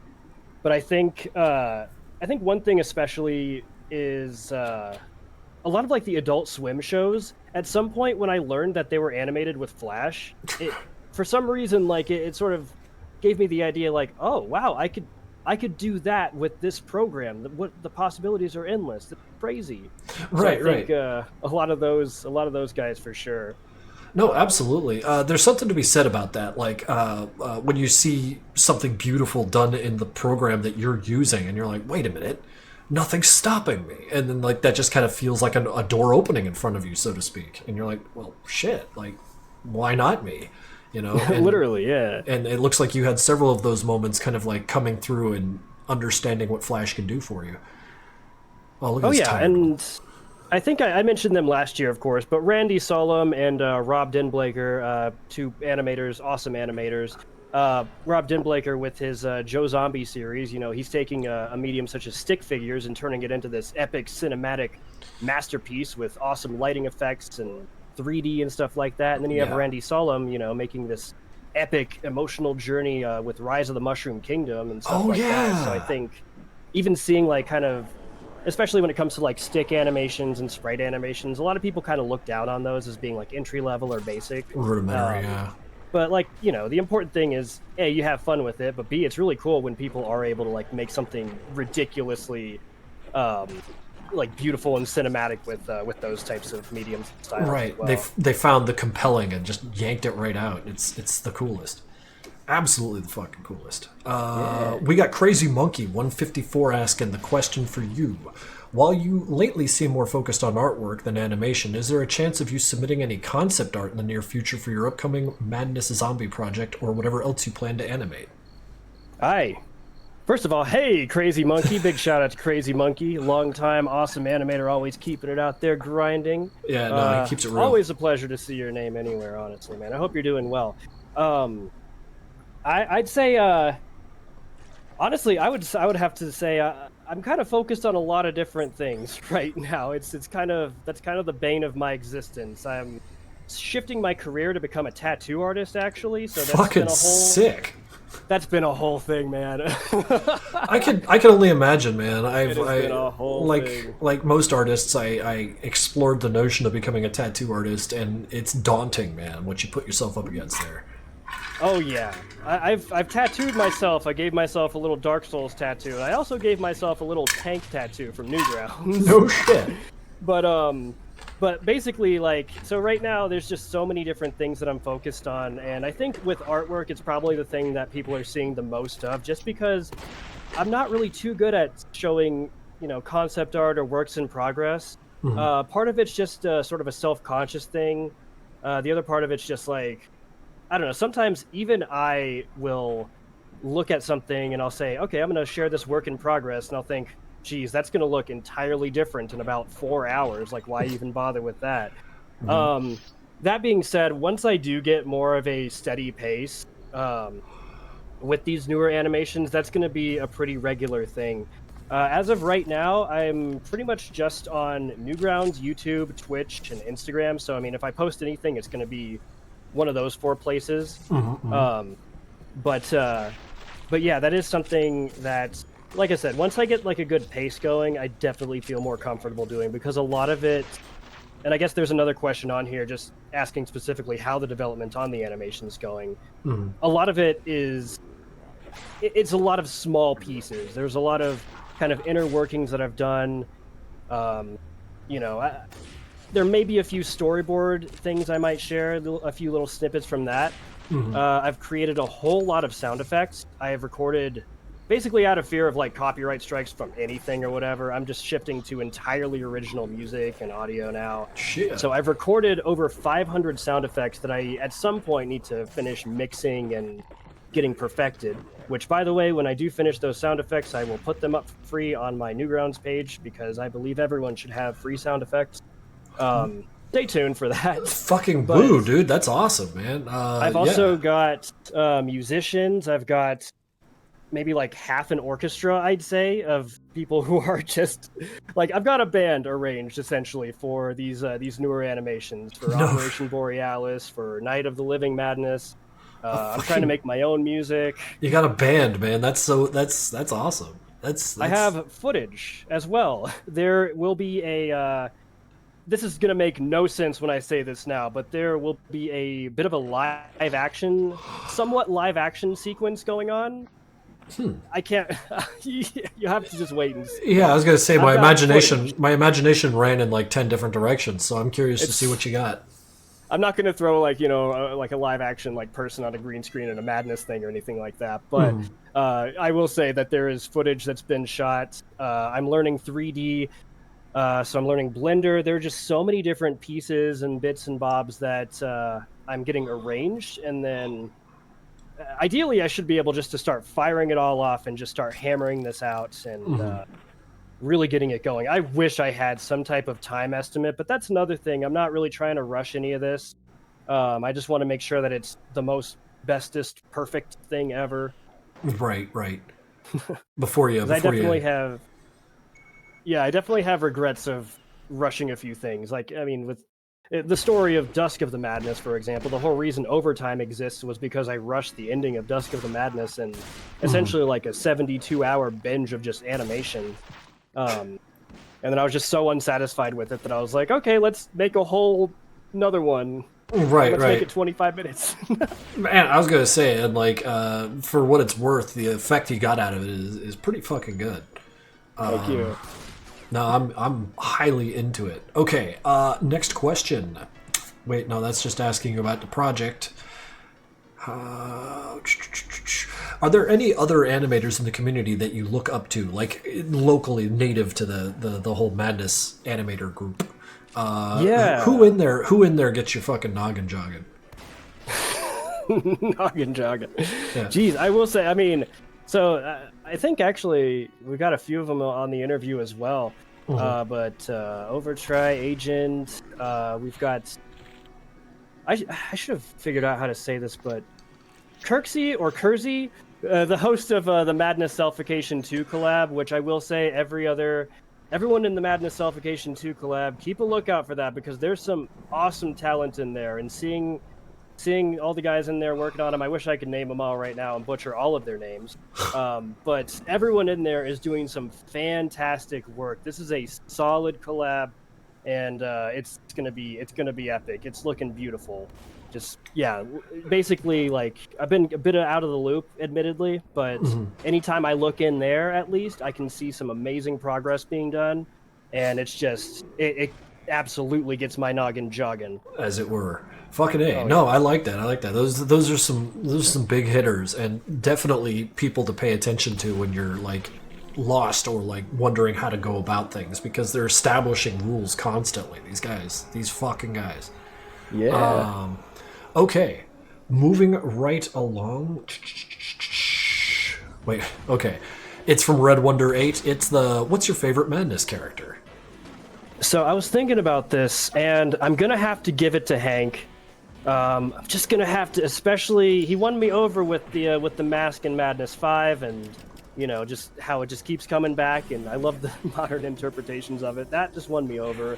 But Sanford, as soon as he got that lip, as soon as Sanford gained the lip power, that sold it for me. I would say he's got the attitude. He can't be killed. It's crazy. Literally.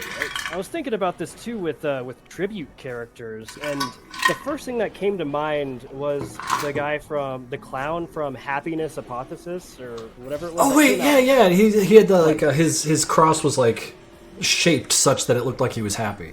Yeah, and he was just spreading joy into giving people lollipops or balloons or shit. Oh yeah, that I can't stop thinking about him, so definitely throwing him in there as well. Also, I gotta say, this scene is grotesque and I love it. Ooh, which scene are we on here?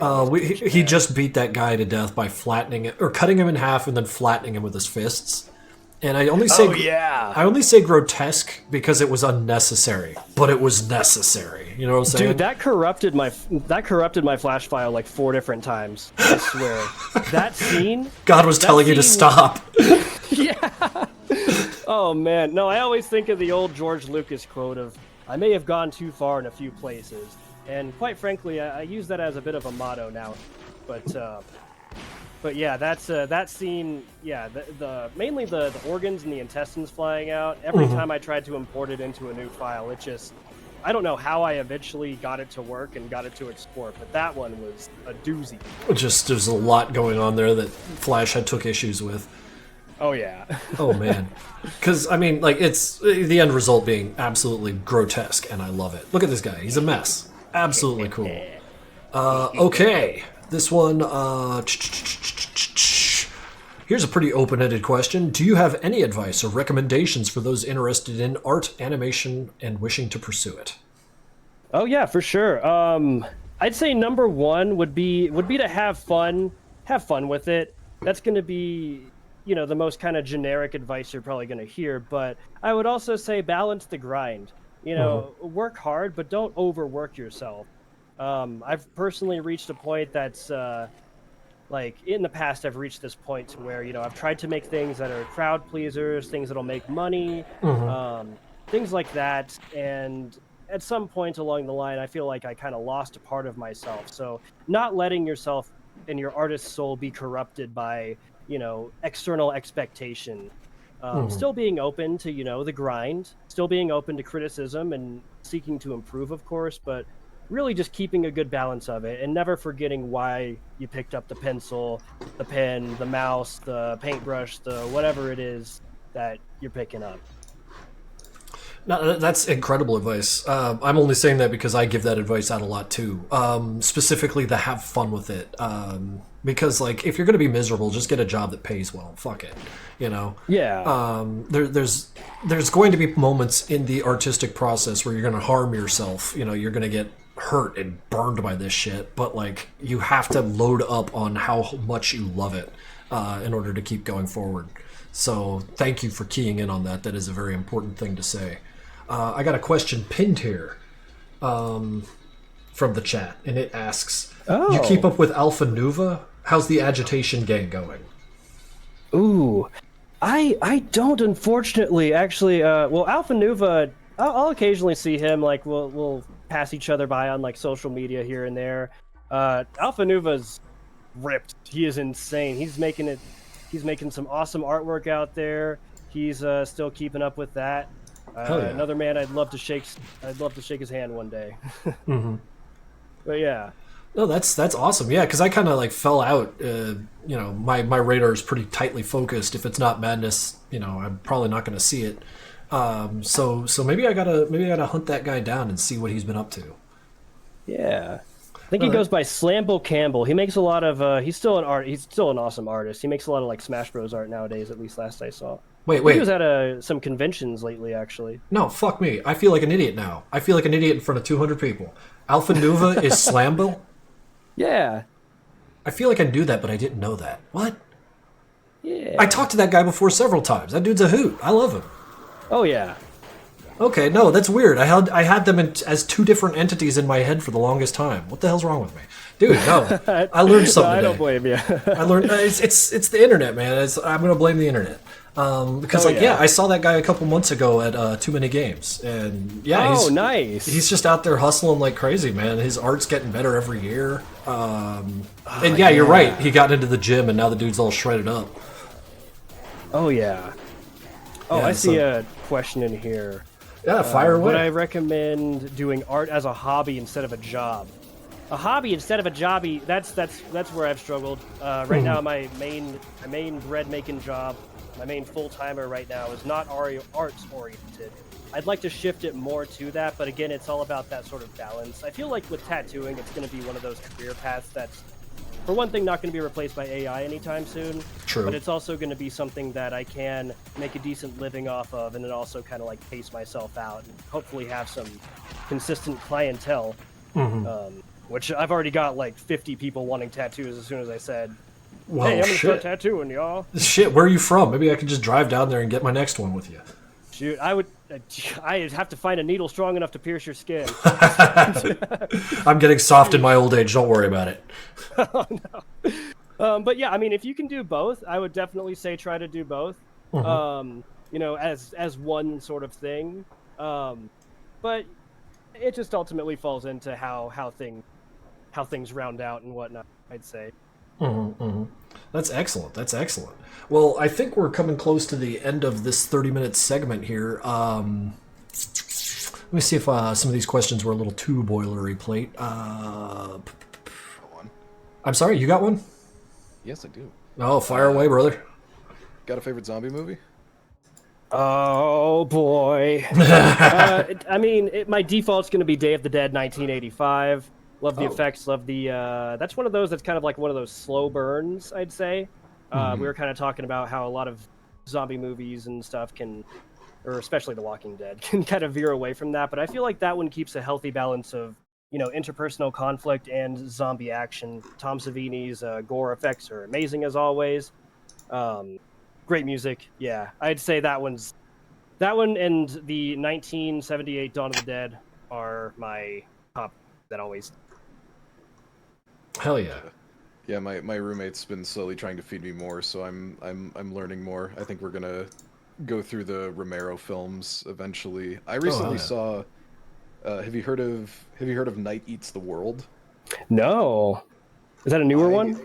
It is a newer one. I think it is from 2018. It's French. Oh, okay.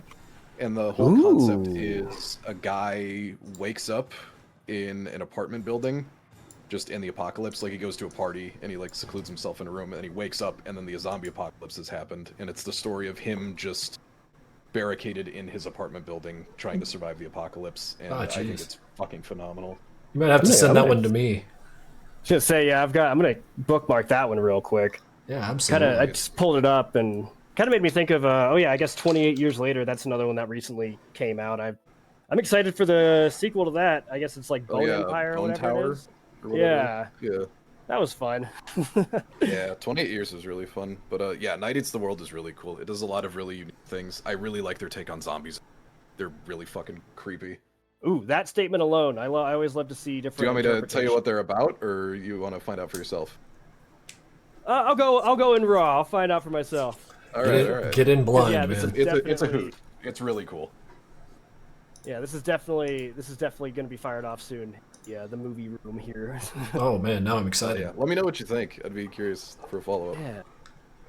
Oh, I see you got the Resident Evil 2 reanimated collab. Yes. I thought I'd put this on as we finish this up here.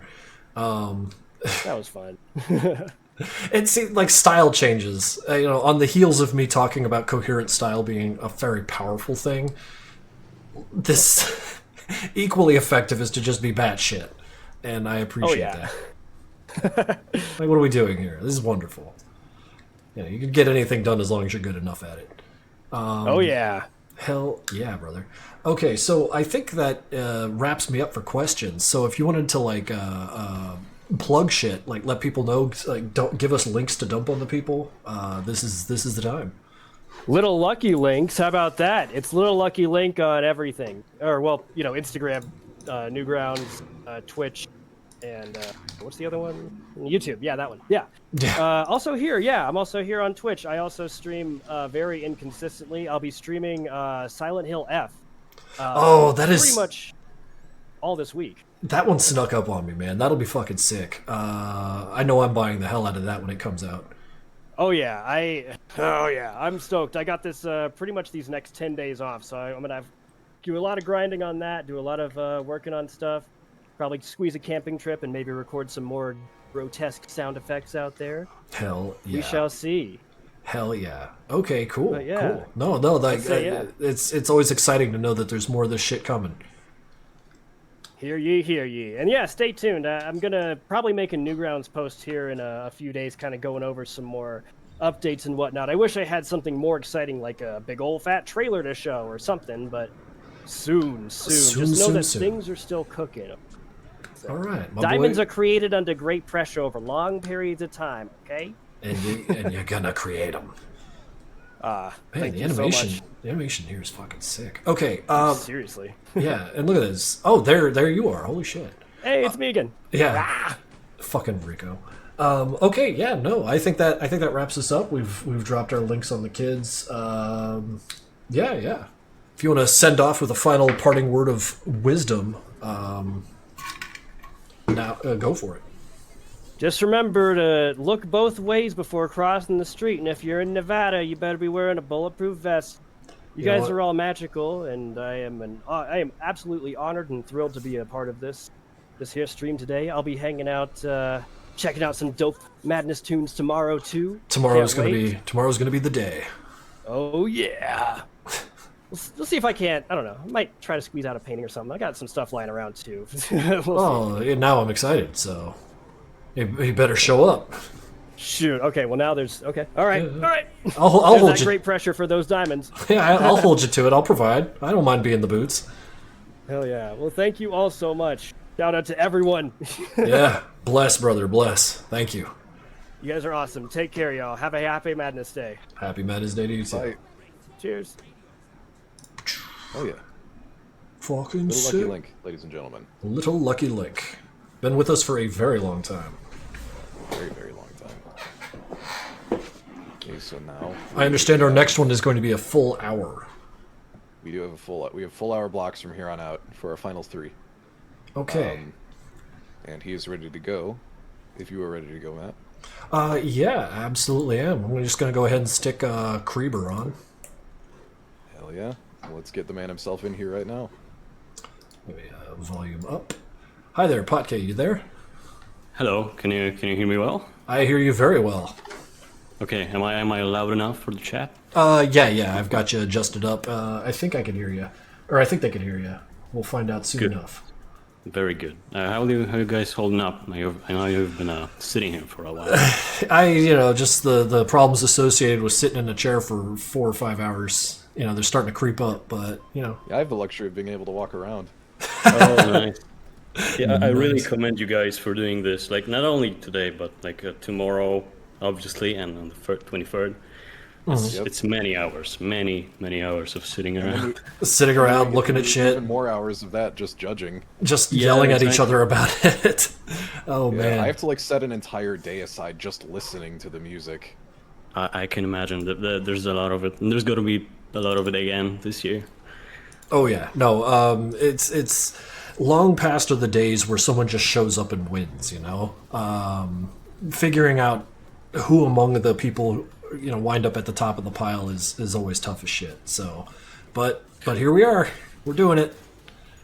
How are your guys even doing it? I can't imagine. A spreadsheet and lots of arguing. Oh, okay. Yeah, to get into our exact process, I don't know if we've ever gone into it, but we Not really. genuinely mark down every single entry. We give it a grade, and then we all convene on it, and then we sort out okay, which one's grade high enough to start arguing about, and then we argue for hours as to which one's better. Right, just right. narrow it down and go to round 5 or however long it takes to finally get a top. And then 5. naturally we can't agree on a lot of things out the gate. So we'll wind up with these entries that are just held by one person going damn it, I want this on the top 10. And then they'll hold on to it to the very end, screaming and yelling and banging it against stuff. No, you don't understand. Give it at 10th place. And then it's crazy that we argue about the top and then the bottom.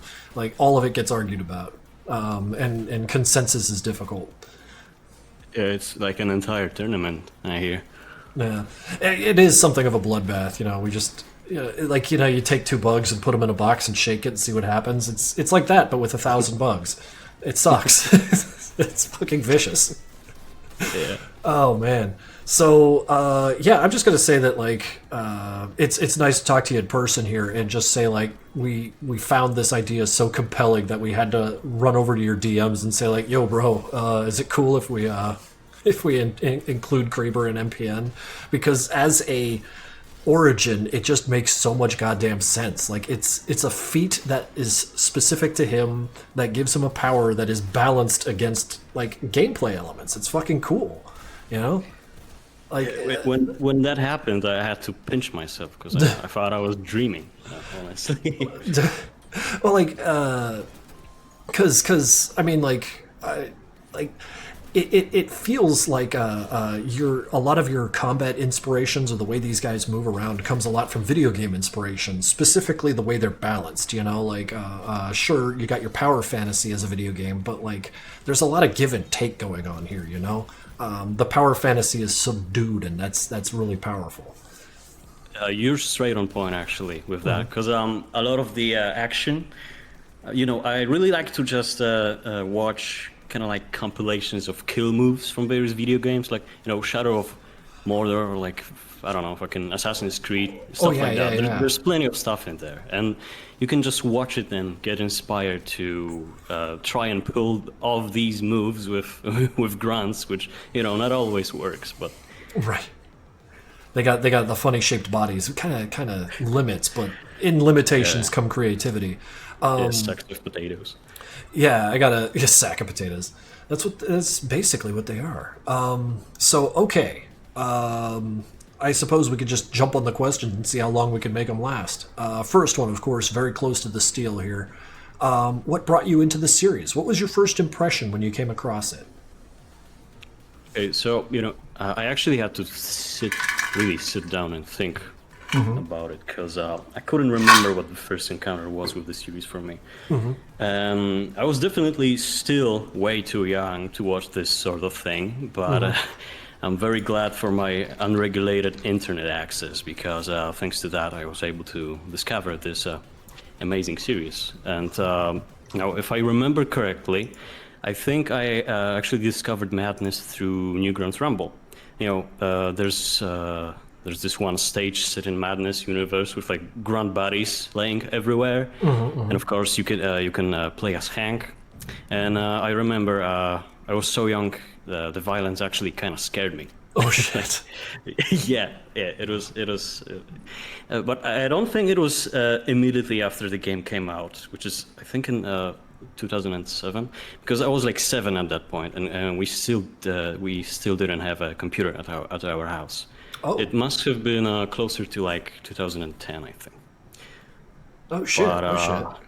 Okay, yeah. So like 2010 being when you first encountered this stuff out in the wild. Yeah, I think so, around that time. Okay, and then like you were just like, I have to get a computer, I have to make something now. Like, what like was it through Newgrounds? Was it through the culture of like the hey, we got to make stuff kind of thing, or? It was through. Oh shit! Hold on, somebody's calling me. I don't know why. Sorry about that. Okay. No, sorry. It was through Newgrounds, but I didn't it wasn't something like I had to make something for me, because it didn't happen way until 2020. That was when I first started actually making stuff.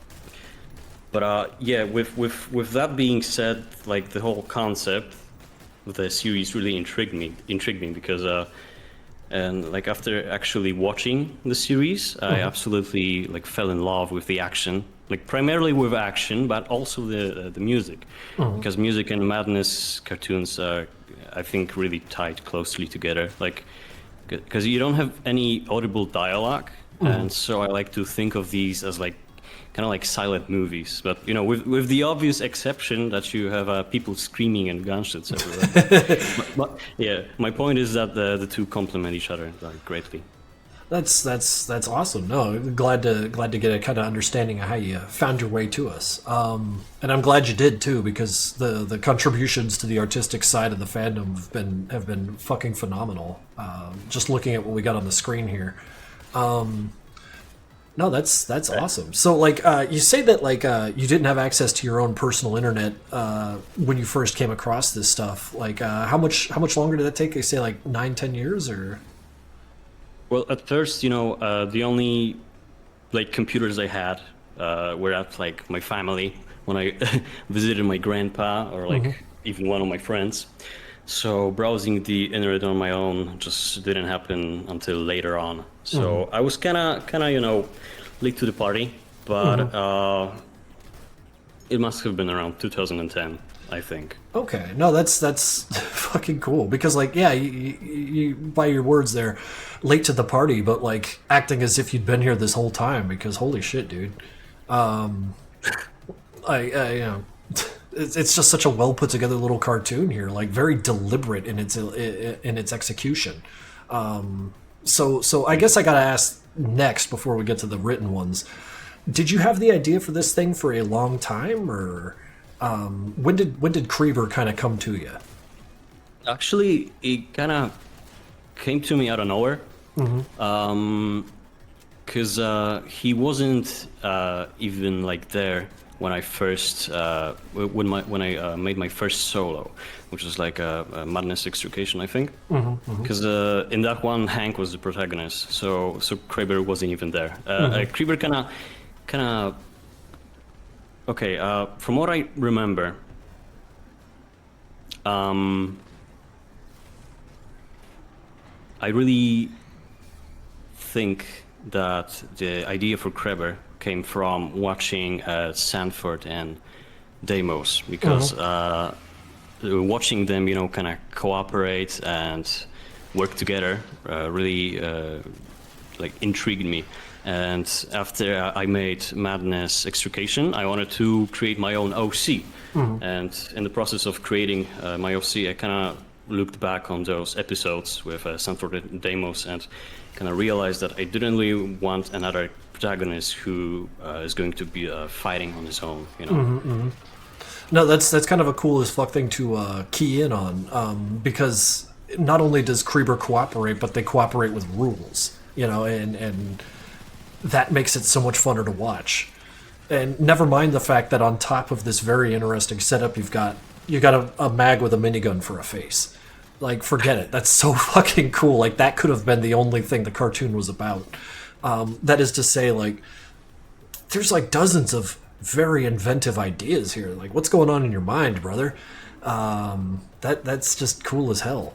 Because yeah, Sanford and Deimos have this unique kind of dynamic. No one's really friends, you know. So to have four people who cooperate and understand each other, that's just so fucking cool.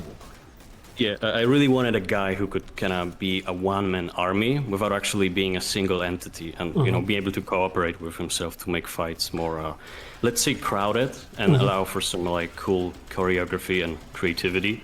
And I also really wanted to show the enemies as legitimate threats, and in order to do that, you either need to have your guy be badly damaged or like flat out get killed. So that's what I did. I killed Kraber over and over again. I actually remember seeing somewhere, I think it was the fan wiki, that Kraber holds the record for most deaths out of any OC, and it really cracked me up. No, that's fucking marvelous, because you really did kind of crack the code there. Like, how do you make a guy feel vulnerable without killing him? And your solution was kill him a lot. That's so fucking good, dude. And also going back to the Big Mac guy, Grindjaw, I fucking loved your guys' reaction to it when it happened. It was lovely. And, you know, at first, and thankfully, my team took me out of it. I wanted to give him like 4 swords for each arm and make him fight like kind of like General Grievous, but that was gonna be too much. I was gonna say, like, that might be flying too close to the sun. I'm not gonna tell you to stop, but I'm gonna be watching. Because like, man, that'd have been sick. It's just that's a difficult thing to animate on 2D, but man, but ultimately, just to further glaze, because that's what we're all about here today. There's a lot of like very informed decisions going on here. Are you trained? Did you go to school for this, or? Well, no, absolutely not. Before I made my first Madness Extrication, which was in 2020, because back when there was like pandemic and lockdown, I had to occupy myself somehow. Sure. So that's what I did. I started animating because I kind of wanted to start for some time now, and I thought that time was kind of perfect for it. And before making that solo, I basically made like maybe 6 super short tests in Flash to kind of just like get the general gist. And yeah, let me tell you, they were not good. Right. Well, I mean, learning the ropes. Yeah, exactly. And I was gonna say something else. Hold on. No, you're good. Oh god, I love that opening chamber on the shotgun. Yeah. Okay, let's just poke around a little more. Lothide music's always fucking great. That's true. I love Lothide. He's great. He's a blessing to me that he made the music for both Krabers. It's honestly fantastic. Fucking excellent. Okay, so next question here. How does it feel to know that your creation is a part of Madness Project Nexus? Yeah, so like I said, I had to pinch myself because I thought it was a dream. Like, when I got the message from Swain that you guys liked my guy so much, you wanted to put him in your game, I legitimately had a hard time believing it was true. And I had to read his mail like 4 times, and each time I got more and more excited. Like searching it for sarcasm or something? Like, no, Exactly. no. Yeah, it's like a fucking illusion in front of me. What? And it's truly a great honor that you guys did this. And I remember when I made a post about it, everyone came to congratulate me. It was super nice. A lot of nice folk showed up. I love this community, and also like thanks to this, you guys put me even more out there, and it was really nice to get more get that recognition. Like having my guy in the game. Was like the biggest and greatest piece of fan art I could ever receive, and I think I'm still a little flabbergasted from the whole thing. I appreciate that because, like, Yeah. I mean, yeah. How do you prepare for something like that? Yeah, and I did play Kraber on Arena, and it was extremely fun because I always enjoy like summoner classes in video games, Yes. like a necromancer from Diablo or something. And it just has like an army of hirelings that do your bidding, and Kraber is exactly that. You play the game by not playing the game. I love that shit. Yeah. It's got a lot of fun to it. Okay, sliding right along. Is there any secret lore that you could share about Project Kreber as a character? Who they are, how they came to be, all that. Okay, all right. So I actually wrote down some info so I don't forget. I got notes. I'm ready. Excellent. Okay, Excellent. so Kraber's name is a Latin word for numerous or many. And as far as lore goes, Kreber is supposed to be like a major breakthrough in cloning that came to be by complete accident. And he was created by a faction that is yet to be revealed. Oh, shit. It's gonna appear in the next part, and their base of operation is like deep within the bunker that Kraber enters at the end of part 2. And Kraber's main gimmick is obviously the ability to clone himself. And I've seen this question a lot because people were wondering whether each clone is like a separate entity or are they like a hive mind. And, it's a deeply philosophical question. Like, where is he? It's the latter, because he basically splits his consciousness into like empty bodies that he creates using the substance and the canisters embedded in the back. And the substance reads his genetic code and spits out a copy that he then inhabits with a part of his mind. And because of that, his combat effectiveness lowers the more clones he has present, or at least that's what I've tried to depict. And that was so super clear that's what me and Swain keyed in on. It's like, look, there's 4 of him, but he's not 4 times as powerful, and that's kind of extremely interesting. The diminished but still greater kind of power that he wields. As a result of this, it's not purely linear, and those rules are fun to follow and watch. What the fuck? Yeah. And what I can tell you about how he came to be, I already told you because it was Deimos and Soundford, right? Yeah. And for his visual design, my main inspiration was the Fleshbound from Killing Floor. If you play that game, specifically his chest that would change colors depending on whether like he's angry or even angrier. But I incorporated that idea to have like a visual indicator for Kraber because I thought it would guide the viewer in keeping track of the action. Because without it, I fear it would be too confusing. Yeah, and another inspiration was Bane from Batman because I really just truly adore characters that on the surface seem like stupid brutes that are all about muscles, but are actually really intelligent. Now Kraber is no scientist, but he does supposed to have a very high battle IQ because he has to use his powers in smart ways because there's supposed to be limits to them. He can't spew out clones endlessly because there's like a hard limit of 4. He strains his body a lot each time he does it, and then he's basically deteriorating. And he also has that weakness where, you know, injuries on clones transfer to fresh bodies if an injured clone makes them. That was a really cool the way you demonstrated that with the knife in the hand kind of bit there. Meaning he has to take very good care of that 4th one, whichever one that is. It was kind of like a Rubik's Cube for me. I wasn't sure how to depict it, but I'm glad it came through clear. Yeah, no, crystal clear. Very, very fucking cool. Jesus Christ. Sorry, I'm watching the things on the video. No, that's because like the fact that he's got like battle IQ to spare, you know, like he's very smart. It's just he can put that into other people, and no, I love it. I can talk endlessly about it. You know, I'm a fan.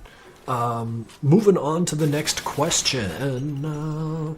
This one's coming from Iconic Neon Zero. Question for Podkey. What was the inspiration for the replication gas? It fits so nicely into Madness themes. I was wondering what spurred the idea.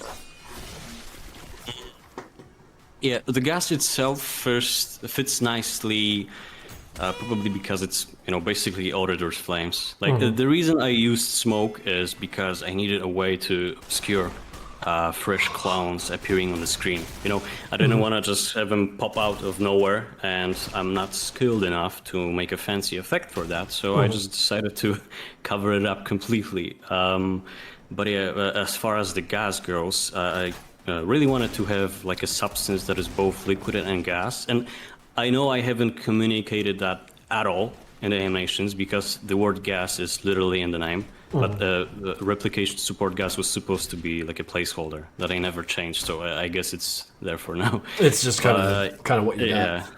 Yeah, but basically the substance is supposed to be in liquid form when stored in canisters and inside subject's body, and when in contact with kind of like the outside, it quickly evaporates into gas, and that's why you see Kraber coughing up red mist of smoke and stuff like that. Yeah, his breather is kind of kicking out real hard. Yeah. No, it was a cool effect, that's for sure. Let's see here. I got the MLP segment here. How has development been going in regards to Project Kraber? Yeah, like you mentioned a future project here. Like, how far along is that? So, yeah, I know the development is taking longer than anyone would want, and a lot of people ask me constantly about Part 3. I've given a couple of updates for what's been going on, and basically life got really busy, and you know, after submitting an entire solo 3rd time in a row for Madness Day, I badly needed a break, like for real. But for the status of the animation, I am officially back to working on it, and I've been doing backgrounds, and I think I've made 14 so far, and there's like 4 left that need to be made. And my team has been making concept art for the new faction, you know, assets for weapons, characters, and special effects, that sort of thing. I really want to go all out this time, because for the longest time, many assets I've used were taken from, you know, public files instead of like being my own. And I really wanted my team to have our own stuff. Yeah, no, that's freaking awesome. You could like work out so much more identity that way. You said you're like, what, only a couple scenes away from looking done, or? No, I'm only a couple of backgrounds before I can get to animating. So it's still a long ways. Gotcha. Away. I misunderstood, but no, thank you. No, I mean, these things are processes, and I've also noticed that getting all the backgrounds done first is such a helpful thing. It kind of takes some of the daunting out of it. I know how many rooms I have left on Experiment 2, and that helps me, you know? As opposed to like, okay, next room, do I finish it here or nah? And then, you know, the next 6 months of my life are kind of at the mercy of a whim, you know? Yeah, I really prefer to have like the backgrounds done and ready when I'm, you know, ready to animate in them. And because, you know, I'm not an artist, I can make a background just fine, but that's kind of about it. But thankfully, I now have like a, you know, group of talented individuals behind me who are helping me with that stuff. Hell yeah. So yeah, that's been a huge help. I mean, like, yeah. You say you're not an artist, but I'm looking at what you've done with the Project Creeper animations, and like, I think personally, what makes someone an artist is their ability to like see shit and notice it. And the thing that I saw with Creeper 2 is that the person who made this noticed shit. Like, they know what makes a cartoon very interesting. So, yeah, I'd argue with you there. You're a bit of an artist yourself, there, brother. Oh, thank you. I definitely think of myself as like the choreography guy. Like that's the main focus in my stuff because I enjoy it the most. But, yeah. Yeah, absolutely. Because like in the details, just coming back to the glazing on that fight with the chain gun guy, the way he was thrashing his arms around, and every time he would hit the ground, the bodies would get scooted around or knocked or crushed or whatever. Like, all that took effort and time, but you did it because you knew that we would see it, and that's the sauce, man. That's good shit. Yeah, I really like putting a lot of like small details into those scenes so that you can rewatch them many times. Yeah, and that I love that shit because like the action is such that you're not going to see it all on your first pass. That's the best kind of action. You gotta watch it twice. So yeah, you get something new, not each time, but for the first couple of times. Right. I mean, yeah. There's a shelf life on all this stuff, but yeah, exactly. You can just extend it, not Yeah, just kind of keep it fresh for longer. Next question. This one's another kind of basic one.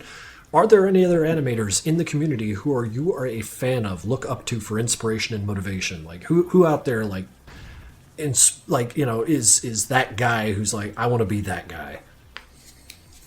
I mean, without a doubt, I'm kind of just like looking at him right now.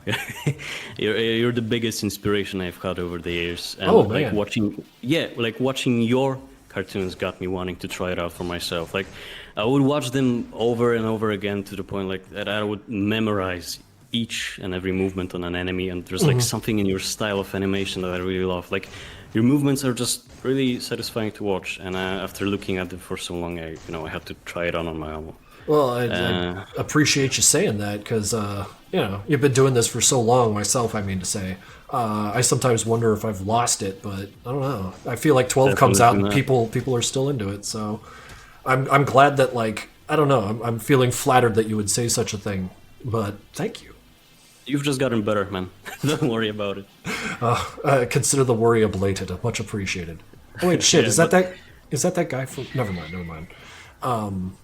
But another like great source of motivation, like, aren't actually animations, but rather like all talented musicians in the community. Like Shashar, Lo-Fi, like all these guys are very talented, and their music kept me company throughout the countless hours I spent staring at Flash and pressing F5 to add another frame.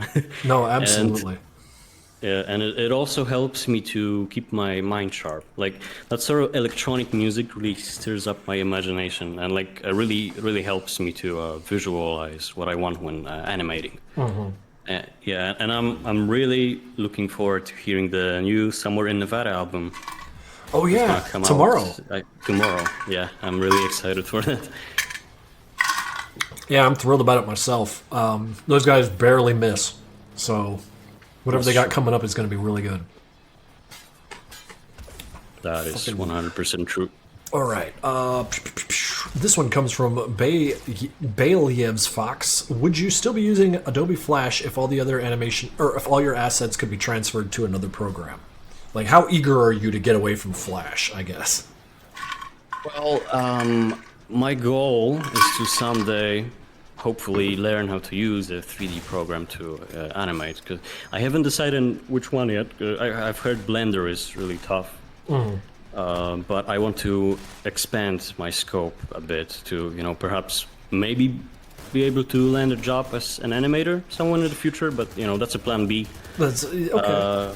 Yeah, but for that I really need to learn some additional software. But would I still be using Flash? Well, that I guess that depends whether I'd still be animating madness, because I think if I managed to learn 3D, I'd probably switch styles to something new, and definitely wouldn't be using the same assets I'm using right now. But I did really want to make 3D madness for a time after I watched the fucking teleport interference by Manticore. Oh my god.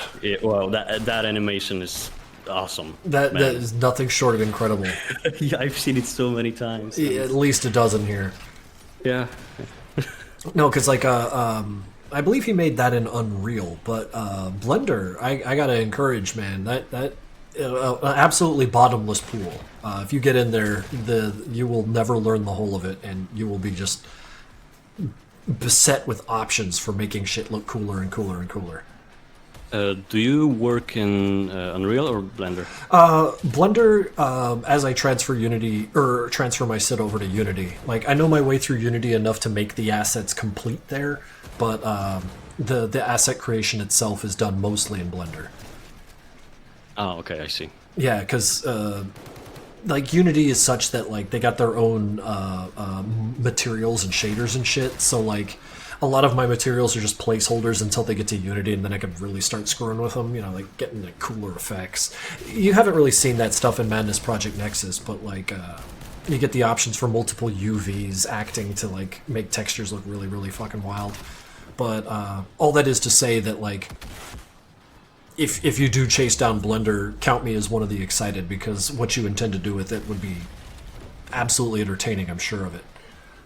Hell yeah. Yeah, I really wanted to incorporate 3D stuff somehow into my future project, because, like, for example, JSoul, I know he's been using 3D stuff, I think Blender, actually, to work and, like, kind of aid him in his background making. And, I don't know, I really just kind of find that stuff really awesome. Yeah, the mixed media stuff. The more I talk about it and think about it, the more I need to start considering it myself, because it's just so effective. Like, when it doesn't have to be off-putting and different and out there, you know? So, okay. No, that was a good answer. So, moving on to the next question. Oh, this is just the basic one we've been asking everybody. The Commander Boy asking you, how is life going in general for you? Oh, yeah, life has been good, thank you. I have a lovely girlfriend who is watching this right now. Oh. Hi, everybody say hi. Hello. And I'm currently on the last year of doing my master's degree. No shit, that's awesome. Yeah, I'm doing English philology because my plan A is to become a translator. And if not, then to at least, have that language proficiency to score a job in case I end up outside my country. Right. Multiple languages is always super helpful. Yeah. And currently I have enough time to work on Kraber, which makes me really happy, and I really can't complain. Hell yeah. No, that's heartwarming. I like to know that you're doing well. That's awesome. Thank you. Okay, moving right on. You have few submissions, yet still made an impact within the community. How long have you been animating? I think we touched on this one. Yeah, I said that I started in 2020 during the pandemic, and I'm really glad I did. And and actually that reminds me of what I wanted to say earlier about Madness Extrication. Like when I was first starting off, learning Flash was really hard because I couldn't find many tutorials and stuff I wanted to know. Like the first couple of scenes in Madness Extrication, I didn't even know how to move the VCam, so I moved the entire stage instead. Yeah, I didn't know how to do masking, add effects to sprites, and I was adding sounds inside the Flash file instead of using a different program.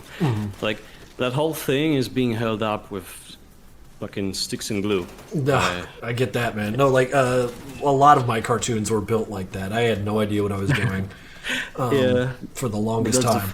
That's the fun of it and the challenge. Yeah. And I struggled with pacing too. I mean, I still kind of do, I think, at least. But yeah, I feel like I speedran my impact on the community. And I think extreme luck was on my side, that you guys notice me, because there's plenty of talent out there in the community, and That's like for sure. that still waits to be recognized. But also uploading on Madness Days helped significantly because it obviously brings a lot of traffic, and I mainly upload on those days. But I gotta tell you, okay, go ahead. Yeah. No. I was about to just hit you with a bunch of nothing, but no, it sounds like you got something. Yeah, I gotta tell you, like the main reason I upload on Madness Days is to see your reaction to my work, like live. I mean, one of my childhood heroes, seeing my work is fucking awesome, and I'm sure many members of the community feel the same way when they upload their creation. I'm glad I'm able to provide that, dude, for real. Because I mean, it's nothing without the community. So, Jesus Christ, Chainsaw Hank. God, I love this stuff. Let's see here. Red Wonder 9 asking the question. I hope it's fine, but this is for everyone that's going to be interviewed. Who is your favorite Madness Combat character? Wait, we know this one. Really? No. I feel like in the pre-interview when I was just asking you questions about nothing, you had mentioned Sanford and Demos' dichotomy. Oh yeah, that's true. But actually, I gotta say it's gotta be Doc. Doc. Yeah, because like the reason is that he's really different from others in the way he fights. You know, I loved watching Dissenter because of how smart the action was. Like his moves are really, calculated, and he uses various gadgets to kind of help himself out because he's not, maybe as capable of a fighter as, for example, Hank. And I really adore that. And actually, Doc was, it's probably pretty obvious, but he was the main inspiration for Enigma, that orange soul, that sniper guy from Kraber. I also wanted to have like a guy who needs to, outsmart his enemies instead of taking them kind of head on. Yeah. Yeah, no, I definitely appreciate that, and it's a reminder that I need to make myself some more Doc-related lore. That's for absolute sure. So, okay, cool. Next question's coming from 2412, 4D, bunch of letters and numbers. How and in what direction do you see the community developing? What should modern animators strive for?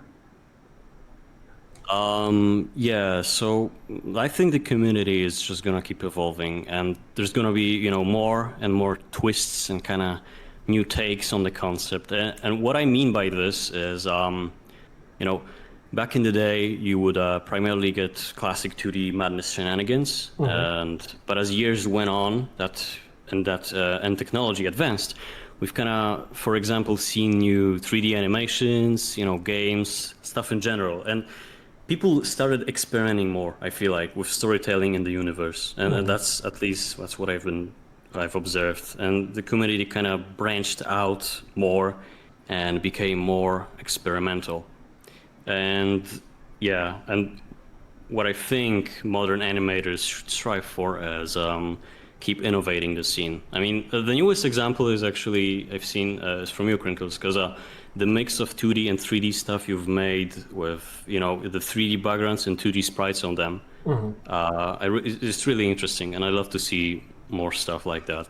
Yeah, I'm very happy that it turned out as well as it did. And I think honestly, I feel like I was pushed by all the experimenting everyone else is doing. Like, it's fun and good to hang out in 2D, but like, get some other programs involved in it. Don't be afraid, right? Yeah, exactly. But I also think that people should always, remember the core values of Madness, which is kick-ass choreography, the coolness factor, and like the absolutely no point for the violence needed. No point needed. Just ignore the point. Just get in there. That's like, we're here for the violence. Don't forget that. Exactly. Get in there. Yeah, get in there. You'll tell a story afterwards. Don't worry. It's gonna happen. It's gonna happen. You can tell the story in the description, man. Right, yeah. It doesn't even really need it shown. There was a guy, he wanted to kill some people. Who cares? Let's go. Just attach like a doc file in the a doc file. Make it hard for people to get the lore. Yeah, long ago. Yeah, it's like this huge fucking text file with just this long, longer to read than to watch the cartoon, of course. You're like, what?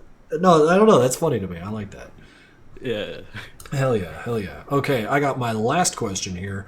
Do you have any advice or recommendations for those interested in making animations? Okay. The main and most important thing I can tell you is not to push yourself. Yeah, like you should animate for yourself and because you enjoy it. Like when when you stop treating it like a hobby and more like a job, then you're just gonna burn yourself out in no time. That is unless you really do have a job as an animator, in which case I envy you. But yeah, you really need patience for this sort of stuff. That's for sure. And you should, but you should never like. What else? Compare yourself to others, or maybe feel bad if you use like a public sprite if you can make one yourself. Obviously, learning how to do that is good, but don't beat yourself down if you cut some corners, especially when you're first starting out. Yeah, no, because you were talking about like kind of the job prospects you have in front of yourself. I guess just to elaborate on that don't push yourself notion too far thing is, whatever job you get, do you kind of keep in part in your mind like, hey, I got to have a few hours at home to like pursue my artistic interests, or is that something you don't consider when looking for a job? I definitely value my own time that I can spend on hobbies, mainly animating. And that's definitely something I'd like to pursue further on. And I'm kind of, hoping that with time, I'll be able to, teach myself all this stuff and build enough of an impressive portfolio that I could potentially one day land a job somewhere. I mean, yeah, it's definitely not impossible. But like, yeah, I was just thinking like, it's just kind of like an interesting way to kind of like compartmentalize all the massive work you do in your free time, like in addition to whatever job you might have. It reminds me of the college days where I had a million things to do, as well as animating, and to know that people are doing that today, but like even better is, I don't know, it's kind of cool to see. Yeah, it's been mainly college for me because I really want to just get that done, right, out of the way. Since yeah, really sooner the better. You mentioned a master's degree, and I think I forgot to even ask, what are you studying? Yeah, I said I study English philology. That's right. I apologize. Yeah. No worries. Yeah, very small brain here. No, that's cool as hell. I don't, you've been sitting here for so many hours listening to people. I don't, blame you. My brain turns to soup, man. It's getting tough. Yeah, there's too much information at once. I need to start taking notes. But no, that's fucking awesome here. I suppose at this point we could start considering questions from the chat if you were so compelled. Sure. And I also wanted to... go. Yeah. Well, I was about to ask you, Madness Incursion, this was 100% animated by you? Yeah, 100%. Oh my god, this is no. I like to see where people came from, yeah. Because like you mentioned choreography being an important thing, and even if the animation itself might feel rough, like all the ideas are there and they're doing well. You got a chase going on here. You got Hank juking someone into a little friendly fire. That stuff is just like, that's the stuff that makes our brains like tickle and fucking. We love that, Yeah, one thing I still adore about this animation is how you can observe the kind of like progress I've been going through. Like each scene is getting maybe just a tad bit smoother and faster with the choreography, and yeah, I could just like feel the progress going. Right. I try to maybe experiment with like different angles, like I did just now. Even if just for a little bit, just try to learn things and test the grounds. Well, because like I mean, as someone who gets into this stuff, you know what you like to see. So like that stuff just kind of natively comes out, and then it turns out we like to see it too. And as a great communicator, I find art to be very effective at that. Even if the statement is nothing more than, "Hey, wouldn't it be cool if?" and then this shit happens, because it is cool. Like. And it's the details that make it cool. And I think I've said that 1,000 times, but god damn, it's so cool. I'm seeing a lot of Russian in the chat. I don't know how to ask those questions. Yeah, I'm not Russian. I don't know. Yeah, the chat sometimes just does this. Man Without a Plan coming in with a very pointed question. What are the chances of Creeper 3 being a Madness 2026 release? Oh man, I really wish, but that really depends on whether me and my team get all the assets done soon enough. If we do, and I start animating within this year, well, maybe, but then again, part 3 is supposed to be like the longest one I made. I'm kind of maybe aiming for 15 minutes, so it's 15 minutes in 1 year. It's That's a big ask, even with a team. Yeah, exactly. So don't get your hopes up. Sorry. No, I could absolutely appreciate that. I most certainly am not releasing Madness 13 until, I don't know, 2027. So I get that. Take your time with it. Yeah, there's no need to rush. If you rush, the stuff is just gonna come out worse. Well, I mean, like, and that's kind of how it is with like these most recent iterations of a series. Like, they expect it to be better. They expect it to be, bringing in some new elements and shit. And with 13, it's going to be the last one for Hank's arc, so I have to be very careful about how I handle that. So, do you feel like any sort of nervousness about you when you approach 3, now that people are, like, watching you? I'm very nervous, because, there's, now there's expectations. Like, with Madness Incursion there's no expectation, because, you're just some schmuck starting out. Just having fun out there, yeah. Yeah, and now maybe you really need to step up your game with each iteration. Maybe there's gotta be some improvement people might expect from you, and the bar you've set previously for yourself, you don't really want to go beneath that. Not if you can help it, right? Yeah, just keep on trucking, keep being even better. Keep escalating, man. Because I know you could do it, man. It feels like you're at the very start of your journey, and what a strong start that is. So. If for nothing else, I'm definitely going to be watching your artistic journey on that merit alone. You don't know how much motivation that gives me, honestly. Well, I hope not to inspire fear into you, because like sometimes when people tell me they're watching me, I'm just like, please don't observe me. I'll come by in 2 years and drop something. It's cool. But I mean, don't hold me at gunpoint. I mean, I talk a lot of shit, but I also stream every week, so maybe I'm not as shy as I used to be. Yeah, I think you're doing good with that stuff. Like, well, especially since cartoons take ages to come out. I feel like it's prudent to like stick my head out there and go like, "Hey guys, look at what I'm doing now," like as opposed to just vanishing for a few years.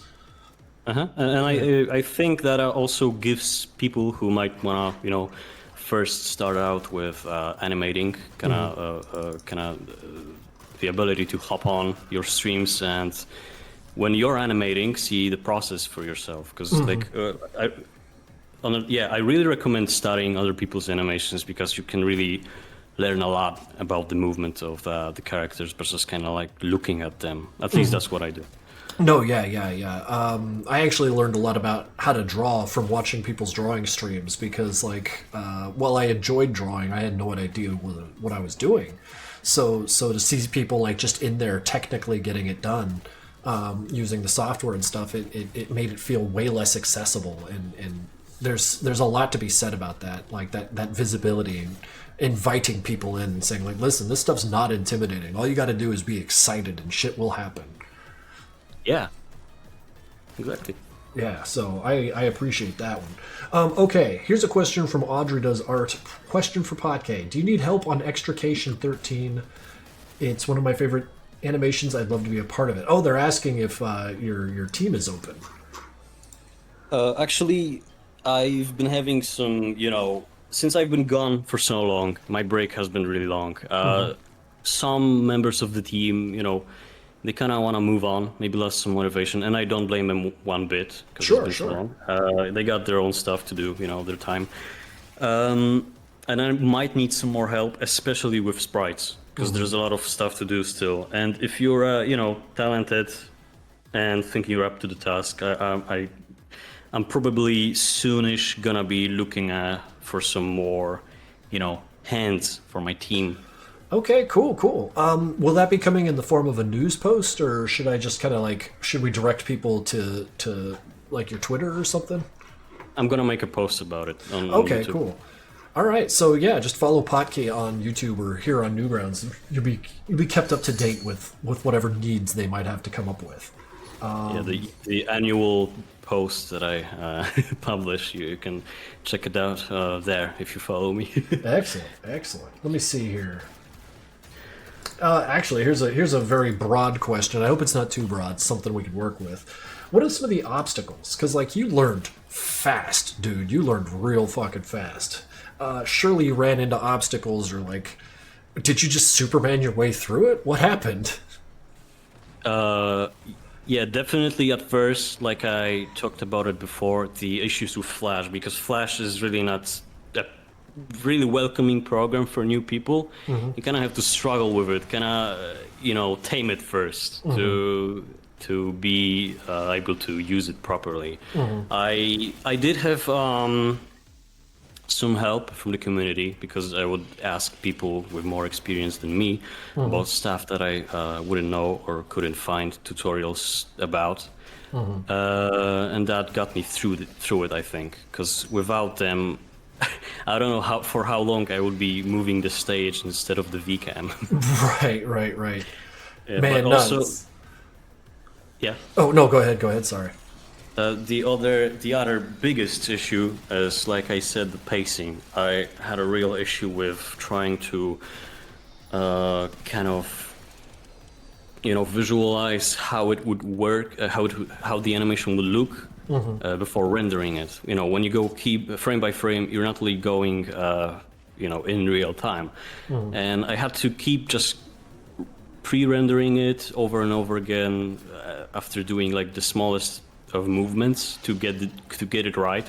Now I can go on with like creating an entire action of a character without rendering it, and then after I render it, I go, yeah, that looks good. I don't have to redo it. But I used to redo my stuff a lot. I there were at points I would do like a movement or a character like 10 times before my brain just went, okay, this is right. This is it, yeah.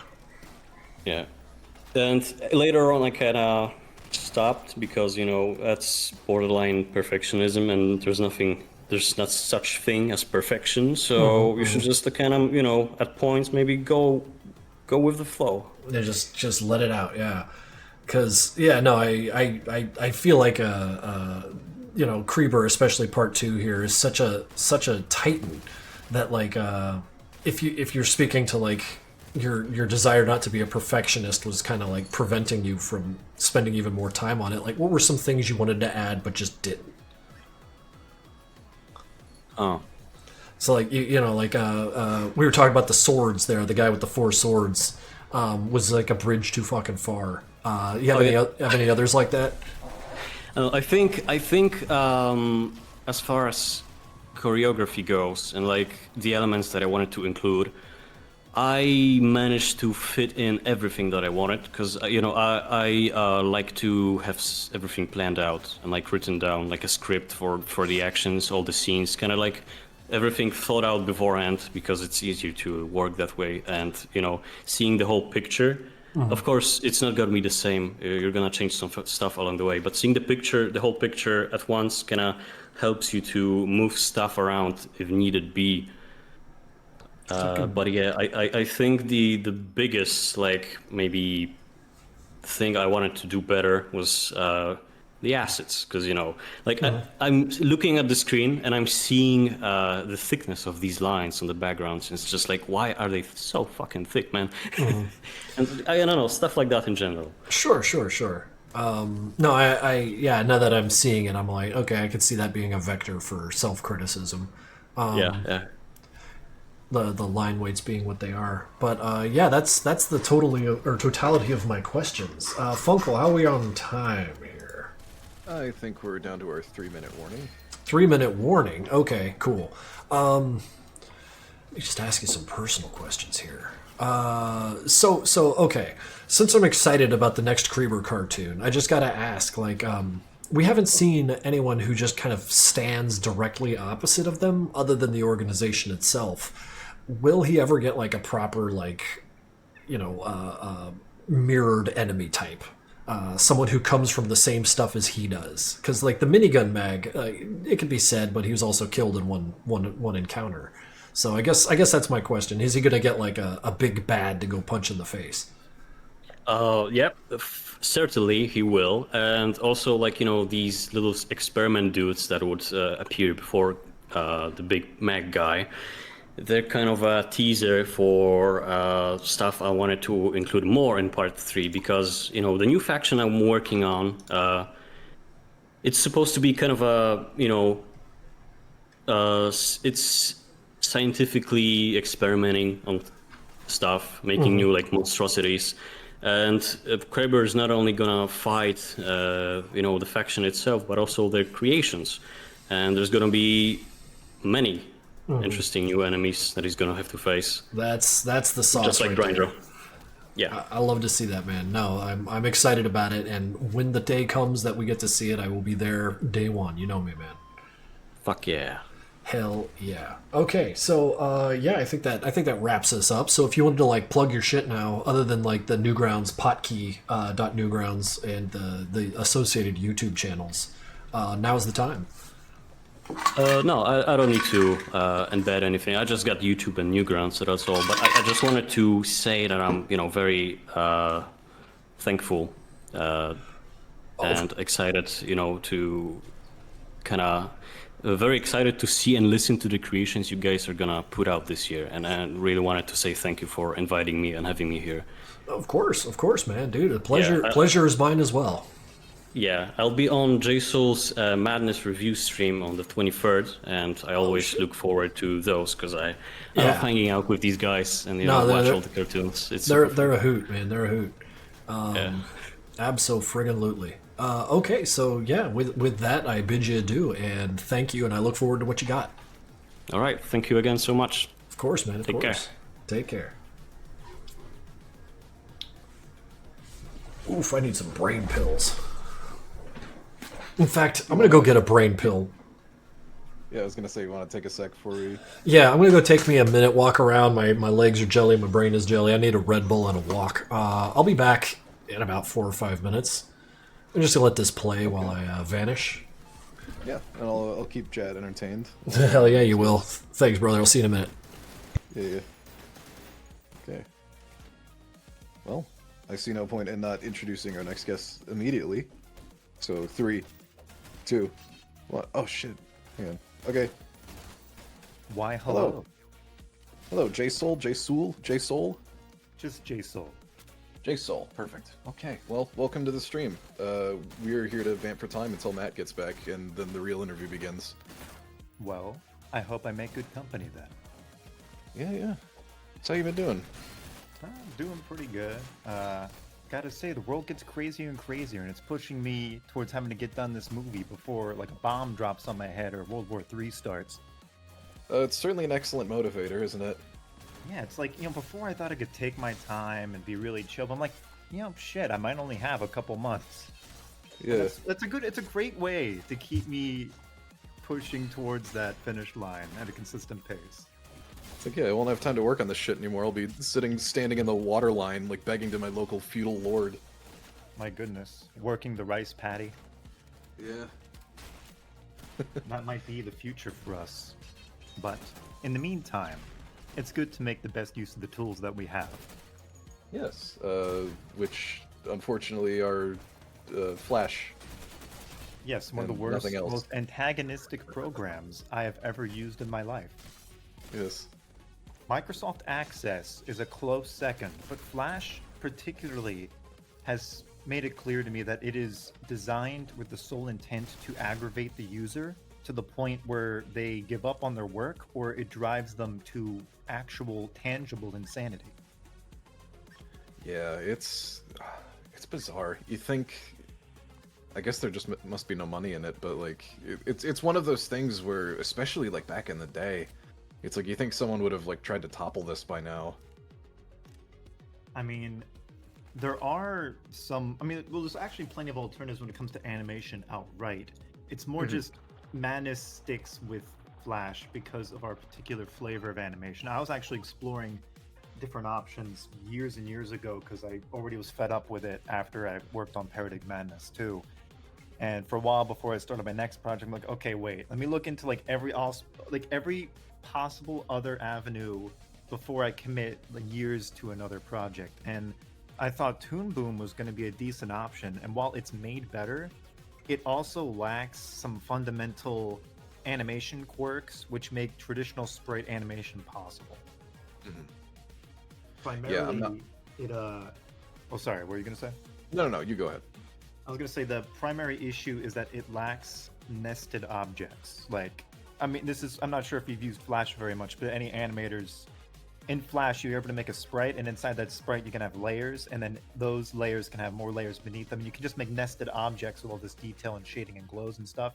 Toon Boom can't do that traditionally. Like, you can't have nested objects with shading layers and stuff. It's more meant for traditional 2D hand-drawn animation or tween animation. Right. Yeah, that was I'm not an animator and I've never touched it myself, but from what I understand, from what I've heard over the years, Flash is just simply the best to do specifically what we're trying to do with Madness for little reasons, like what you just said with having nested sprites.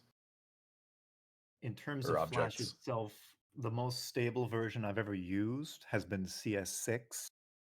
Any newer version of Animate is increasingly infuriating. I would say CS6 has crashed the least. Animate 2022 crashed the most, and 2024 has the most awkward or outright agonizing design decisions. Mm. It's more like you're picking your poison. Well, Hefe is back. I'm curious to get his input on this one, especially. Wait, what was the question? Favorite version of... We were talking about the various versions of Flash and Animate over the years, and is there any one in particular that you are like, man, that's my go-to, or... I had fond memories of CS3 or 6. I can't remember which. CS6 is the most stable, and I do need to apologize first and foremost. You may hear my roosters crowing in the background. Very good. We'll know that that's normal. Also, what's up, Jay Sewell? How you doing? Yeah. Well, I'm doing fantastic. I mean, Fuck you yeah. know, world's getting crazier, and I'm still plucking away at my big feature film, and I'm hoping to get that done before I'm reduced to a nuke shadow. Mm-hmm. That would be nice. That would be nice to get that done before, to get your legacy out there, as it were. Oh, totally. I mean, I know I've done a lot of good so far, but I feel like I can't really be at peace until I do my final part for this community. Well, I'm excited for it, as we all are. That's for absolutely sure. So, the continued dedication, man, I appreciate that. Let's see here. Making sure I'm pulling up the cool shit here. Movies. Let's just watch something of yours. Maxification 1? Nah. How about... Oh, sure thing. That's great. How about yeah, sure. No, that was just... Maxification 1 was really funny, and it has a great story attached to it. It's friggin' excellent. And that's commencement. That's not Max 1. You can't trick me. Well, where was Max 1? Did I just jump to this one? First upload in 2016. Oh, him. Minute and a half. Okay. So yeah, go ahead and introduce yourself, or did you already do that and I'm just late and I'm bringing my problems with me? I just answered a couple questions, basically. I'm Jay Soul. Mm-hmm. I'm really fond of making Madness cartoons because I got such little else to do with my time besides trying to survive the day-to-day. Yeah, I'm trying to work on this massive, comprehensive community film which integrates as much as possible from the fandom from over the years, from like the early Degener days all the way to like the Neo Madness stuff. And we've got about 36 minutes of footage under the belt on the film so far. Jesus. And we're reaching the last quarter, but it's the last quarter is when things get the most intense, and it is also going to be time consuming. But as of right now, I'm looking at a very confident 2027 release date for Maxification 2. If nothing else crazy goes wrong, like I get conscripted or I get some Bitcoin assassins sent after me. Right. That would be unfavorable to your project. You still working with Degener? I actually never worked directly with him very much, but I do think he's a very fun guy. I personally love him. He was a massive inspiration to me starting out with his like specifically with his character design, with like the robotic guys and all the plated armor. Yes. He, Yes. for the longest time, was carrying the torch in the community during the kind of like lull of content between like the Alpha Nuva, Rebooting the Madness Golden Age, and then around the resurgence in the 2020-ish. Yeah, actually, his participation within the fandom cannot be overstated. It just like having watched and like he's still making music. The dude he has it in his blood, man. Yeah, he's a hard worker, and he's certainly a favorite person of mine. Yeah. You know something really funny about this intro? What we got? This was not meant to be the intro. This is meant to be the rough storyboard for the intro. But then the guy who was supposed to make the intro had his house burned down. Oh. Well, that changes things. It certainly does. So in case you're wondering why it looks kind of weird and some objects are a lot more detailed than others, that's why. Always was working on this primarily, but then it was supposed to be finished by myself, Jackson, and a couple of others. But a wrench got thrown into that when his house burnt down while we're working on the movie, and I also need to finish his scenes for him. So that's why midway through Jackson's character is the guy with the big 70s hair and the sunglasses and the revolver. Right. I had to finish the latter half of his scenes because he lost all of his files. All of it was, that is tragic. I mean, never mind all the other problems that come with such a thing happening. Losing your data, what a pain in the ass. Yeah, I think losing the collab part was the worst thing to happen out of his house burning down. Yeah, you could buy new That's furniture. a joke, obviously, Jesus. Well, yeah, we're just joking around, but the fact is, you could buy another couch. You can't buy this, you know? Well, I wouldn't say that Paradigm Madness 2 is the peak of madness, but I a mean, lot of work went into it. I guess I mean to say the sentiment of it. We will get to the peaky stuff in time. Oh, yeah, I know there is one question that was given to me about the development of Paradigm 2 and what happened with that, and that's going to be such a delicious can of worms. Oh man, should we save that one for a minute? Totally, yeah. Yeah, well, let's burn through some boilerplates. It sounds to me like we're gonna have no problem filling this hour. So here's the very first question everyone gets. What brought you into the series? What was your first impression upon coming across it? Well, I would say I actually came across Madness in middle school when I was in the school library going around Newgrounds, and my first cartoon I saw, I believe, was Madness 7.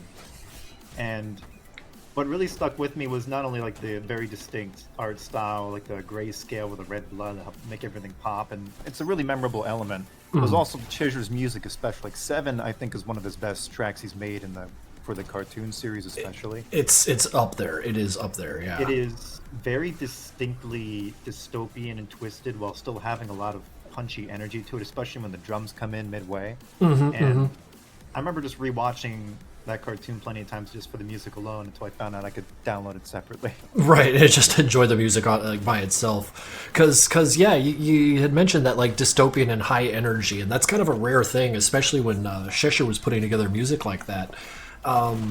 It's become a little more popular these days with things like Warhammer getting into more prominence. The very notion that you can have a grimdark world, but have some damn fun with it. You know, it doesn't have to be some fun. Have a lot of punch and some bite and some teeth, while not making it just overbearing to the point where it's depressing. Right. Because maybe a depressing story isn't what we want to tell. We want to just tell action inside of the frame of this really ridiculously miserable world we were creating here. Well, I mean, yeah, to be honest, Warhammer's not popular because of all the hive worlds of people eating repurposed animal feces. It's popular because Space Marines, giant tanks, space battles bigger than Manhattan. Right. And the whole thing, of course, is just insane.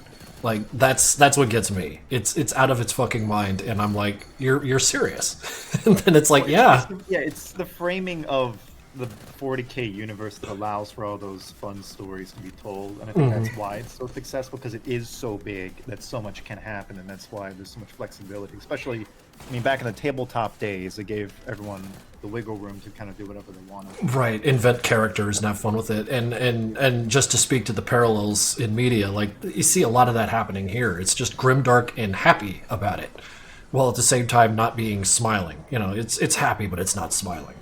And you gotta be on the edge. Yeah, you gotta kind of ride the edge of the knife with that. Yeah, and as a result, people just kind of find themselves compelled by the various worlds we create and insert themselves and create their own damn worlds. It's so fucking cool. I love seeing that yes and kind of energy, you know. Yeah, and with Madness, I mean, it kind of like struck my imagination because it seemed like there's a lot more to the world that we never really got explained, and that sense of mystery is kind of like kept me hooked on to finding out how exactly everything turned out the way it did, why everything works the way it does. Yeah. It's just my I love that manner of storytelling where you establish rules underneath and then just have people following them. So you're not seeing the rules; you're just seeing people living in a world of the rules. And you know, the human mind tries to work it out. What are the rules? What's going on here? Because they're there and I see them, but I'm not feeling them as well as I could. And that gets the mind going, you know, because we got to solve that problem. And everyone seems to do that, and it's so fucking cool. Like this right here. What the hell am I looking at? Awesome, you know. It makes sense. It makes sense. Yeah. Sorry, I didn't mean to run you over there. Go ahead. I don't want to interrupt you, but it's just the whole motif of the markings on the wall. That was a trend that was supposed to carry through the whole collab, where the eye monster Cyclops guys are part of some like eldritch cult, and they summon their own demons into the world by using these spiral engravings. Well, shit. God, I love to see that. And the thing is, like, I didn't need to know that to enjoy that, but now that I know that, I'm enjoying it more. There's a lot of content in Parody 2. They either got cut or mixed around. Oh, yeah? That's just one of the fun parts about it. Very chaotic. Were there any plot points that you had to remove for clarity? To clarify the progression of things, I actually made a map, like an actual like horizontal map layout of where each of the events in the collab took place and which animators were supposed to be where. And by the time we actually got to our last group of animators, I had to remake that map at least like half a dozen times. I believe it, man. I believe it. That sounds involved, man. Oh god, that's fascinating. It was a pain in the ass for sure. I mean, the biggest issue was when you'd have someone committed to completing one of the main beats of the story, and then they decide, yeah, I guess I'm just done with Flash. Bye, guys. Oh, like, no. Shit. That happened more than once. Right. Was, like in the end credits of Parody 2, I list most of them, and they got some really funny reasons. Yeah, like, so what do you do in a situation like that where someone has half a scene and then they just peace out? Like, do you just take the scene and... Happened, most of the beginning of the collab was that. Like, it starts with the Zemort 99, I believe, and then he bailed and never went into Madness ever again. And then Zapchon came in, and then Alwez came in, and they like did some patchwork, and Zapchon and... Well, Alwez animated the beginning part, Zemort's was in the middle, and then Zapchon finished his scenes in the latter half. So it mostly came into other people jumping in to my fucking rescue and contributing their own great talent to make sure we can even get this out the door in the first place. Well, I'm fucking glad that the trials and tribulations weren't too much. God, that's so fucking cool. They drove you to the brink of sanity. You know, I would stare up to the ceiling at night, my eyes wide as saucers. I mean, you got your sanity for free, so what does losing it really do for you? I mean, that's what I tell myself. Well, yeah, if you want to be a good Madness animator, you kind of have to become a part of the darkness. Yeah, just let yourself get a little crazy. Staring into the abyss is not enough. You need to dive in head first. You can roll around and lay it over yourself while you lay in a bathtub filled with it. Like, that reminds me of the scene from the new Dune when the Baron's in the black bathtub full of goo. Oh, I need to see that. I need to actually make the goddamn time for that movie. Oh, no, they're great. Man, one of these days. Probably soon. Yeah, Parody 2. I mean, in terms of the story beats, it was going to spend a lot more time in the section which takes place around where Rebooting the Madness did near the end. Yeah. But we lost like 3 animators who were supposed to work on that. Creepa, Eshio, and then like one other guy. And so it ended up ending with the frame-by-frame sequence that I worked on with Kree and SM28 to finish at the 11th hour. Oh, shit. I like that guy's music. Actually, and that all turned out pretty well, actually. I mean, all things considered, it's a miracle this thing even got finished. Oh yeah, here's the scene. So I did all the backgrounds here. Okay. Jackson animated this scene here, and then everything past this to Miki's part is animated by me. Okay, so this is you on deck. Yeah. So while he was in the middle of working on this one, that's when his house burnt down. No. And I just find that just the insanity of that I find to be very amusing. Well, I mean, The like, fact that- there is a giggle to be had at, like, you know, the world just doing weird shit to us. Well, because at that point I already had like so many people bailing from the project and like constant technical issues and crashes, and then on top of that, it feels like the universe is like, oh, what's that, J Soul? You're still getting work done? Well, try this on for size. We're gonna burn down one of your animators' houses. It felt like the next step was going to be having a briefcase placed under my car that explodes as soon as I start the engine. Right. You just need, like, a more clear statement that God doesn't want you to finish this. Well, too bad. I got it done anyway. Got it done. Take that. Yeah. Oh, we had man. we have Zapchan in the chat who piped up and was asking you to talk about how long you were up in the final hours of the collab. Oh my god. Yeah, this sounds like a story. I figure we might as well, since we're already on the topic, go into that and also just like the broader development hell that the project went through. Yeah, I mean, this can of worms is all over the table now, man. Let's chase it down. Yeah.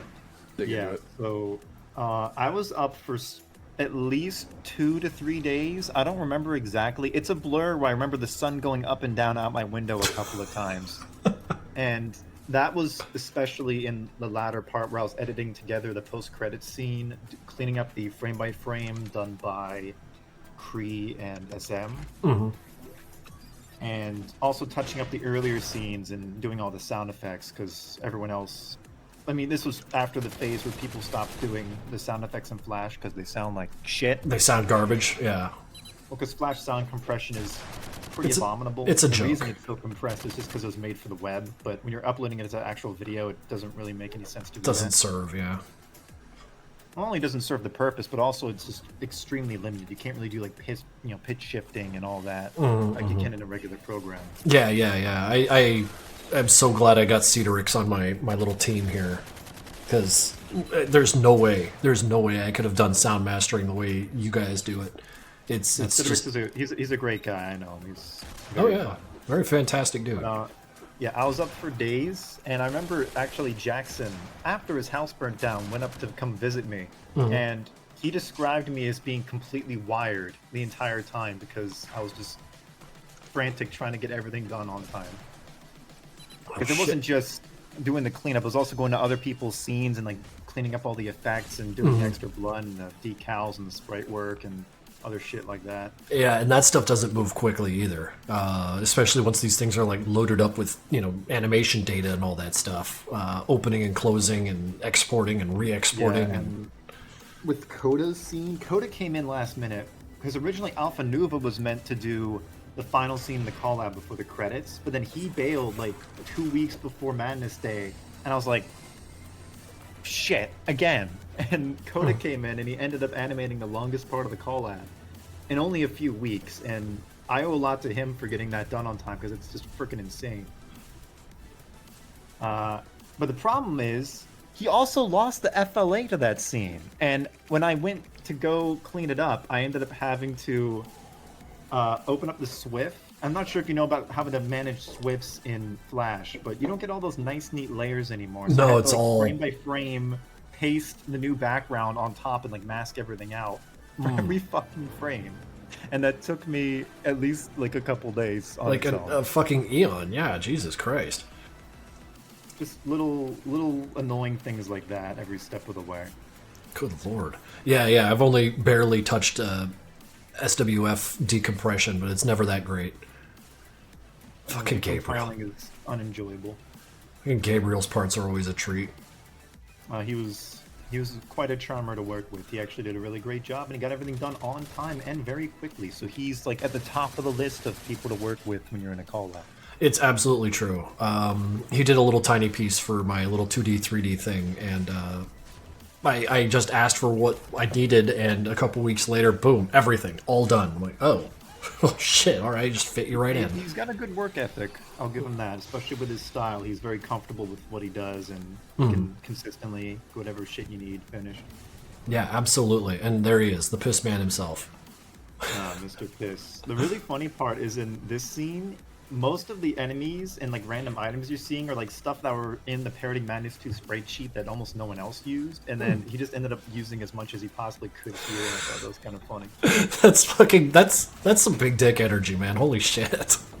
Like the flamethrower guy was just like a one-off design they did, and he just ended up doing that cute little scene where he, they brush the golem's teeth and he explodes and flies off in the air. God damn it, I love this shit so much. Yeah, Gabe's a great guy to work with, and I know he actually. This might lead into what happened with the original Parody 2. Gabe was actually an animator on the original Parody Madness 2 back when that was being worked on in like 2015. So he was really eager to come back and actually have his part go into the movie. Oh shit. He uploaded his original part for the original Parody 2 on his channel, and it was named, I can't remember the name of it, but it opens with a character running into a room with a package. And the reason behind that is because that was meant for back when the collab was being run by Alpha Nuva still. Oh and shit. Then he ended up making this whole new part for my iteration, and that meant a lot to me. Just the amount of work he put into it's very clear. Oh yeah. Oh, absolutely. Well, if we're clear about talking about what went into this, or do you have more to add? Well, did you want me to go into the development hell part? Oh yes, please. Oh, totally. So, Parody Madness 2 was originally being run by Alpha Nuva, and he had a couple OG animators working with him at the time. I believe Dim, Delamortes. Oh wow. Gabe, obviously, and I don't know exactly what happened, but it seems like either Alpha just wanted to move on to other stuff because he started doing like IRL artwork and selling stuff at conventions and all that. He just lost interest in working on Parody Madness, so the collab just kind of, it didn't like get shot in the head, but it was effectively on permanent hiatus, and no one really knew about that. I didn't know about that. I didn't even know it was being worked on when I decided to try to do my own version. And I reached out to him, and he gave me some more of the story and the original storyboards for Parody Madness 2. But I ended up kind of going in my own direction for where I took the collab, and I think that was mostly for the better. But we went through a lot of animators. There were a lot of people that started working and then never finished their work. And unlike a clip collab where none of the parts are sequential, where it doesn't really matter if you lose one or two, in a story-based collab, if you are missing a clip, you need someone to fill it. It's not like, like with White Hank, for instance, that has like a general overarching plot, but it's not dependent on scene by scene or animator to animator completion. Right, it's not linked together. It's not so tightly linked together where missing a scene or two is extremely obvious. Like you could have Hank just run into another room and it looks different and you don't question it. But you can't really do that in Parody Madness because it's the whole style of it is animator to animator, and if they're meant to bridge the gap between these different sectors and these different areas the actual call-out takes place in. So whenever I lost somebody, it's kind of like taking a Jenga block out of your tower. Oh shit. So yeah, there's probably whole scenes that you wanted in there, but just couldn't for what was provided. Yeah, there were a lot of scenes and other FBF stuff. I mean, the whole intro, like I said, that was meant to just be a placeholder or like a storyboard for the actual intro. But then we just ran out of time, and the guy who was supposed to handle it ended up disappearing off the face of the earth. So we just had to work with that. Right.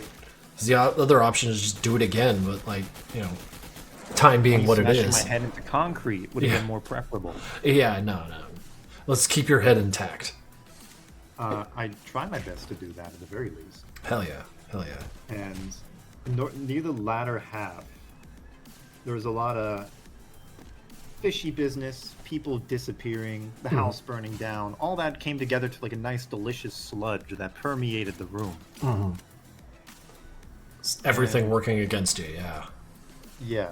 And after everything was said and done, and I finally got out the door, and people loved it, I was also very interested in completing the series by doing a Rebooting the Madness 3 collab. But then I was like, wait, do I really want to go through all this shit all over again? Not really. I'd rather spend years and all that insane effort and time towards making my own independent Madness film rather than it being another collab, because I know that like working on Parody Madness 2 meant a lot to me because I saw the original Parody Madness back in 2012. I was like, oh my god, I can't wait to see the sequel, and then it just never came. And I knew a lot of other people felt the same way, and I felt like since I was in the position to do so, I should have done it, and I'm glad I did. But it's also such an insanely stressful experience that I don't think I will ever go back to running a collab again like that. Right. I still work with a lot of people, especially on Maxification 2, like other artists, especially. Right. But like a story-based collab like that, I don't really think I can do that again. I like wrung out fruit. It was just too much. It felt like too much because there's all the other little tangential bits that went into that. There's also some people that really didn't want the collab to come out, and so we had some like spy versus spy shit going on. We had people shipping packages with asbestos water. The fuck? It's ridiculous. It was a hell of a carnival. Yeah. But I got it out, and I'm pretty happy about that. Yeah, come hell or high water, you did it, brother. No, I mean, and just to everyone who actually stuck with me through that, they all have my most heartfelt thanks, because I was on the verge of actual insanity. But everyone came in 11th hour and they really sealed the deal. Like Coda here, this whole part you're seeing was originally meant to be done by Alpha Nuva before he had to leave, and this shot after that, where he blasts through the wall, that was the FBF part done by myself, Kree, and SM. Oh shit. That was really fun to do last minute. Right. It's a nice little send-off. It fucking worked.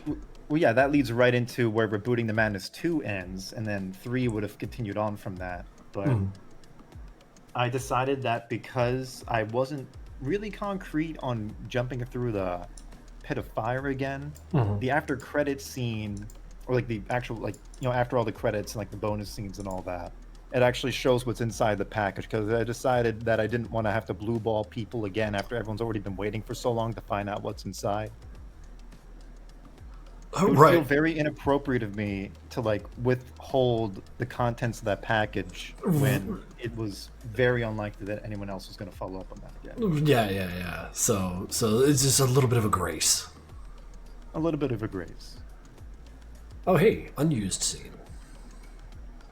Oh yeah, this is just for the context for where it says reason. I just asked them point blank why they couldn't complete their part, and that's just the first thing they told me. Oh yeah, it's a bit shit. It's a butt shit. It's a butt shit. I thought that was just a little bit amusing. Yeah, a reason's a reason. Really good reasons. There's some later ones that are also pretty funny. Mad Yellow is a cool guy, but I don't think he's doing Madness anymore. He's over it. Yeah, I think he's like a professional graffiti artist now or something. Oh shit, that's awesome. And Shads actually did finish his Parenting Madness 2 part like 5 years later. He released that solo somewhat recently, I think earlier this year. Oh shit. That's awesome. No, like it just like on its own, just kind of out there, just hey, remember that thing I didn't do? I did it. Well, I mean, I wish that would be the same for all these other bastards. I even made custom sprites for this guy for him to appear in my movie, and he's like, sorry, J-Soul, lost my inspiration. Nah. And then he disappeared off the face of the earth. They're just never to be seen again. Well, I haven't seen him in any collabs or solos in the last 7 years, so I do think they did disappear off the face of the earth. They're done with this whole planet Earth thing. Well, that's just what happens. I'll say. That slow sound I hear, like a retard. Okay, that actually does have some context to it. Yeah, I could use some context. When Shoot the Cheese was in the collab group, he said something silly that Coda didn't understand. So Coda, not being a native English speaker, had a very funny way of trying to say that what he said was stupid. When he's saying slow sound, he's meaning like stupid, like mentally slow. Okay. That slow sound I heard, like a retard cheese. So is he just like mad at cheese, or what happened? No, it's just like a funny one-off thing, but it just sounds so preposterous. Right. No, I love that shit. It's a little bit of English. I dig it. No, but Slow this whole extended part Coda did, I couldn't include it because the soundtrack was already being stretched to the brink of being torn into a million pieces, and I couldn't slap another like 5-minute scene on the tail end when the soundtrack was already at the breaking point. Like, our composer wasn't exactly up for adding an additional 5 minutes, so yeah. I put it in as a bonus scene. That's a smart way to handle it. Now we got fan arts. That's fucking cool. Man, this has been fun watching this with you. Hear about all the stuff that happens underneath the Prelude hood. 2 is the project I've worked on that has had the most history behind it, and I look back on it and I genuinely smile. I feel good about it because I got through all of it, and I can look back on all the tribulations and be like, damn, that's pretty funny. Mm-hmm. Like the insane amount of work that went into just trying to get this thing finished without it exploding into a million pieces. And yeah, the end result, man. Yeah, you've earned that smile for sure. And now here it is. We get to see what's in the damn package. Oh, goodness gracious. Yeah, and this was also another last-minute addition. I'm glad it actually got in. This was originally meant to be the opening to Rebooting the Madness 3, but then we ended up including it as the ending to Paradig 2. Well, I dig it. That's fucking rad. Let's see here. Thank you very much. We're gonna put on another one of your movies before I start getting to the written questions I got here. Go right ahead. Which is a nice long one. You could do... I mean, you got Commencement. You can take a look at my parts for White Hank Zero. I did animation for that. Artifact, obviously. Artifact. Where's Artifact? Artifact is in the middle of 2018. 2018? Let's jump right on that. Goodness gracious. All right, here we are, watching this one while we ask you some silly questions. I think I already asked you... Wait, did I ask you about what brought you into the series? Well, I told you how I found Madness and the Yes. context around it. Yes, that's right, you did. Okay, continuing with these written questions, how do you think the community has changed over the years compared to when you originally joined? I would say the most significant difference is obviously the saturation of people and creators. Because back when I joined, that was probably at the point where the community was at its driest. Because that was after the I call it like the Renaissance. That was around when Alpha Nuva released Rebooting the Madness 2, and you had Sonic Madness around the same time, and Bunny Kill and Think Thing were all big. And after that point, it was a bit of a dry spell where it was mostly people releasing kind of samey test clip collabs and Hank running into room shooting Agent. And I would say that the actual resurgence of popularity has injected a lot of good life into the community, especially with just variety outright. You get a lot more weird out there films or things that actually implement a lot of new content, especially new designs, factions, and storylines and all that. And that's all great. But you also get a lot more crazy people, so it's a bit like a mixed bag.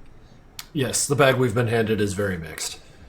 So you either get the kind of dry community where there's less creativity, but things are a lot calmer, or you get to the scale we're at now, where you have really insanely cool stuff being worked on all the time, but if you walk down the wrong hallway, someone wraps piano wire around your neck. That's a hell of an analogy. But you're not wrong, and that speaks to the varied nature of the fan art kind of sphere, in that you could find what you like, but you could find what you don't like too, and lots of... Totally, yeah. I mean, that goes for every major community. It's not unique to Madness at all. I mean, no.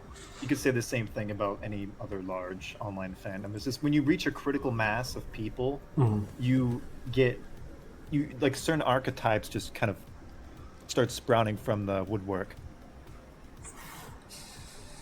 Abso-friggin-lutely. I guess I mean to speak to the fact that before Madness was kind of hidden away and didn't have that access to insanity as it does now. It was limited to a much smaller community of mostly, a bunch of teenage edgy folk, and that's still mostly the case. It's just there's so much more now that there's just a lot more going on. Yeah, it's I really busy. do like a lot of the new projects that are coming out, but sometimes you wistfully look back when things were just a little more chill. But ultimately, we got to accept the future we're given. Yeah. No, I hear you there. Things have changed. What's that? Is it going to get better? No, it's going to get different, and that's kind of where we're at. That sums it up pretty well, actually. I mean, I know a lot of people were kind of grumpy about all the new animators coming in with the new kind of stereotypes and all that. But ultimately, I think that more people's usually good, especially if it means that you get more of the thing you like. Yes. And for as much as people might not enjoy some of the content that comes from it being such a big community now, I think that generally it's good because you get so much more madness overall. You get so many more movies for Madness Day, so much more creative, cool shit. Right, People right. being a lot more original, especially implementing their own ideas. Because when the community was a lot smaller, people also felt like they couldn't experiment as much. And that's kind of why rebooting the Madness was so revolutionary at the time, because it had a completely unique art style with all these new assets and Right. completely different faction. It had nothing tying it to the original series. It was just its own thing. And that really got people going for a bit to give that their own spin. Right, right. To remind you that you don't have to be strictly adhered to the core canon precepts, yeah. Yeah, because ultimately, the biggest drawback is, I mean, for like a lot of new peoples, they feel like they need to fit within the archetype of what's expected in a Madness movie. But ultimately, if you stick too close to that road, you will make something that no one will remember. It's that's actually very, very true, yeah. Yes, turn the wheel, go somewhere, you know?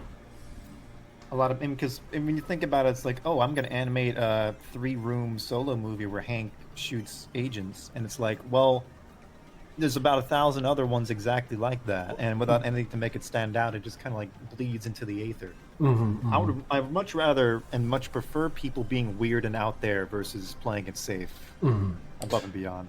Yeah, yeah. This is good. This is good terrain on which to experiment. That's for sure.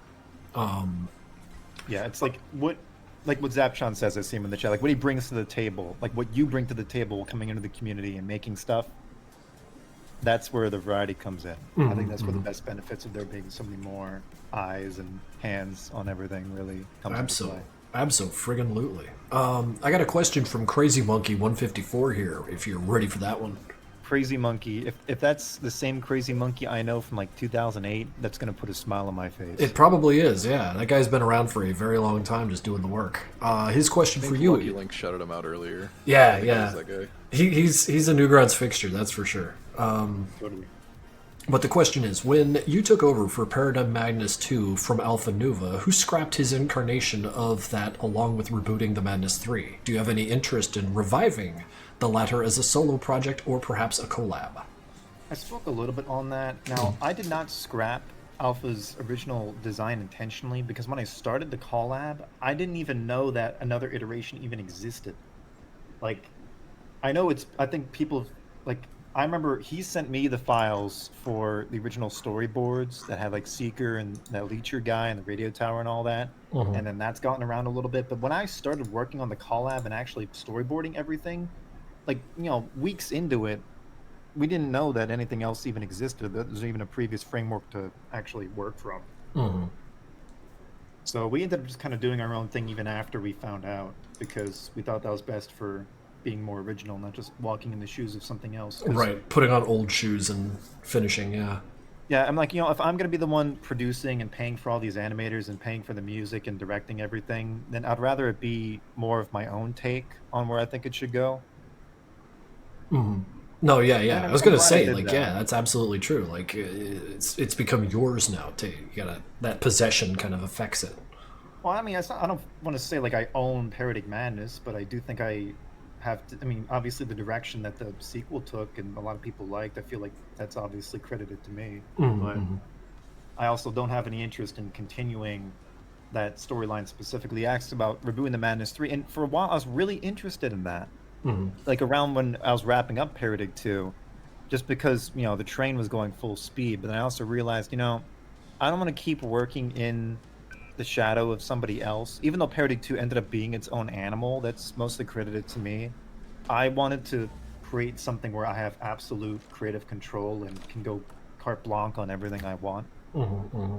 And also, I wanted to work on something that would just be totally comprehensive as a community film. And that would incorporate as much as possible from every age of Madness, from the early clip collab days to now where we got all these like massive, like Hacker Man and White Hank and all that. Yeah, those massive ones. Totally. Hey, I recognize those sprites. Zapchan, I think those were made by Biosoldier back in the day, and then he animated them. Yeah, I'm just grabbing stuff off of your playlist here, and Zap's is sitting there like, why are you watching my cartoons? The Bull is there like, yeah, we're just here embarrassing you. Well, maybe because we just like your cartoons, Zap. Maybe It's don't be so also- hard on yourself. It's true. Look, you got a whole shelf full of guns. What more do you need? This is great. Goodness. Good. I love those But, blood sprays. Yeah, you did a pretty good job on this. But another question you got? Got a whole pile of them here. Wait, I think you guys were talking about this when I showed up in the stream. This is from Belliaves Fox. Would you still be using Adobe Flash Animate if all your animation assets could be transferred to another program? Fuck no, God. Flash is awful. It's evil. It's programmed by people that want to make you squirm. Yeah, I feel like whoever coded this program doesn't like me very much. Like, they know who I am and they don't like me. I think that all of Adobe's money that they spent on AI has actually gone into injecting your computer with a specialized, localized artificial intelligence that is able to uniquely break and tweak the program to agonize you as much as possible. You know, like, we're telling jokes here, but if you showed me that gremlin in the code, I'd believe it. Because like, Flash yeah, I has mean, broken in some very unique ways. It's like, oh, what's that? You drew a line? Crash. Like, I get CTDs from just, like, hitting F6 or just, like, dragging the viewport around. Just sometimes... I mean, besides the memory leaks, which are the biggest issues I have with versions of Animate, where in the background they take up more and more and more and more RAM, and then you do Control-Alt-Delete, and you check your task manager, and it's like fucking like 20 gigs of usage. Yeah, no, it's ridiculous. I can't leave Adobe Animate, like, running overnight, you know? I can't put my It will blue screen your computer. That happened to me once. Yeah, no, it's every single time I bring my computer back from sleep and Adobe Animate was running in the background, it's fucked. I gotta close it and restart the computer. It's really interesting the fact that they expect you to pay money for. Like, what I can't fathom is the fact that this is meant to be sold to like studios to work on cartoons, and a lot of cartoons have been made in Flash, but I don't know how the hell they manage that with how antagonistic it is. Mm-hmm. Yeah, from what I know, most studios, when they end up using Flash, they brought on their own programmers to make tweaks to the program so it's more usable for their purposes. Interesting. I suppose that also speaks a lot. It's just like here, we'll give you half of a program. If you got big brains on you, you can fix it for us, or fix it for yourself. But don't worry, you still got to pay the subscription. Yeah, that'll be $60 a month plus tip. Thanks. Oh my god, yeah, the subscription shit. I remember back in middle school, I worked up for like a whole summer to buy, I think, After Effects, and that was right before they moved to the cloud-based subscription service. Yeah, and then I got screwed over hard because when that update hit, it didn't recognize my legit copy, and it wanted me to start charging for the subscription for the program I already paid for, and that's when I started started looking out for some pirate ships out in the sea, if you know what I mean. Yeah, no, I absolutely understand. Completely understand. It reached a point where it's really slapping you in the face for even bothering. Mm-hmm. Goodness gracious. Oh yeah, you got unauthorized transmission as well. Unauthorized transmission? Let's see what we got. Unauthorized transmission, commencement. Let this one run. No, yeah, it's wild to me that Animate is as prominent as it is. Like, no one's tried to no one has dethroned it yet. But hey, you know what? Time does what it does, and we'll see what. Well, time does what it does, but a lot of 2D animators the only reason Flash and Adobe is still used in Madness primarily is just because of the nature of how the cartoons are made. It's always like nested sprite objects, and we're talking about this right before you joined in with Funkle. Yeah, it's like, when you have your sprite, you can double click on and go in. You got your layers for shading and equipment. You can have the interior frames. It's a for perfect rotation and all that. It's a perfect little setup for this shit. The way its timelines and symbols are all set up, and like, do other programs do that? That's all I really want. As well as the ability to press F6 and get a new keyframe. That's yeah. When I started working on Max Tour, just before I started working on it, I looked into a couple other alternative programs before I wanted to bite the bullet, and I experimented with Toon Boom for a bit. And while it's pretty well made and has a lot of versatile elements, especially when it comes to like doing like custom shader nodes and all that, it does not allow for the same kind of nested object structures that enable you to make Madness movies as they are. It's primarily made for like 2D, like traditional 2D frame by frame or tween animation. Gotcha. So it couldn't really serve my purposes. Oh man, Adobe, you got us by the nuts. Awful. No, I mean, I just started using Blender more, and that's been saving me a lot of fucking headaches.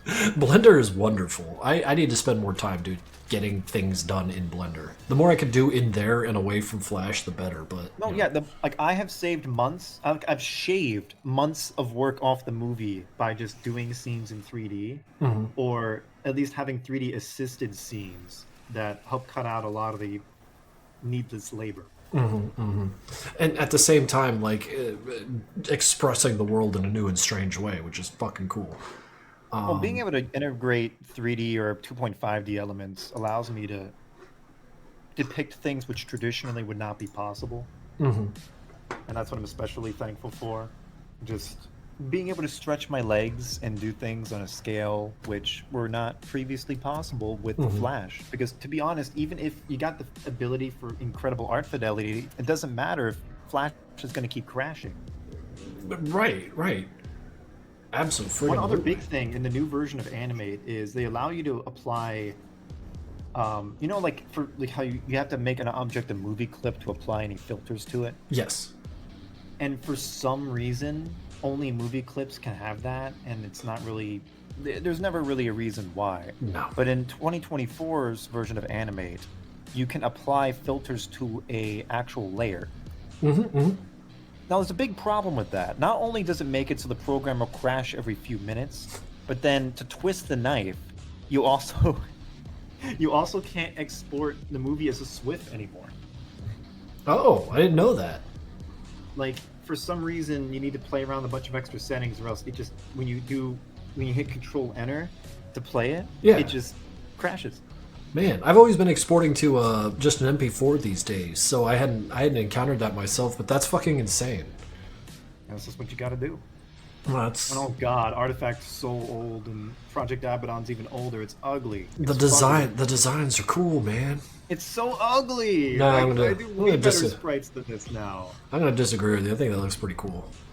Abaddon's Maybe I'm just being look so much cooler in Max 2. It's gonna make this one look like a joke. Let's see here. Let's fucking just watch Cinemadness. It's here. I like it.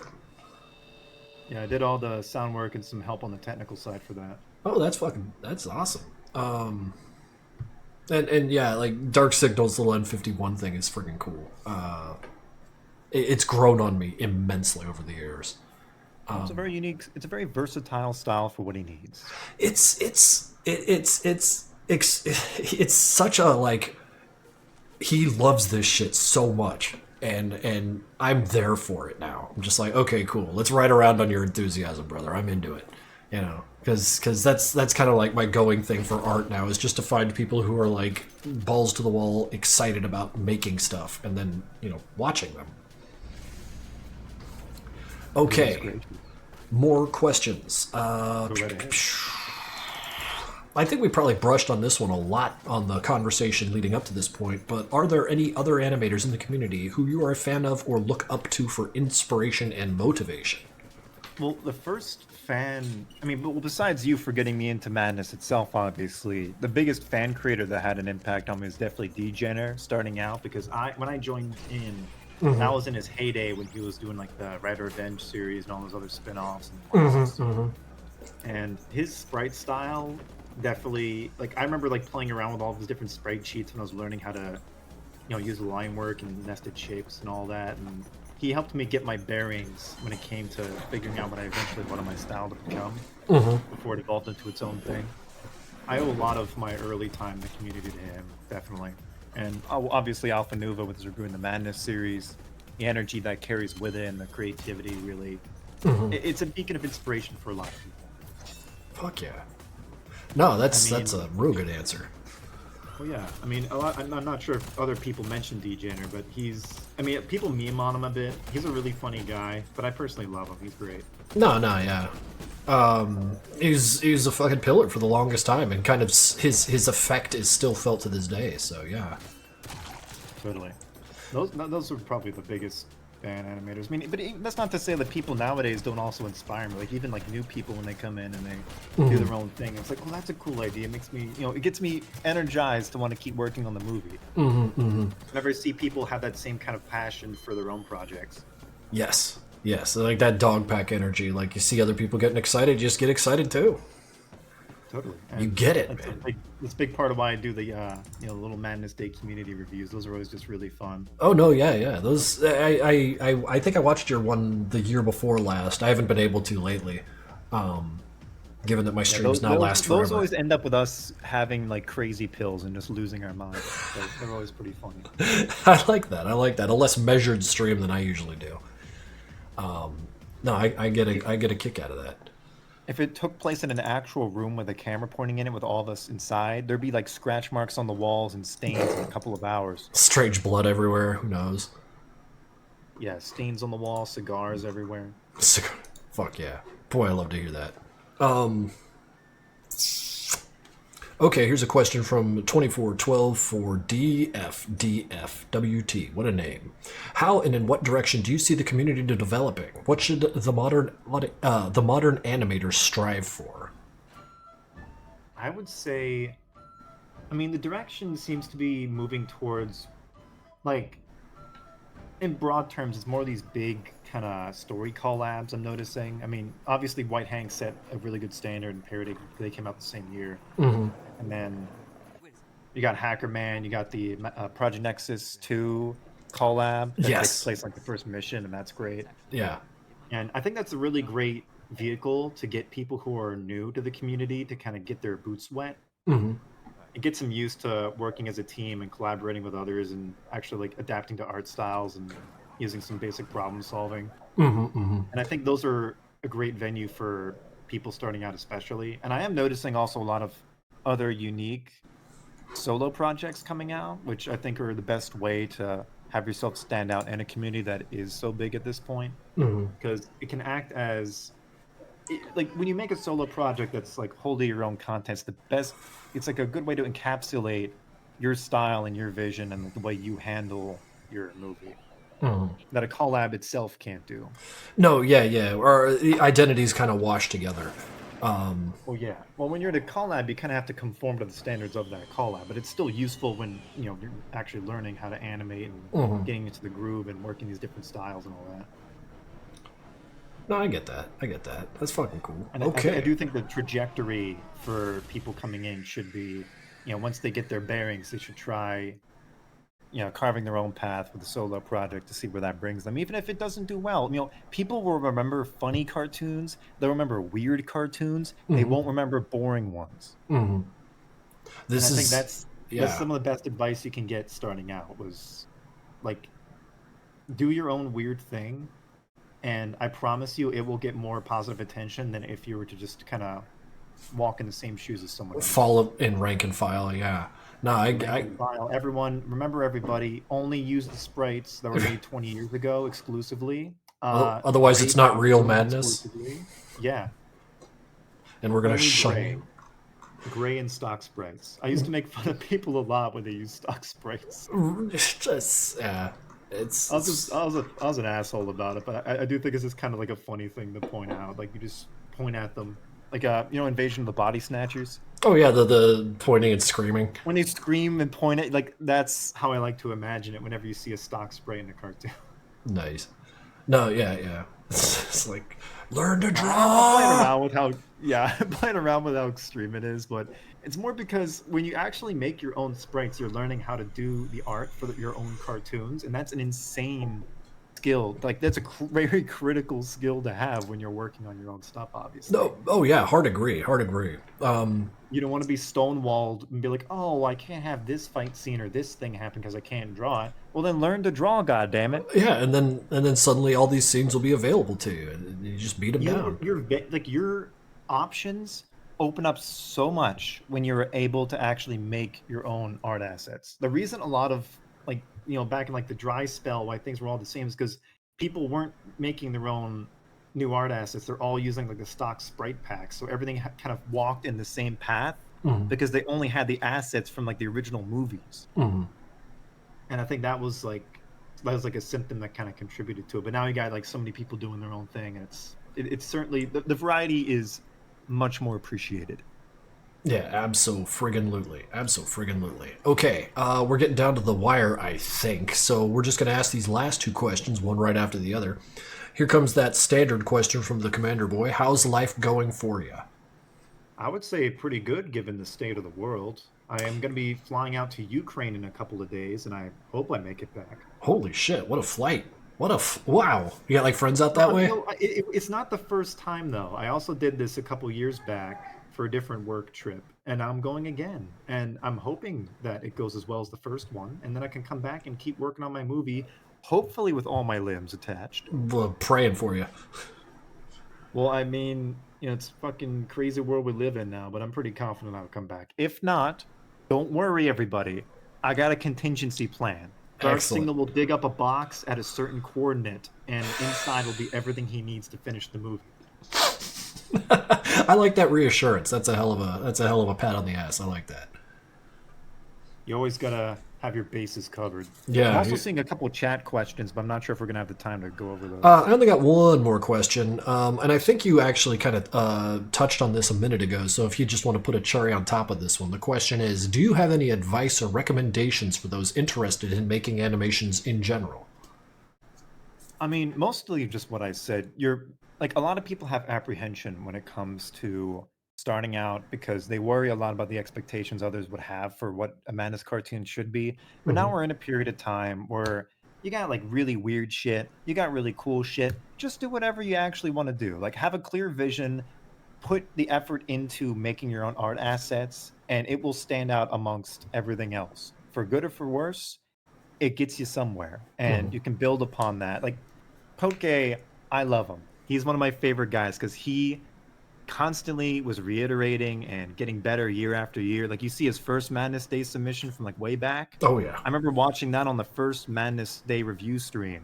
And then you compare that to the latest Kreber episode, and his improvement's just insane. He's Superman over there. It's fucking crazy. It went from Hank shooting agents to having one of the most unique OCs in the community that was so good, he got added to the goddamn game. Podkey's trajectory had to have been wild from his perspective. No, I mean, but that's really the kind of standard that I think a lot of people should be looking at. Like, don't feel afraid to branch out and do something that you think is unique, because you should do it, especially with just how much content there is now. There's not really an excuse to hold yourself back. Hell yeah, I like that advice. Okay. Also, don't feel afraid to use other programs too. I mean, I'm using Blender to help speed up the background process, and Jesus, that's saved me years of stress. Dude, yeah, no, that one's huge. If you could learn a little bit of Blender, like, what that brings to the table is enormous. They're asking you, will the burger full? If you're apprehensive, just do what you gotta do. I'm sorry, I gotta know, brother. Will the burger full? Will be burger full. I think that was a question that was on one of my old development live streams, and my reaction to that was to leave the room and punch something. I see. That is kind of funny, though. I'm glad to see a callback to that. They're just chasing you around with old memes, man. Fucking wonderful. I also saw from the chat, how are the birds? They're all doing great. I actually got a new batch of chicks, and then one of them ended up being another rooster, so now I got 3 of these things. Oh, wonderful.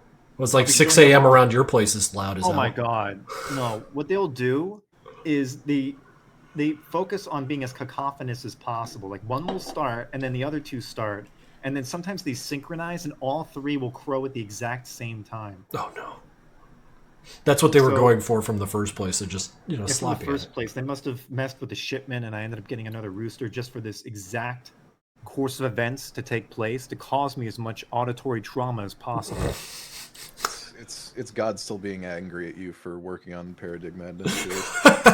Probably. I mean, I'm guessing that's also why I'm going to one of the most dangerous places in the world this coming week. Oh man, look at you tempting fate. No coincidences. You're just out there on the plane with your arms out. Take me, God, if you're so big. My goodness. Well, I promise I'll try my best to not be injured. And I promise that I'm taking a 2027 release of Maxification 2 very seriously. Latest it will come out will be then. Maybe sooner, but probably not later. 2027, and man. If I actually miss that deadline, everyone who has ever watched any one of my cartoons has a right to ship me a package without a return slip that's packed with poison or explosives. That's your right as an American. Skippy. Yeah, damn Skippy. All right. Now we just need to get that address out there. I'm kidding, of course. Shit! Here comes the poison, friend. Have fun catching me in Ukraine, assholes. Oh no! They don't ship poison there anymore. No, Only it's to just flowing Jersey. everywhere. No, but I mean, Krinkels, seriously, thank you so much. It's a real honor to be on the stream here with you. Of You're course. a really cool guy. You've inspired me. You making these silly cartoons has allowed me to meet some of my closest friends I've ever met, and that means a lot to me personally. I'm just glad I was my participation in all this has enabled that. That is, I'm happy for this. I mean, it just means a lot. I met a lot of really great people, some of the closest friends I've had, and you like even it's kind of funny like how some like a silly little cartoon uploaded to Newgrounds can have this domino effect where it leads to people actually making new connections and all that. I think that's the most wonderful thing that's come out of it. Right, art has interacted with the real world. No, totally. And just thank you so much for actually making the series and sticking with it and just being a chill guy. And thank you so much for inviting me on.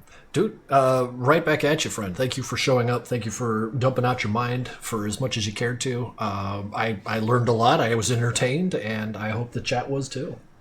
Well, thank you so much to everyone in the chat. Hope you have a great evening. Enjoy Madness Day, and then I'll be having my own Madness Day review stream on the 23rd at about 4 o'clock, and we'll see all you guys there. Hell yeah, guys. 4 o'clock. What time zone? Eastern Standard Time. 4 o'clock EST 4 o'clock on Monday. Yeah, if you want me to plug my shit, I just use a Newgrounds and YouTube. I don't really do social media. The live stream will be at 4 p.m. Eastern Standard Time on Tuesday. All right. Well, if you're posting about it on your Newgrounds, I'm just going to go ahead and leave this. Oops. Ah, crap! I got to make a post there. You got me. There it is. It's on my YouTube. I made a post on my YouTube. Well, Okay, well, go to his YouTube as well. they'll find it. Run They'll as find fast as you can. it. Right now, what are you doing? You're too busy. Go do that instead. Go do that, but stay tuned for our next interview as well. Make a new No, tab. totally. I'm bad at orders. Take it easy, man. All right, thank you so much. Have a good night. Of course. Durant. Bye. Okay, that went swimmingly. Absolutely. Just gonna ping. Yeah, who's up next? Who's up next? In the Let me look at my little list here. It is the grand finale. It is Agent CN. Oh. I'm only going to ask questions about one thing. How about your big movie? That's a real good movie. It's just every 5 minutes circle back to it. Hey, remember that time? How you made a movie? Hey, remember you made Bridge Mankind collapse? That shit was fucking dope. All right. Well, We'll start with girl. get him on in here in 3, 2, 1. Let's get that audio up. Can you hear me? Hello? Yes, I can. Hey, I can hear you. That's great. Hell yeah, I've turned your volume all the way up. Chat, can you hear him? They'll find out soon enough. So, how's it going, dude? Agent CN, is that how I should call you? You can just call me CN. CN, you got it. Yeah, I'm glad to be here. I was pretty hesitant on whether or not I should do this interview, but I figured that since I don't come across many opportunities to do things like this, that I should do it. And so here I am. Well, I'm glad you agreed to it because we were definitely very interested to hear some of your thoughts when it came to the things that you've produced. Well, specifically these two cartoons, because it's kind of wild. From my perspective, it just like you basically came out of nowhere and dominated. It was quite the thing to see. I guess I did. Yeah, I just don't like during the production of a project, I don't really like to show any work in progresses because I think that would get in the way of me trying to get my image and my artistic direction perfectly onto the whatever project I'm working on. Interesting. Because sometimes people will say sometimes people say some criticisms, and sometimes people will take that criticism too strongly, and that might demoralize them and demotivate them from completing their project. So that's why I like to keep secret. Okay. Things I do. No, that's awesome. That's awesome. Because, like, I get that. One of the bigger motivators for me to throw out work in progress is just to remind people that I haven't fallen off the face of the planet. I suppose it's a little bit different if you don't have people, like, hounding you constantly. Or do you actually encounter that now? Do I encounter people yeah. Since you've produced something that, like, you know, got attention, I presume that your inbox is filled with people asking where the next one is or what you're up to now. Yeah, sometimes people ask me, like, what am I doing right now? And usually I don't really show them anything, but it's out there. I know I have a Ko-Fi that shows previews behind the paywall if they're really that interested in seeing what I want. Right. Progress. Well, that's good. They got an avenue for that. Like to hear that. Okay, cool. I am going to dig up my questions here. Agent CN. So, yeah, while we're watching your cartoons here, I'm just going to hit you with the basic ones out the gate. What brought you into the series, and what was your first impressions upon coming across it? Probably came across the series when I was probably like 7 years old, and at the time I was probably just like, as a kid, clicking on things that so happened to interest me. And so, you know, since I was a young boy and like life was still new and everything was still fresh, I just found that the action and violence was fun to watch. It was practically the only cartoon series on Newgrounds that I found to be interesting. I couldn't really get into like Tankman or Bunny Kill or Pyko, any of those things. I just found that Manus Combat was my interest. Just right in your wheelhouse, yeah. Yeah, and it's funny too because I remember watching it on I think it was my dad's work computer. And one time he saw me looking over my shoulder, like watching this, and he told me, "Hey, yeah, you shouldn't be watching that kind of stuff." But I took that as like, okay, I shouldn't be caught watching it. I shouldn't be caught watching this. I shouldn't be caught watching it. I should watch it in secrecy. And so, yeah, here I am. Operating in the shadows. Yeah. I can appreciate that. I like that. Like, on the work computers and shit. I hear a lot of those stories. Okay. So the very next question here is, what was your initial reaction upon learning that you had won first place for animation in 2024? My initial reaction wasn't like, I wasn't so like happy clappy jumping in joy, right? Because I had it in my mind that I knew that this sort of project would make placements. I even asked Atlas, who was my co-project mate, because it was a co-op project. I asked him, hey, once we win Madness Day, or once we make placements, how do you want to split the money? And also, yeah. And winning Madness Day wasn't exactly the focus of the whole project. It was more or less just getting any cool ideas I had in my mind out there. Sure. And that making placements was just like a complimentary a reward. That's like a little bow on its hair. Yeah, because it needs to be said that, like, and Girlfriends too, of course, but Bridge Mankind Collapse is cinematically one of the more interesting cartoons that I've seen produced for in the medium of these Madness cartoons. So, like, I mean, just asking you personally, what kind of movies drove you? Like, what kind of inspirations you run under? I can't really say I have any primary motivations or inspirations in terms of movies, but I'll just list some that I found to be interesting, like City of God. Okay. I think Taxi Driver's out there as well. Taxi Driver. That's somehow related to the production of my projects. Let me check. Actually, I have a list. Oh, excellent. Because it's just like I mean, even in these scenes right here in Girlfriends that I'm watching, the fact that you've like omit the background to do this scene because it's particularly vicious, it's so damn effective, you know. To just have them hanging out in the ether black like that with blood spears occurring as they fight, that's just, I don't know, man. I want to get near the source that you're drinking from and see what you're up to. Right. Well, that's a funny thing because that scene, that finale, the all black, that was made in the last month of the production of the project. So Oh, last shit. month prior to the release date, so I was actually really pressing to get things done. So I thought to myself, can I really afford to make a background right now, the last month, this project? And I just said, nah, it's not worth it. No one cares about a background, really. And the crazy At least thing in is, my it was eyes. like it wound up so much more effective for it. Exactly. I think limitations breed creativity, and that was the case here. Because and the limitation here was the low amount of time I had Right, right. and my skill set. I can't cook up a background that fast. No, But I'm absolutely in the same boat. But yeah, back on the topic of what films inspire me, I think, Yes. like I said before, City of God, Taxi Driver, films. I mean, that I think that's it. Just kind of basically those two movies. There's the ones And that... there was a movie called Narc, I think. Narc. Yeah, it was Wait, made in wait.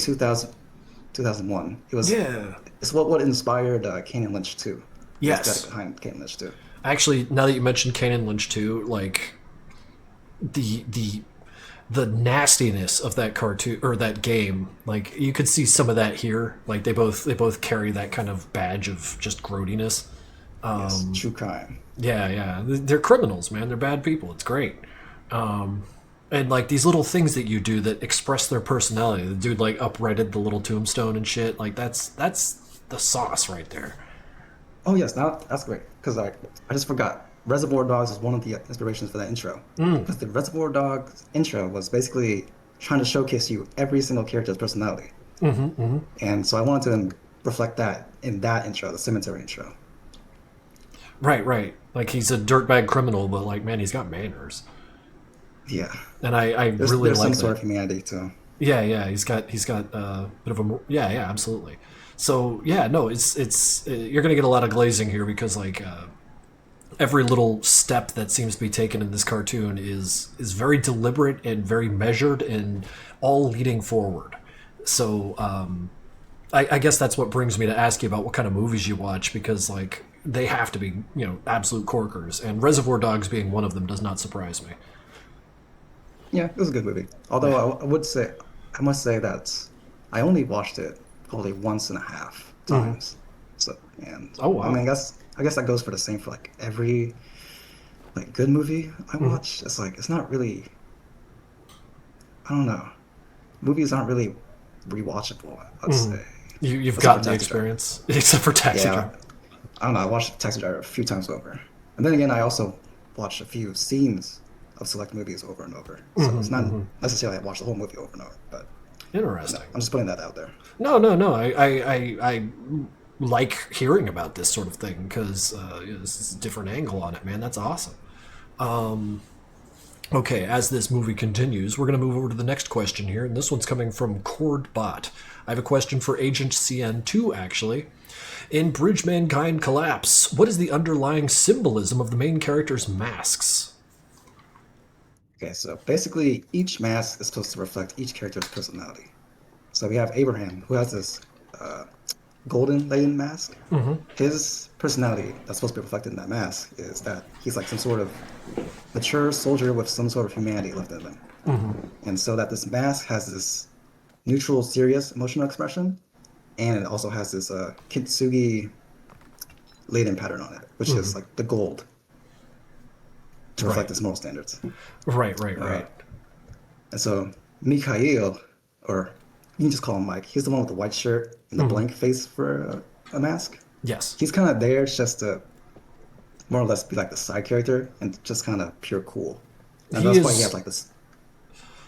That's why he has like this blank face on him. He's kind of just to be there to be pretty. He's just a pro, that's all. Yep, he's a soldier. Christ. And so we have the last one, Marcelo. He has My a triple favorite. face mask because his personality is very inconsistent and erratic. And of course, he's willing to be completely selfish, or he's completely selfish, to the point where he's willing to be very deceitful, very dodgy, very dishonest, very disloyal to get what he wants. And so that's the idea behind each mask of each character. That's frigging awesome. No, I really like that. That's a hell of a compelling answer. Thank you very much for that. So I guess the next question coming from Chordbot as a part of their two-parter was, what was your inspiration for Bridge Mankind Collapse and its setting? Well, like I said before, for my inspirations for like just like generally my animations, I don't really have anything that I can point to and say like, oh, that's what inspired me to do that. I did say that before with like Reservoir Dogs, but I guess I could say the same here. I could say that. Have you read Brave New World? It's like a dystopian novel about like Yeah. Yeah. So I think that's what inspired me to make the setting revolve around drugs, because in the novel, the masses were sedated by a drug called soma. Yes.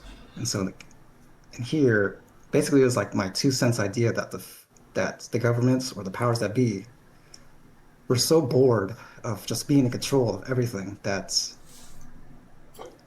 they just decided, like, well, why not just legalize everything, legalize drugs? Because maybe we're losing control, need some other tool besides divide and conquer to keep the masses at peace. And so you'll see that in the background that everything has like fallen. Even the drug company, Solar Flare, has fallen because it just gotten out of hand. God, that is the environmental storytelling on display here is incredible, because like you tell me that, and now that I'm rewatching this with that sign there since 2020 and all that, like it I don't know, it feels richer because I think I was mentioning it before in another interview that like there's rules and things going on in this world that you've described that you're not explicitly stating. You're talking around it. All the people are following the rules, and we're just left to wonder about it. And it was very, very expertly commanded. So to hear about your process a little bit is actually super fascinating. Thank you. Thanks. I also want to add that I thought it was good satire to make the sun, which is like completely vital for the existence of life on Earth, be the mascot. Like, only this time, the drugs are critical to making drug addicts feel normal, and their lives revolve getting their next fix. So it's kind of sinister to equate the sun on the same level as drugs. But it was good satire. I think, dig it. yeah, like, I was trying to make, or infer the notion that the company is trying to subliminally make you associate drugs as the same importance as the sun. Shit. Yeah, it's like, Boy, it's like the that. idea. It's the idea that this corporation has you in such a headlock that they can advertise their product in the most demeaning and evil way, and yet you would still buy it because you lost your free will. Right. And like good inspiration for this was like the one Grubhub commercial that was so. I think I know the one you're talking about. It was made. Yeah, it was so poorly made that it gained notoriety and infamy for being that ugly. And you mentioned that, like, not pandering, but just condescending. Like, here's your food, you fat crap, just dance and eat, you know. Exactly. And I like that's present here in some degree. Like, here's your drugs, it doesn't matter, you need it. Like, it's vicious. It's vicious. Yeah. So basically, my inspiration is more like, I don't know. It's just my reaction to like me perceiving the world. Right, the world around you. I just want to add that. The same idea applies to the concept of McDonald's naming their fast food Happy Meal. Like, it takes away the meaning and sacredness of the word happy if you attribute it to fast food for children, which is, right. I don't know. You got a hell of a way of looking at the world, brother. I like that. Thanks. No, I mean that with my whole ass chest here. So thank you for sharing this insight. Sorry, I keep falling into the cartoon here. It's good. Thanks. Okay. Next question here is coming from the Commander Boy, the one that goes to everyone. How's life going for you? Life is it's great. It's splendid. Ever since I picked up animation, I found that it's impossible to be sad or depressed again. And I only get angry at things when things get in the way of me animating. It feels like I have something to look forward to. No, I get you. I get you. Yeah. No, And purpose is huge. Absolutely. On top of that, every metric of my life has been gradually improving. I think physically, at the best shape of my life. Financially, very good. Mental health, I'm way less neurotic than I was before in the past, which is great. I'd say my life is good enough to the point where I can say that if I were to finish this interview, walk outside, get hit by a car, be laid out on the ground bleeding out, and while my flashes before my eyes, I would say that I had a pretty good run, and I'm pretty satisfied with everything I've done up to my life, with my life up to this point. Well, I believe So you. I believe you when you say that, but please stick around, man. I'm here. So basically, my life is going very good, and I feel like every year past this year is like, it's like a victory lap almost. That was the word I was about to throw out there. I mean, dude, that sounds like an incredible place to be. Using art as a means to produce value within your own life has done wonders for you. Oh, wait a minute, I forgot about this bit. Top down bit? No, like the way that guy fell on his side. Sorry, just that's fucking sick. But yeah, no, to hear that the artwork, animation, projects, purpose has driven you from the darkness, as it were, so to speak, if we were to use such a clumsy metaphor. I gotta thank you for telling me about that, man. Thank you. Yeah, a big part of the reason why I started animating Madness was because I was in my last year of college, and I found that up to that point in that last year of college, I was pretty unfulfilled with my life, and I didn't know what I wanted to do. And what I was studying in college wasn't really fulfilling. And so I decided, like, man, this is my last year. I'm not gonna have many opportunities to do things in life because my responsibilities start stacking up. And so after coincidentally remembering that Madness Day was a thing, I watched that, and then after watching that, I decided, why not just animate Madness? And from that point on, all of this spawns. And I would say that making girlfriends, that 1 year of progress, or working that project was probably equal to or more satisfying than the 5 years of college I went through. So that's a massive time scale difference. That's incredible, man. That's incredible. Yeah, because like college is great if you know why you're there. So like, if you find yourself in that 5th year or 4th year and you're still not excited about it, like, that's disheartening, man. Yeah, it was basically my existence in college was pretty much autopilot because I didn't know what I wanted to do in life. So that was my experience. I don't really remember it actually. It's really weird. 5 years and I don't really remember it. I was just kind of there. Right. There's like 5 years or 4 years rather missing. Like, oops, like, and I guess I want to say that I identify with that as a person who spent a long time in college not knowing what the hell I was doing there. So yeah, no, I get you, absolutely. All right, next question.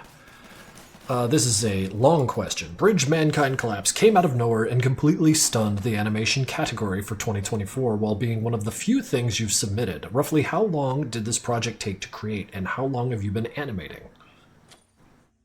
So this project took about 3 years to make, 2 of which I was unemployed.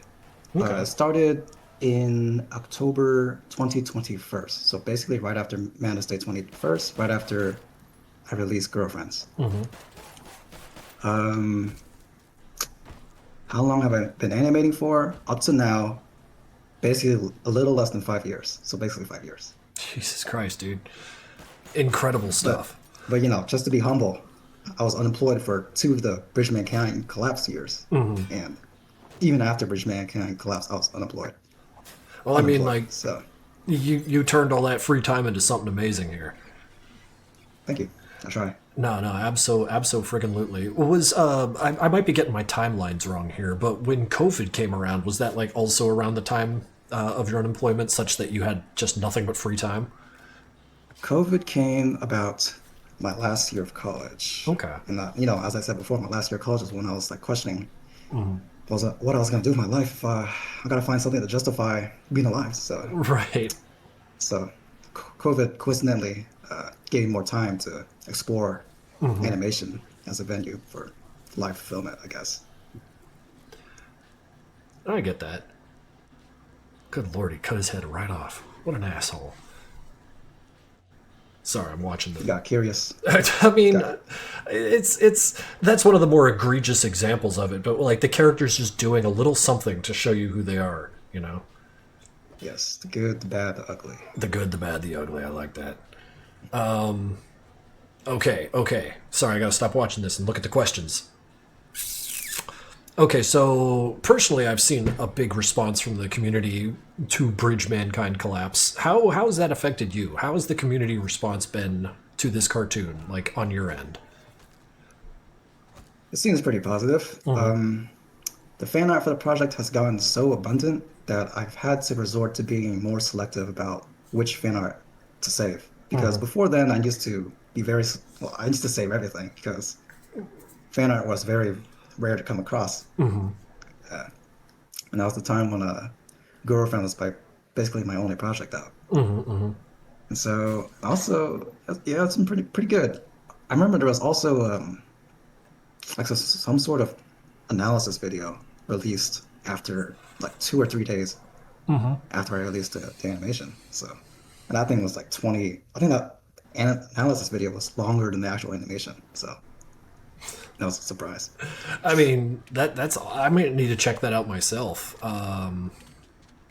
Because like all my questions are here is like maybe I didn't catch things. I need someone to explain shit to me. So like that's why like I kind of got stopped dead when you started explaining stuff about the characters. I was like, oh, this is all so fucking fascinating because you've clearly established stuff and you're being very coy about how you tell it. And it's I don't know, that's storytelling, man.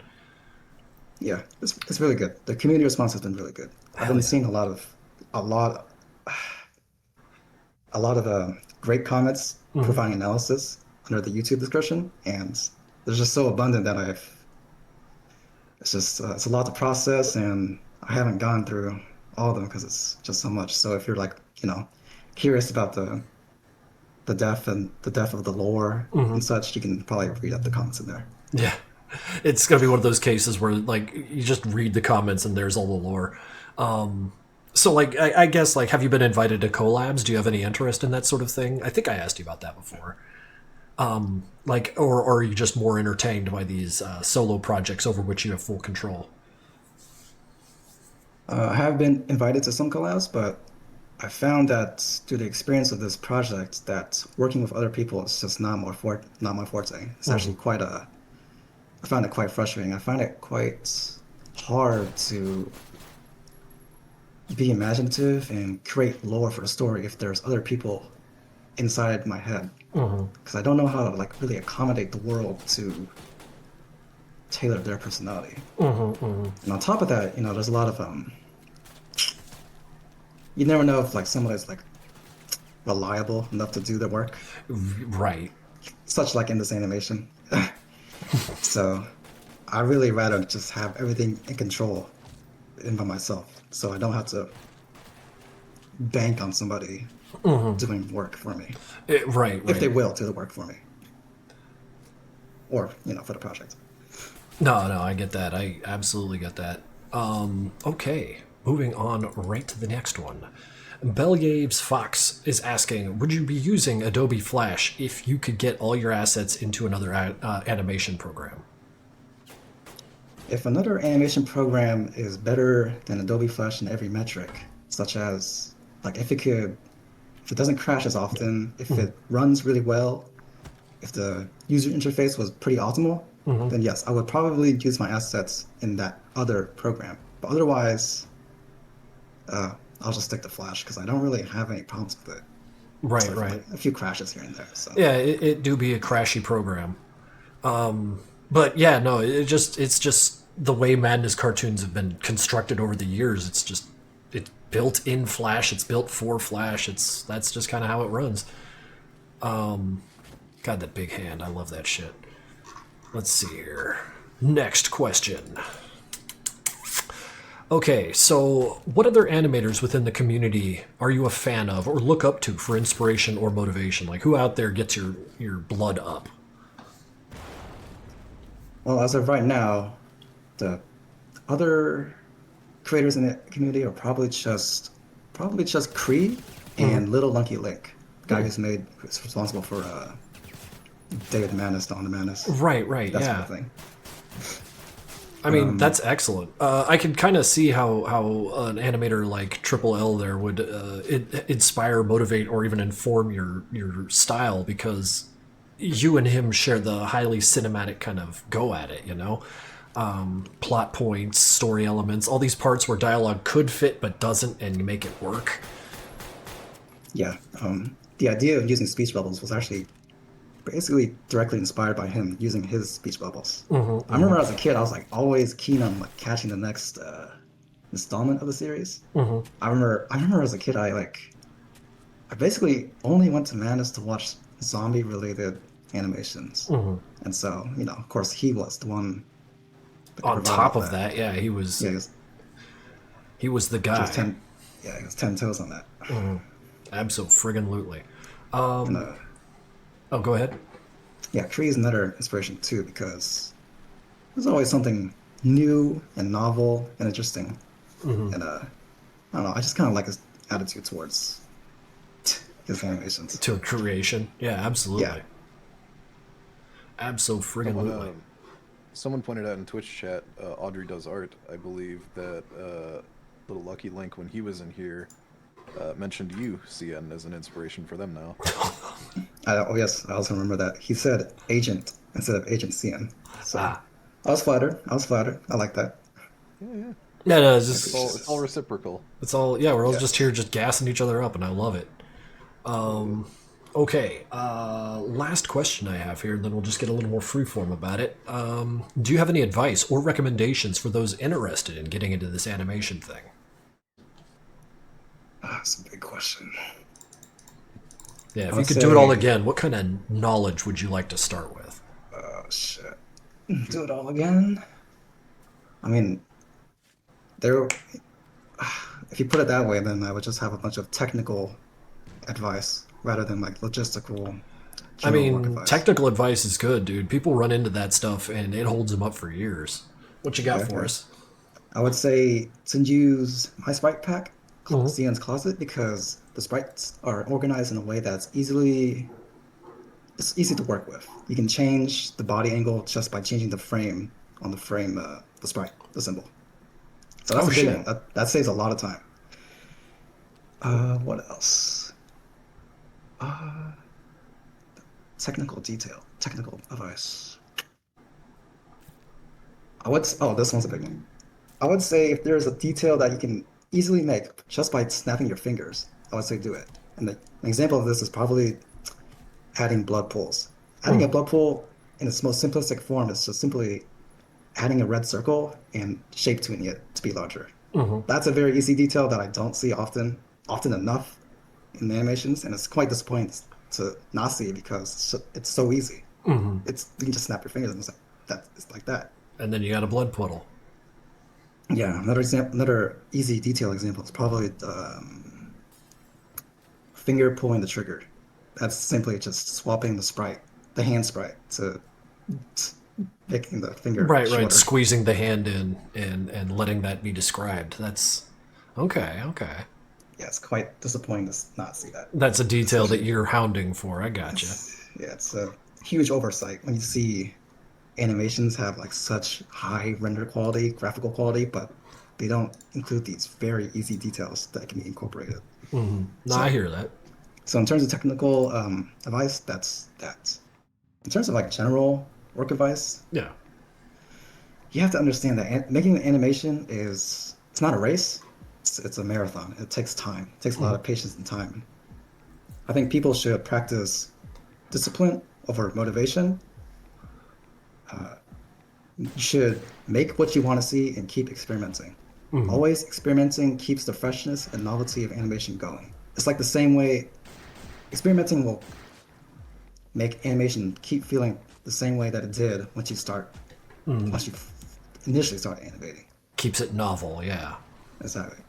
No, that's good. I don't know if this is like a Madness combat community selective thing, but I don't think people should try not to fall into this addiction of like making unfinished shooting tests. Because I think the idea behind that is that people love to show a work in progress, and they would cash out on any social gratification they can get from it. Like, which is basically the equivalent of harvesting the crops too early. And so when that happens, they feel like, oh, I got what I wanted by showing this animation.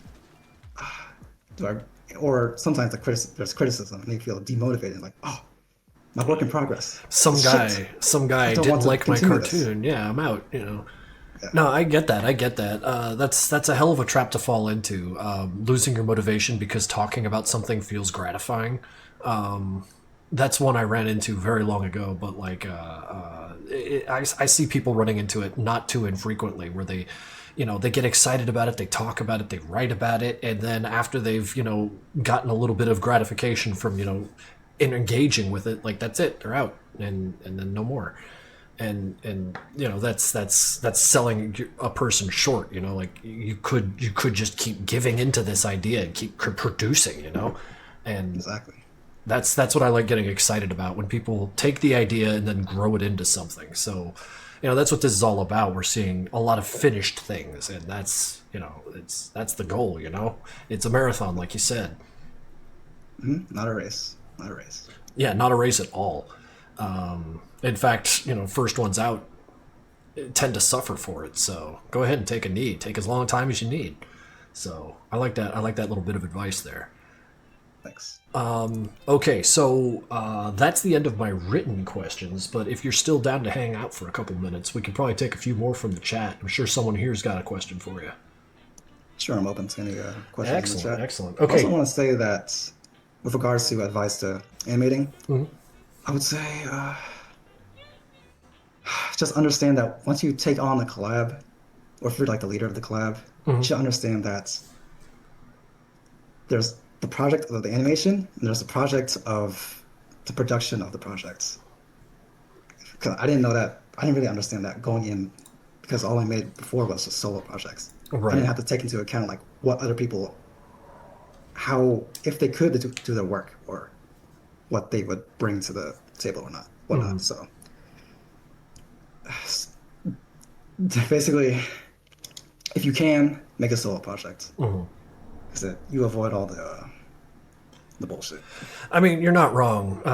Whole ass human beings bring whole ass problems with them, and no one is exempt from that. So I find myself kind of adhering to the same sort of thing that you're talking about there, where like the more people that get involved, I need my hands on every frame. Sorry, Yeah. I found that my artistic direction was kind of lost, and sometimes in conflict with like how other people made their stuff. So I was kind of dissatisfied with that aspect.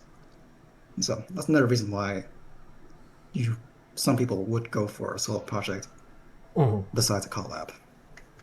Right. Excellent. Okay, just reaching down into the chat pit, see what kind of questions we can pull out here. Here's a fun one. I mean, Madness basically got you excited about art, kind of put some fire in your belly, and I appreciate that story that you told us. That was fucking cool. But this guy here is asking, are there any non-Madness projects you want to work on or see yourself working on in the future? Yes, I do have some non-Madness related projects in the future, but that'll take some time. That'll happen after the mini project that's being released tomorrow, and after I complete the Girlfriend's sequel. So yes, I do have projects outside of Madness in the future. That's awesome. Anything you care to talk about, or is it you want to keep it kind of super quiet? I think I'll just keep it super quiet as I've always been. Hell yeah, dude. Well, I'll just keep a quiet eye on your channels here, in the hopes of seeing what you wind up coming up with. Girlfriend sequel. Oh, these guys. We've already touched on the that question there. Someone's asking about the designs for the characters, but you had mentioned that the masks were speaking to their kind of mental state as personalities. Yeah. Okay, here's a question from Redenton. If you're down for more of this, Was there any deleted scenes from BMC? What were they about? Yeah, there were a few deleted scenes. There were a few scrap scenes. Oh yeah. There was one. There was originally supposed to be a commercial, but in between the. It was right after getting all the gear and before the jazz music sets in. There was originally supposed to be a commercial that was made by the Solo Fair company. Now it's supposed to be used as a transition between the setup and showcasing the raid site. Okay, no, I get that. Like, just to further place personality on the corporate entity that did this Sun Drug thing. Yes, 3D corporate entity. It's also that video, that deleted scene, the scrap scene, is available to be watched in my YouTube channel. It's in the unlisted playlist called "Extras for the Real Ones." Extras for the real ones. For the real ones that actually bothered to like look deep into, what I'm doing. Agency. So that's one deleted scene. There was also another deleted scene that was supposed to be the ending for the animation. That unfortunately got scrapped because the project member was not able to complete it in time. And really, I was just so fed up with the project at that point that I just not releasing anything after 3 years was just, I would not live with that in mind. I could not get sleep with that in mind. Right, no, I get that. So basically I had to kind of just scrap that. And that is, if it's floating around there in the servers. It's not available to be watched on my YouTube channel, but if you ask around, you'll probably come across it. You'll actually probably come across the flaw for it. Oh shit. Yeah, so 2 deleted scenes, commercial and a scrap ending. Well, shit, I might have to sniff around for that myself. That sounds interesting enough. Yeah. Hell yeah, dude. Hell yeah, dude. Hey, Funkle, you there? Yes, sir, Bob. What's up? Yeah, you dug up any new questions here, or? Yeah, there's a couple. Okay. One I saw a little bit back up was, how did you come up with the plan for the plot or the storytelling? Was it all just sort of vibes based? Did you storyboard it out? Oh yeah, that's a good one. Well, yeah, once you had the idea, then what? Yeah. Well, the idea for the plot, right? So, the very basis of the plot was basically, it was a weird proposition set up by Atlas. He basically wanted to.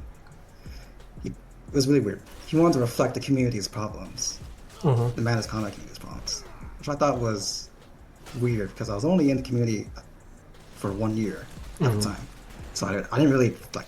I don't know how to take that, but I thought about it for a little bit. And I thought that the problems that you find in the community are basically interchangeable with the broader scope of society. And basically, you would just have to look for the problems, which are bad people, dishonest people, dodgy, disloyal, unreliable, that sort of kind of thing. So that was the origin of the plot. How did I come up with my storytelling? I kind of came up with everything on the spot, I guess. Then I storyboarded it so that I could communicate my ideas to Atlas, so that we can, agree on both things. See if it's okay, see if it's all right. Okay.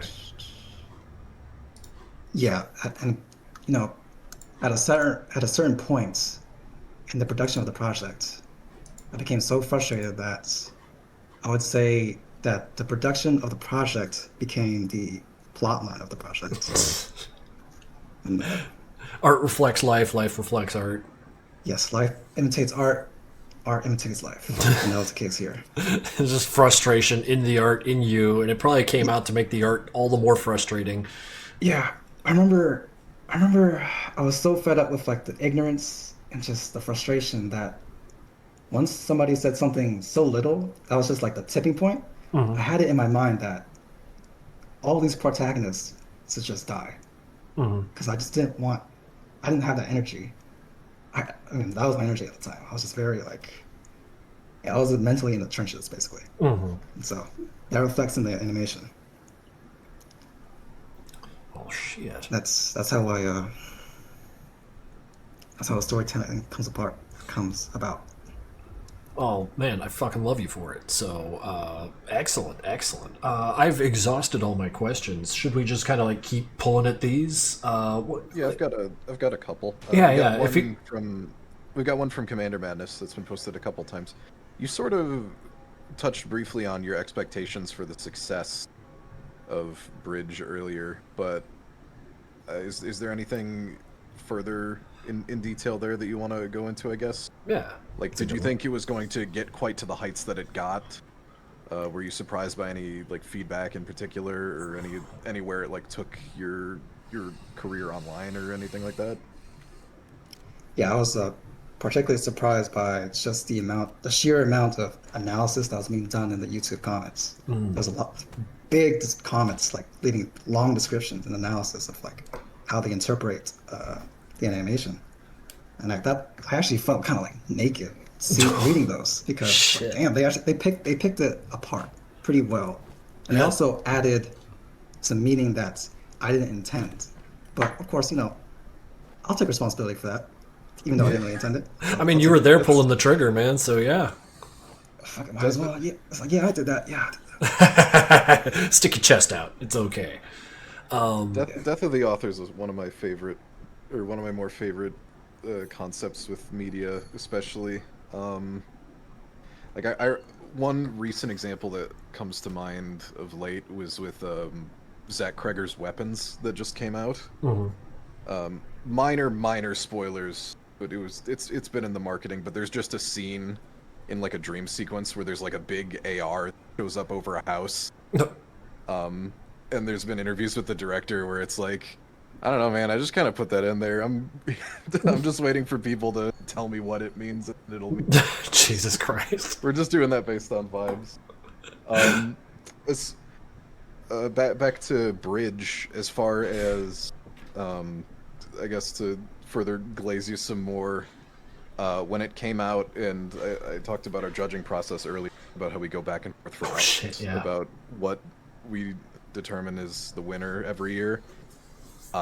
We did not spend a single minute talking about Bridge at all. It went into first immediately. We just left it there. It's like, okay, what's second through whatever? That's literally what happened, dude. Because like we all sat down in our first little like group chat, and we were like, okay, so Bridge number 1, what's next? Like, and that was it. That was the end of the conversation.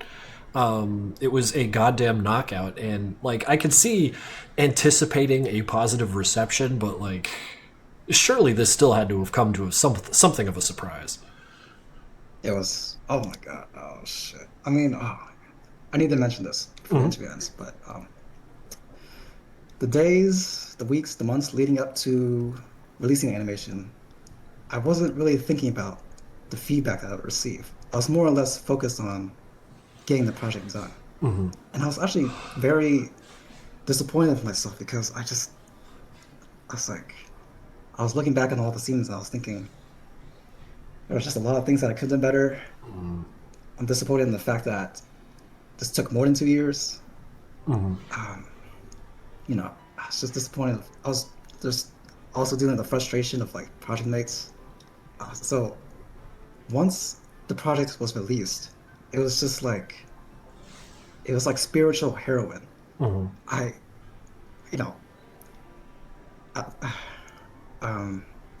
The positive feedback came in like a tsunami. I remember losing weight because I was so mentally stimulated by just the comments coming about. And I only ate because I remembered to eat. I also remember walking around in circles in my room like forever, and like only stopping to read the comments. I felt like I was like walking across the world at that time. Jesus. It felt like that for like a good week. It was just it was, so basically the feedback was overwhelming. To answer that question. It's a strange sensation, that's for sure.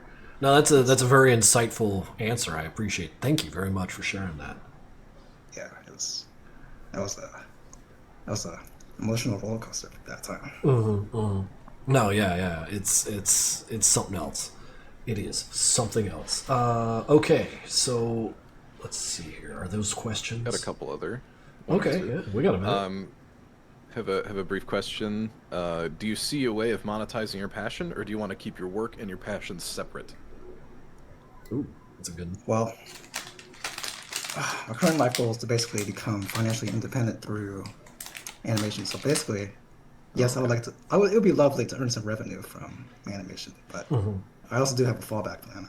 I did graduate college. I did work a job. So if this animation thing doesn't work out, then I can fall back on that career. But yes, I think every artist's dream is basically make a living off of their passion, so they can do it forever. Right. Yeah, Okay. It's always an interesting balance to hold. I obviously say this as someone with zero experience, but I've seen plenty of people before. Just the balance, because like obviously there are like concessions that end up having to be made in order to make it your work, either whether that be like emotionally or like literally like within the art itself, in terms of like trying to balance that. Yeah, when you're out there for money, it's a little different of a game. Being beholden to the whims of whoever's paying your bills. When it comes to like potentially being censored or drawing within the lines, as it were. So like, yeah, the notion of just doing this as a hobby is still a very attractive one for the freedom that it provides. Yes, I try to be as vigilant as possible as to not let, like, the public influence my artistic direction. I try to not to like think like, oh, they're not gonna like this, so I'm not gonna do it that way. I don't want to do that. That's like the worst. Right. No, I mean, because I think I've mentioned this before in this stream alone. You're in it for yourself. Like you wanted to see this happen, and so you did. You put in the work, you created it, and like-minded types are going to run up here and say like, "Wow, you did it fucking cool." Yeah. As you said before. Oh, sorry. As you said before, like there's a saying, art imitates life, and life imitates art. I like to live by my own means. I'd like to live true to my own life. Right. And I reflect that through my art by doing what I want to do, and not trying to succumb to social pressure or whatever. Someone wants to see this, someone wants to see that, and you just start turning into a jukebox. Like here, take. So like I absolutely appreciate that sensation of needing artistic independence, not being bossed around by the whims of whoever the hell is paying for shit. Yep. Okay, so how are we for time? Oh, it's endless, right? This is the last one. Yeah, we're the last interview of the day, so we can sit here until you collapse. I got a bit of a deeper one with Zapjohn that's in a bit of a similar vein. I saw that question. I'm excited about this one. Yeah. You said before that you found meaning in animating. Could you describe that meaning beyond a sense of purpose? How would you describe it? The feeling that drives you to create. The driving that drives me to create. Really, basically, the principle is that I have cool ideas and I want to put it out there. I want to see it before my eyes. That's basically just the principle. It also it's a good thing to pass the time. It's very good to. It's a good thing to do to feel productive. Before I picked up animation, my hobbies were basically just playing video games and like watching some media here and there, YouTube, some films. That's it. And I didn't really find fulfillment and satisfaction in doing those. Or feeling productive in those. So yeah, can't blame you for that. Yeah, that's a hell of a lifestyle change. And like I gotta say, that's a hell of an answer. I'm still kind of floating around on it. No, I'd love to hear it. Yeah, animation took such a stronghold over my life that once I started working a job, which was 1 year after I started animating, I found it. I was working a white collar job in an office, and I found it just insanely frustrating not to be able to work on my animation. I found it so frustrating to the point where I took it upon myself to download Adobe Animate on the work computer, so that I can work on like sprites or something. Right, Do right. something with my time while I'm at work, because most of the time I'm at work, I'm not really doing anything.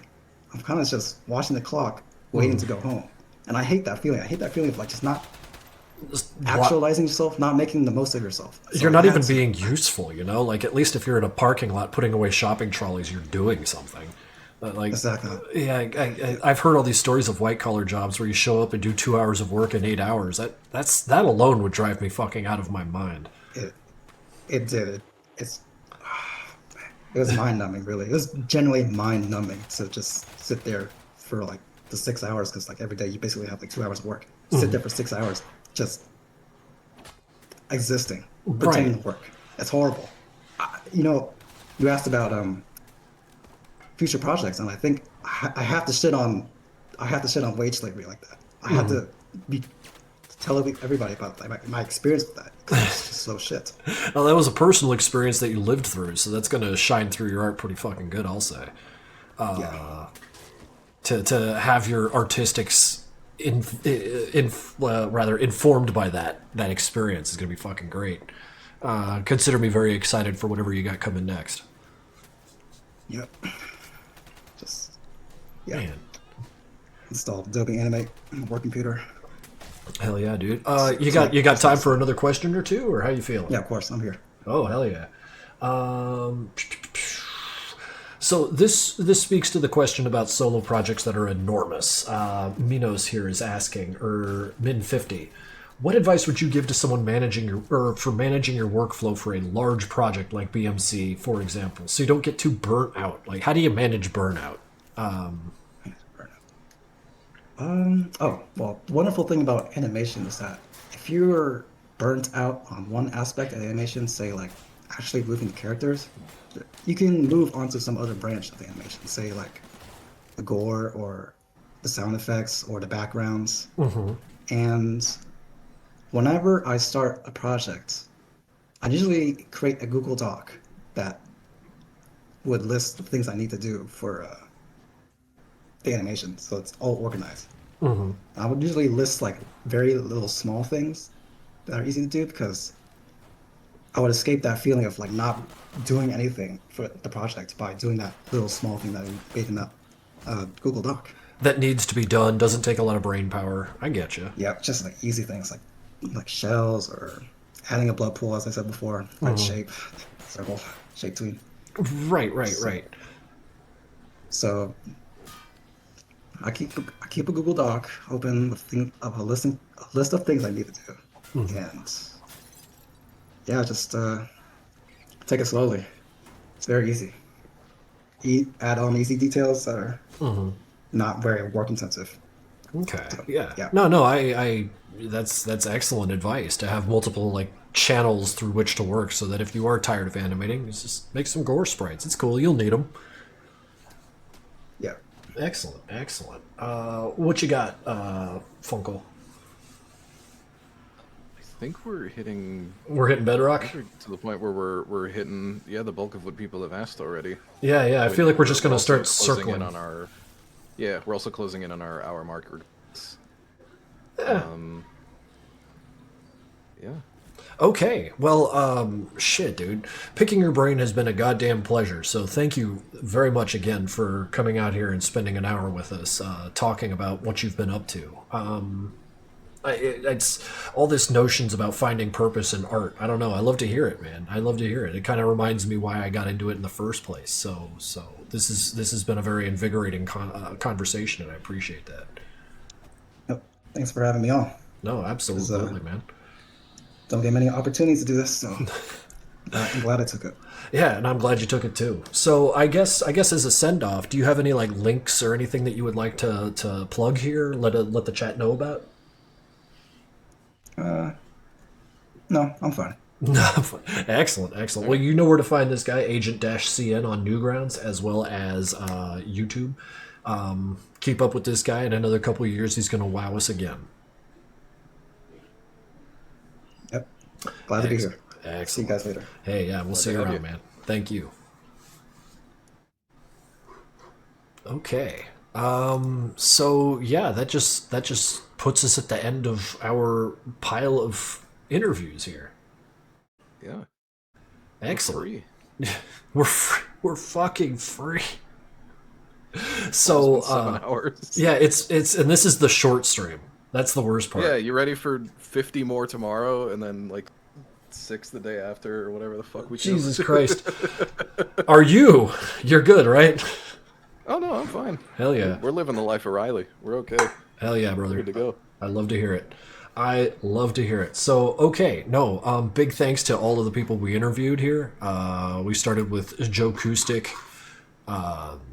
Who was that? Heavy Bro. We had Overtry. We had Warlord Pete, as well as Little Lucky Link, Potke, J Sewell, and CN.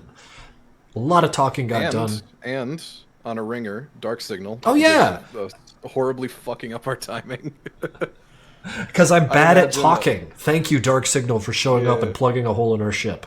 We got a lot in today. Got to pick a lot of very smart brains, a lot of very, very creative and driven people. So like I'm feeling, if it weren't for the fact that we were talking to people who were so excited about this shit, I'd be drained right now. But we were just able to juggle energy. It was a good time. Yeah. I've been up for 30 hours. Okay, 1-ups. Jesus Christ, Ebola, chill. All right. Yeah, but no, I'm going to go and eat myself a steak or a pizza or something, a shitload of carbs. I don't know. I think I just need to step away from... What? So that sounds great about now. Yeah, no, I just need to get away from the blue screen, as it were. Like, this thing's melting my brain. Get some protein, get some electrolytes. Yeah, maybe push some weights around before bed, and then crash, and we'll do it again tomorrow. Fuck yeah, we will, and we'll be doing it from the office over at Swain's place. Ooh, really? Yeah. I agreed to do it over there because having Swain around's funny. He can chime in with shit. Yeah, and I like involving him. So yeah, guys, thank you all for showing up and watching me do this interview. This has been Krinkels. That has been Uncle Funkle, and we'll be doing this again tomorrow at noon EST. Maybe a couple minutes late because it's me and I'm always late to everything I show up to. But yeah, count on noon EST tomorrow. All right. Hell yeah. See you guys around. Take it easy, guys.